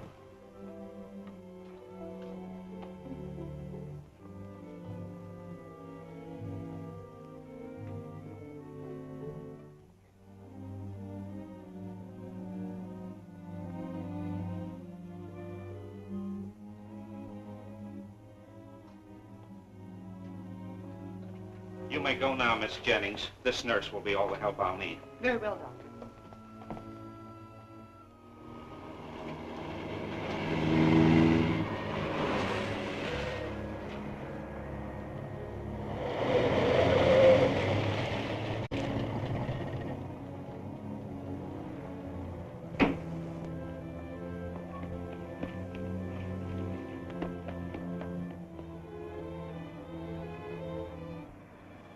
You're not by any chance worrying about me, are you? Why, of course not, but I am a bit anxious. Oh. The ambulance is here for Mr. Coulter. Mr. Coulter's all ready to leave. He's in room 404. Thank you.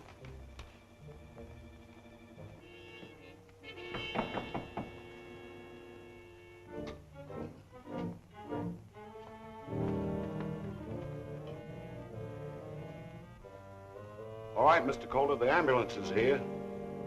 I recognize that voice, Miss Andrews. That's one of the Spider's men.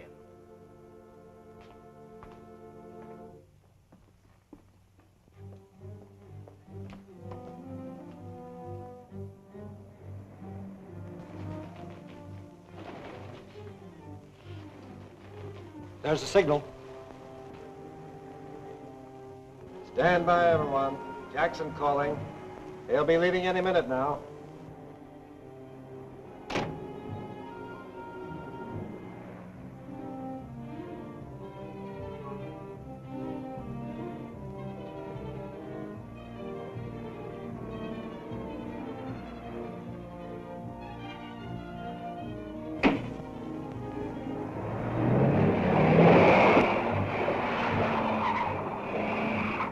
Jackson reporting. Car heading south. Stop rolling.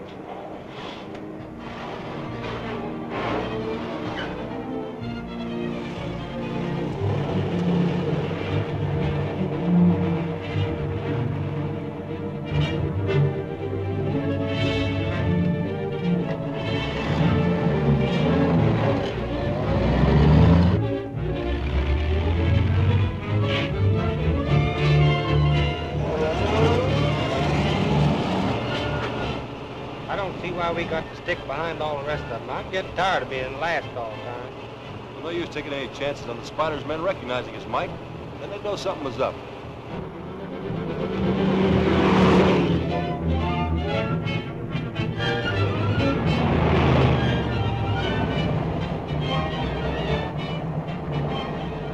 Here's the description of the car.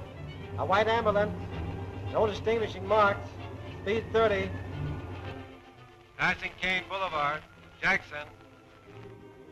Kane Boulevard. See where that is. Here it is. You gonna mark where the G-Man cars are, Mr. Anderson? Sure thing, Junior. There's 3 of them spread out over there, 3 over here. Gosh, the Spider's car's right between them.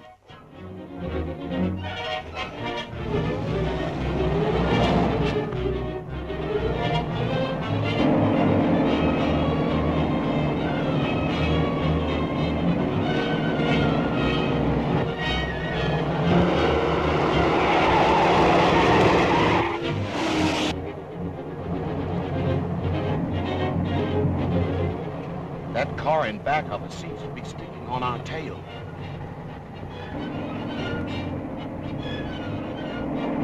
I'll turn off at Chester. Watch if it follows. Right.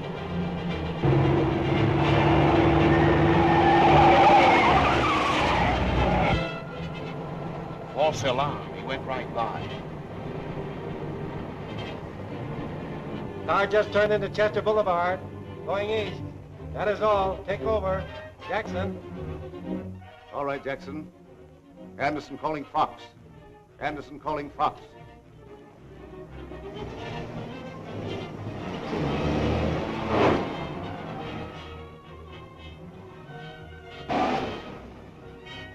Come on, Coulter. You're getting out here. Yes, it's not wise to keep the Spider waiting.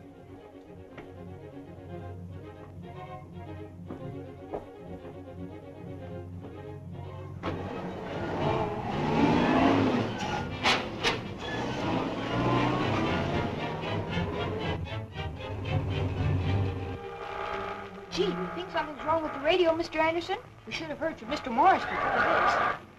Morris reporting. No sign of car. Going through Casper to investigate. All right, Morris. Other cars stand by for Morris report. Something's up, and I'm going to find out what it is.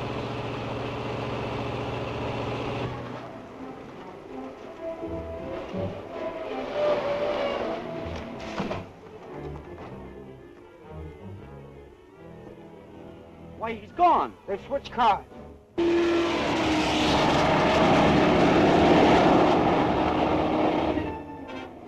It's Steve Lockwood.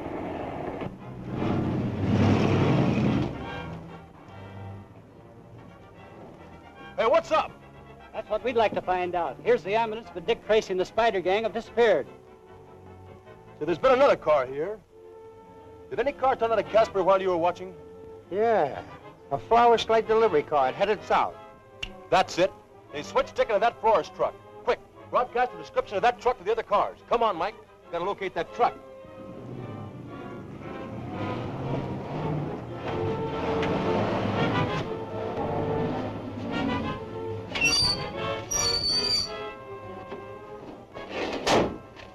Hurry back as soon as I ditch the truck. Step on it. Come on, Calder. Come on, no funny work here.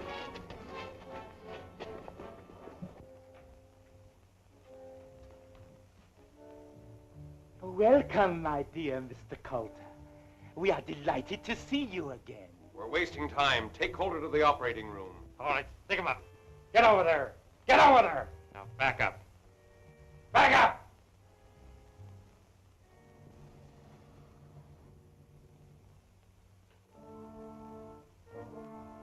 I wouldn't use that telephone. Drop that gun!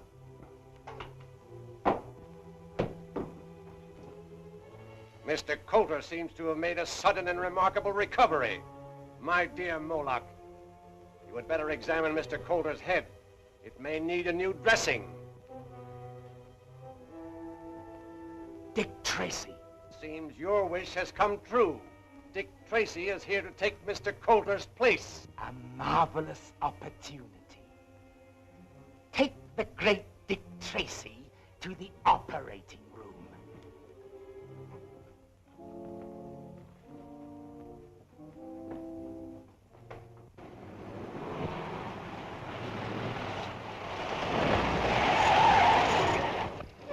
Why, you that flame up here knocking me up. Hey, did you see a florist truck go by here? Yeah, I seen it. Went by here going lickety.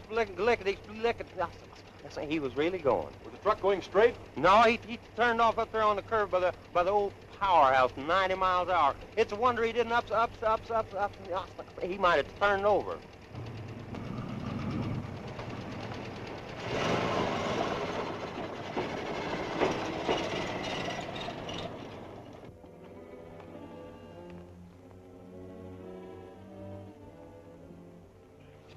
Get the ether ready and the cone. Would you increase the heat under that sterilizer, Gordon?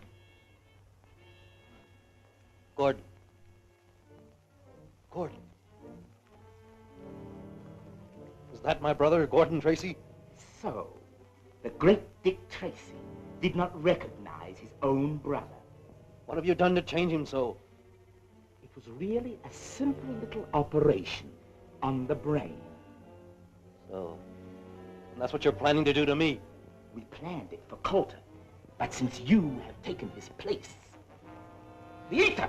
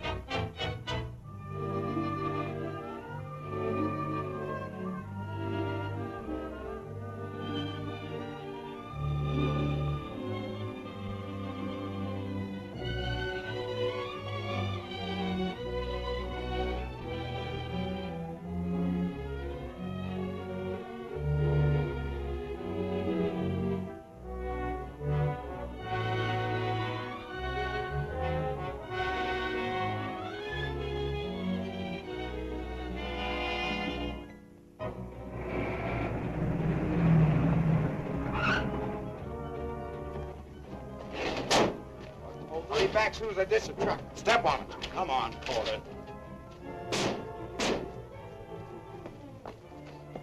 Come on, no funny work here.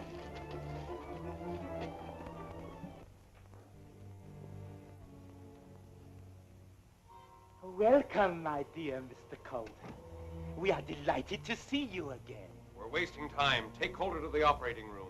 All right, stick him up. Get over there. Get over there. Now, Back up. Back up!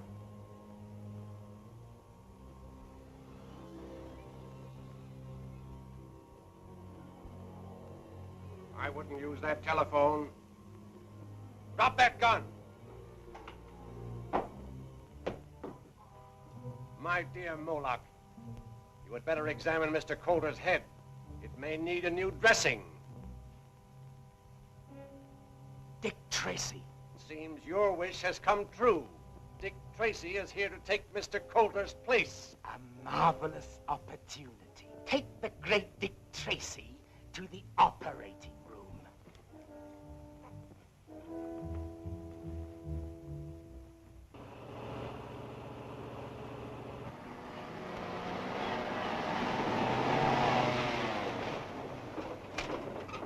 Hey, what's the big idea? Come on down out of that buggy.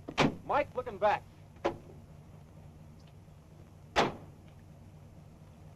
Empty. Now, you better start talking and talk fast. Where's Dick Tracy? Come on, where is he? We know Tracy was transferred from the ambulance to this car you're driving. Where'd you take him? I can't tell you. The spider will kill me if I talk. Yeah, you'll burn in the chair if you don't. All right. I hit him over there. That's the spider's headquarters. Mike, get the radio and tell Mr. Anderson we've located Dick Tracy to get a flying squad out here right away. The spider may try to escape on his wing. Is everything going all right, Mr. Anderson? Gosh, the spider ring sure pulled a fast one on us, Miss Gwen. We don't even know where Mr. Tracy is. Shh. Say, Mr. Anderson. Mr. Anderson, this is Mike McGurk, reporting for Mr. Lockwood. Go ahead, Mike. Mr. Lockwood says to rush a flying squad to the old Sierra powerhouse. The spider may try to escape in the wing. All right, Mike. They'll be there in no time. Get the ether ready and the cone. Would you increase the heat under that sterilizer, Gordon? Gordon. Gordon. Is that my brother, Gordon Tracy? So, the great Dick Tracy did not recognize his own brother. What have you done to change him so? It was really a simple little operation on the brain. So, and that's what you're planning to do to me? We planned it for Coulter, but since you have taken his place, the ether!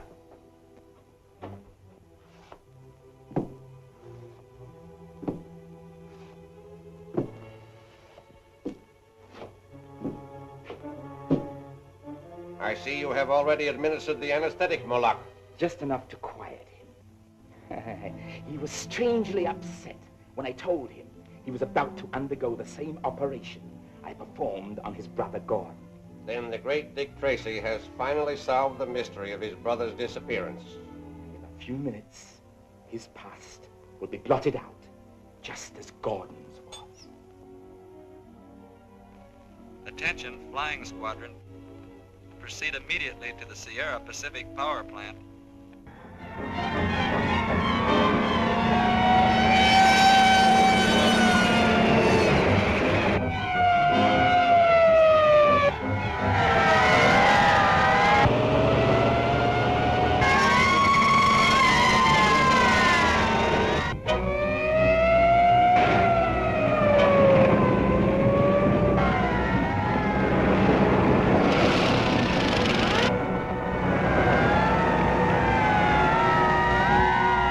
Loosen the straps.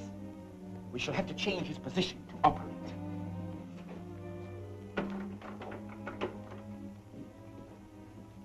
Lookout reports a squad of cars heading this way. They may be G-men. So, Dick Tracy's friends are looking for him already.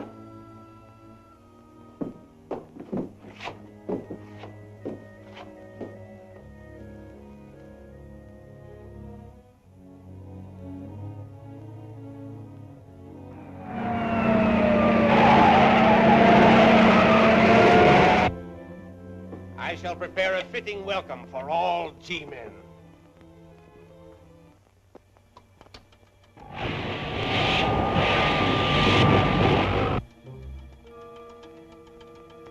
Now listen.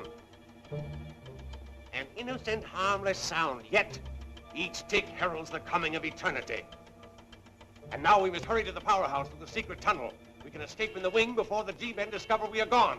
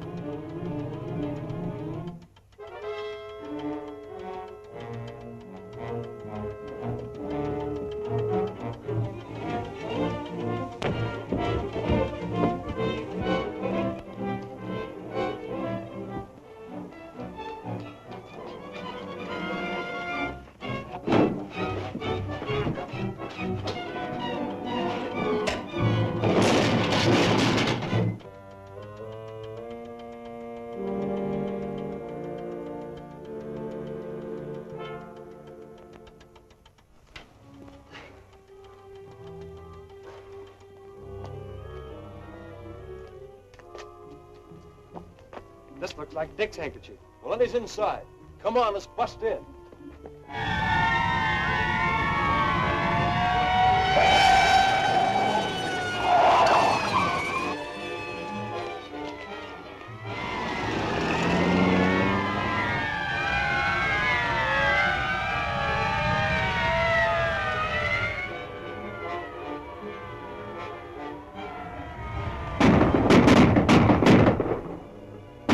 This way, we can escape in the confusion.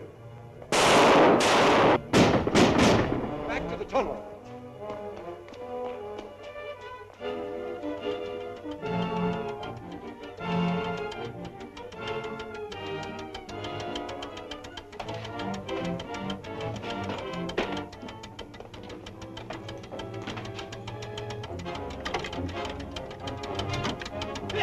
Dick Tracy, where are you? Get out of here quick. The house is mine. It'll blow up any minute. Where's the spider? Making for the powerhouse through the secret tunnel. I'm going after him. Clear out of here quick. Don't do it. You get blown to pieces. Just a few seconds more.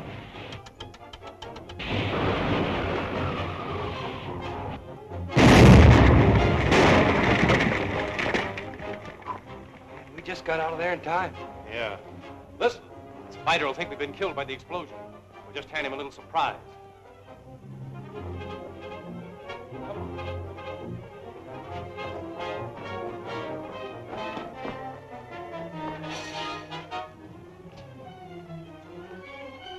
Remember, no shooting. It'll be heard by the others outside.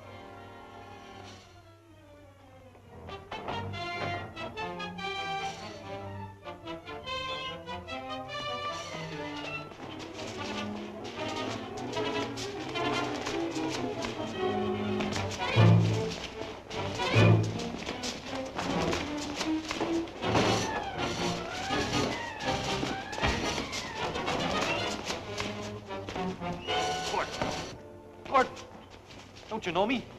It's your brother, Dick.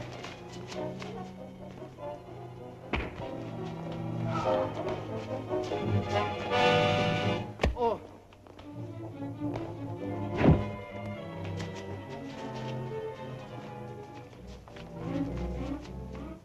Who did? Keep back. You haven't got me yet.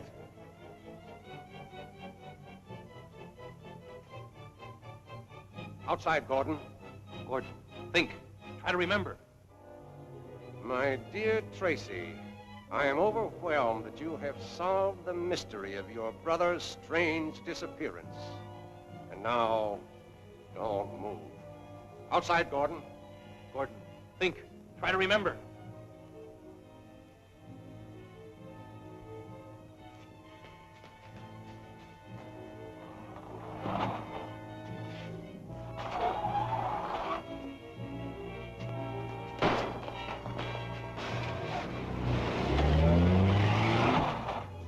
There they go. The police car. Come on.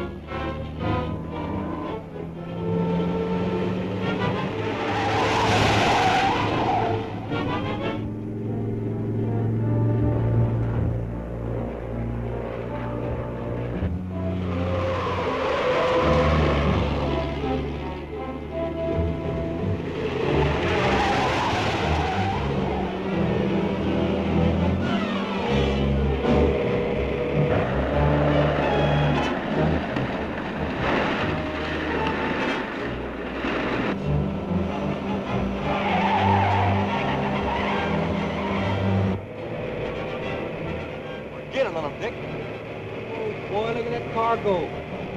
Faster, Gordon! Faster! They're coming after us! If he doesn't watch, he's going to wreck that car.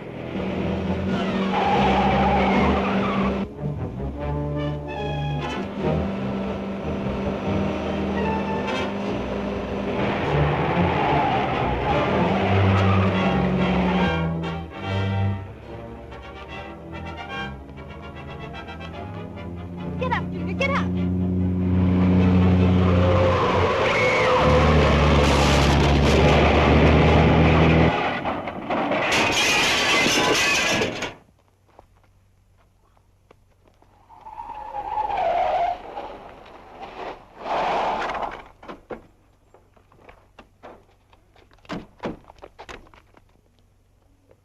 Gee, Mr. Tracy, your car just crashed down through that fence, went down the cliff.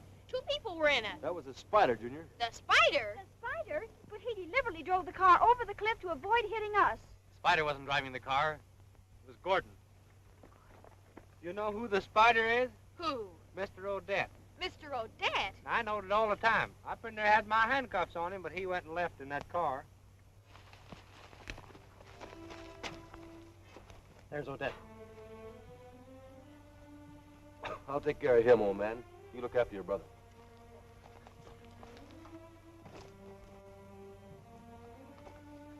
Gordon. Gordon. Dick, how come you're here? What's the big idea? Don't you remember, Gordon? I remember I was in a car, then something happened. It was Gwen and Junior. They were right in the path of your car.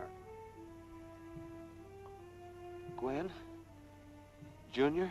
You drove your car over the cliff to save them, don't you remember? It's all like a horrible nightmare, Dick. I can't seem to remember anything. Don't try. It's all over now and everything's going to be all right. Yes. I think I'm going places.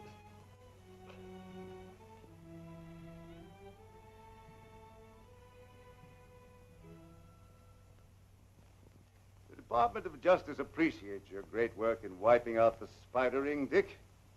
When you show up at the office, you'll find that appreciation can take a very concrete form. Thanks, Clive. But forget the fuss and feathers. All the part of a G-man's job. Maybe so. But you better show up at the office just the same. All right, Chief. If you say so, I'll be there. Goodbye, Dick. Goodbye. Oh, by the way, Steve, you better show up at the office, too. Right, sir. Oh, Dick, I'm so happy for you. This looks like another promotion. Where's Mike? We ought to let him in on this. Oh, he's in the laboratory trying some experiment. Mike, what happened? Oh, I was just experimenting with my new smoke screen, and I got it all right. I'll say you did. All over you.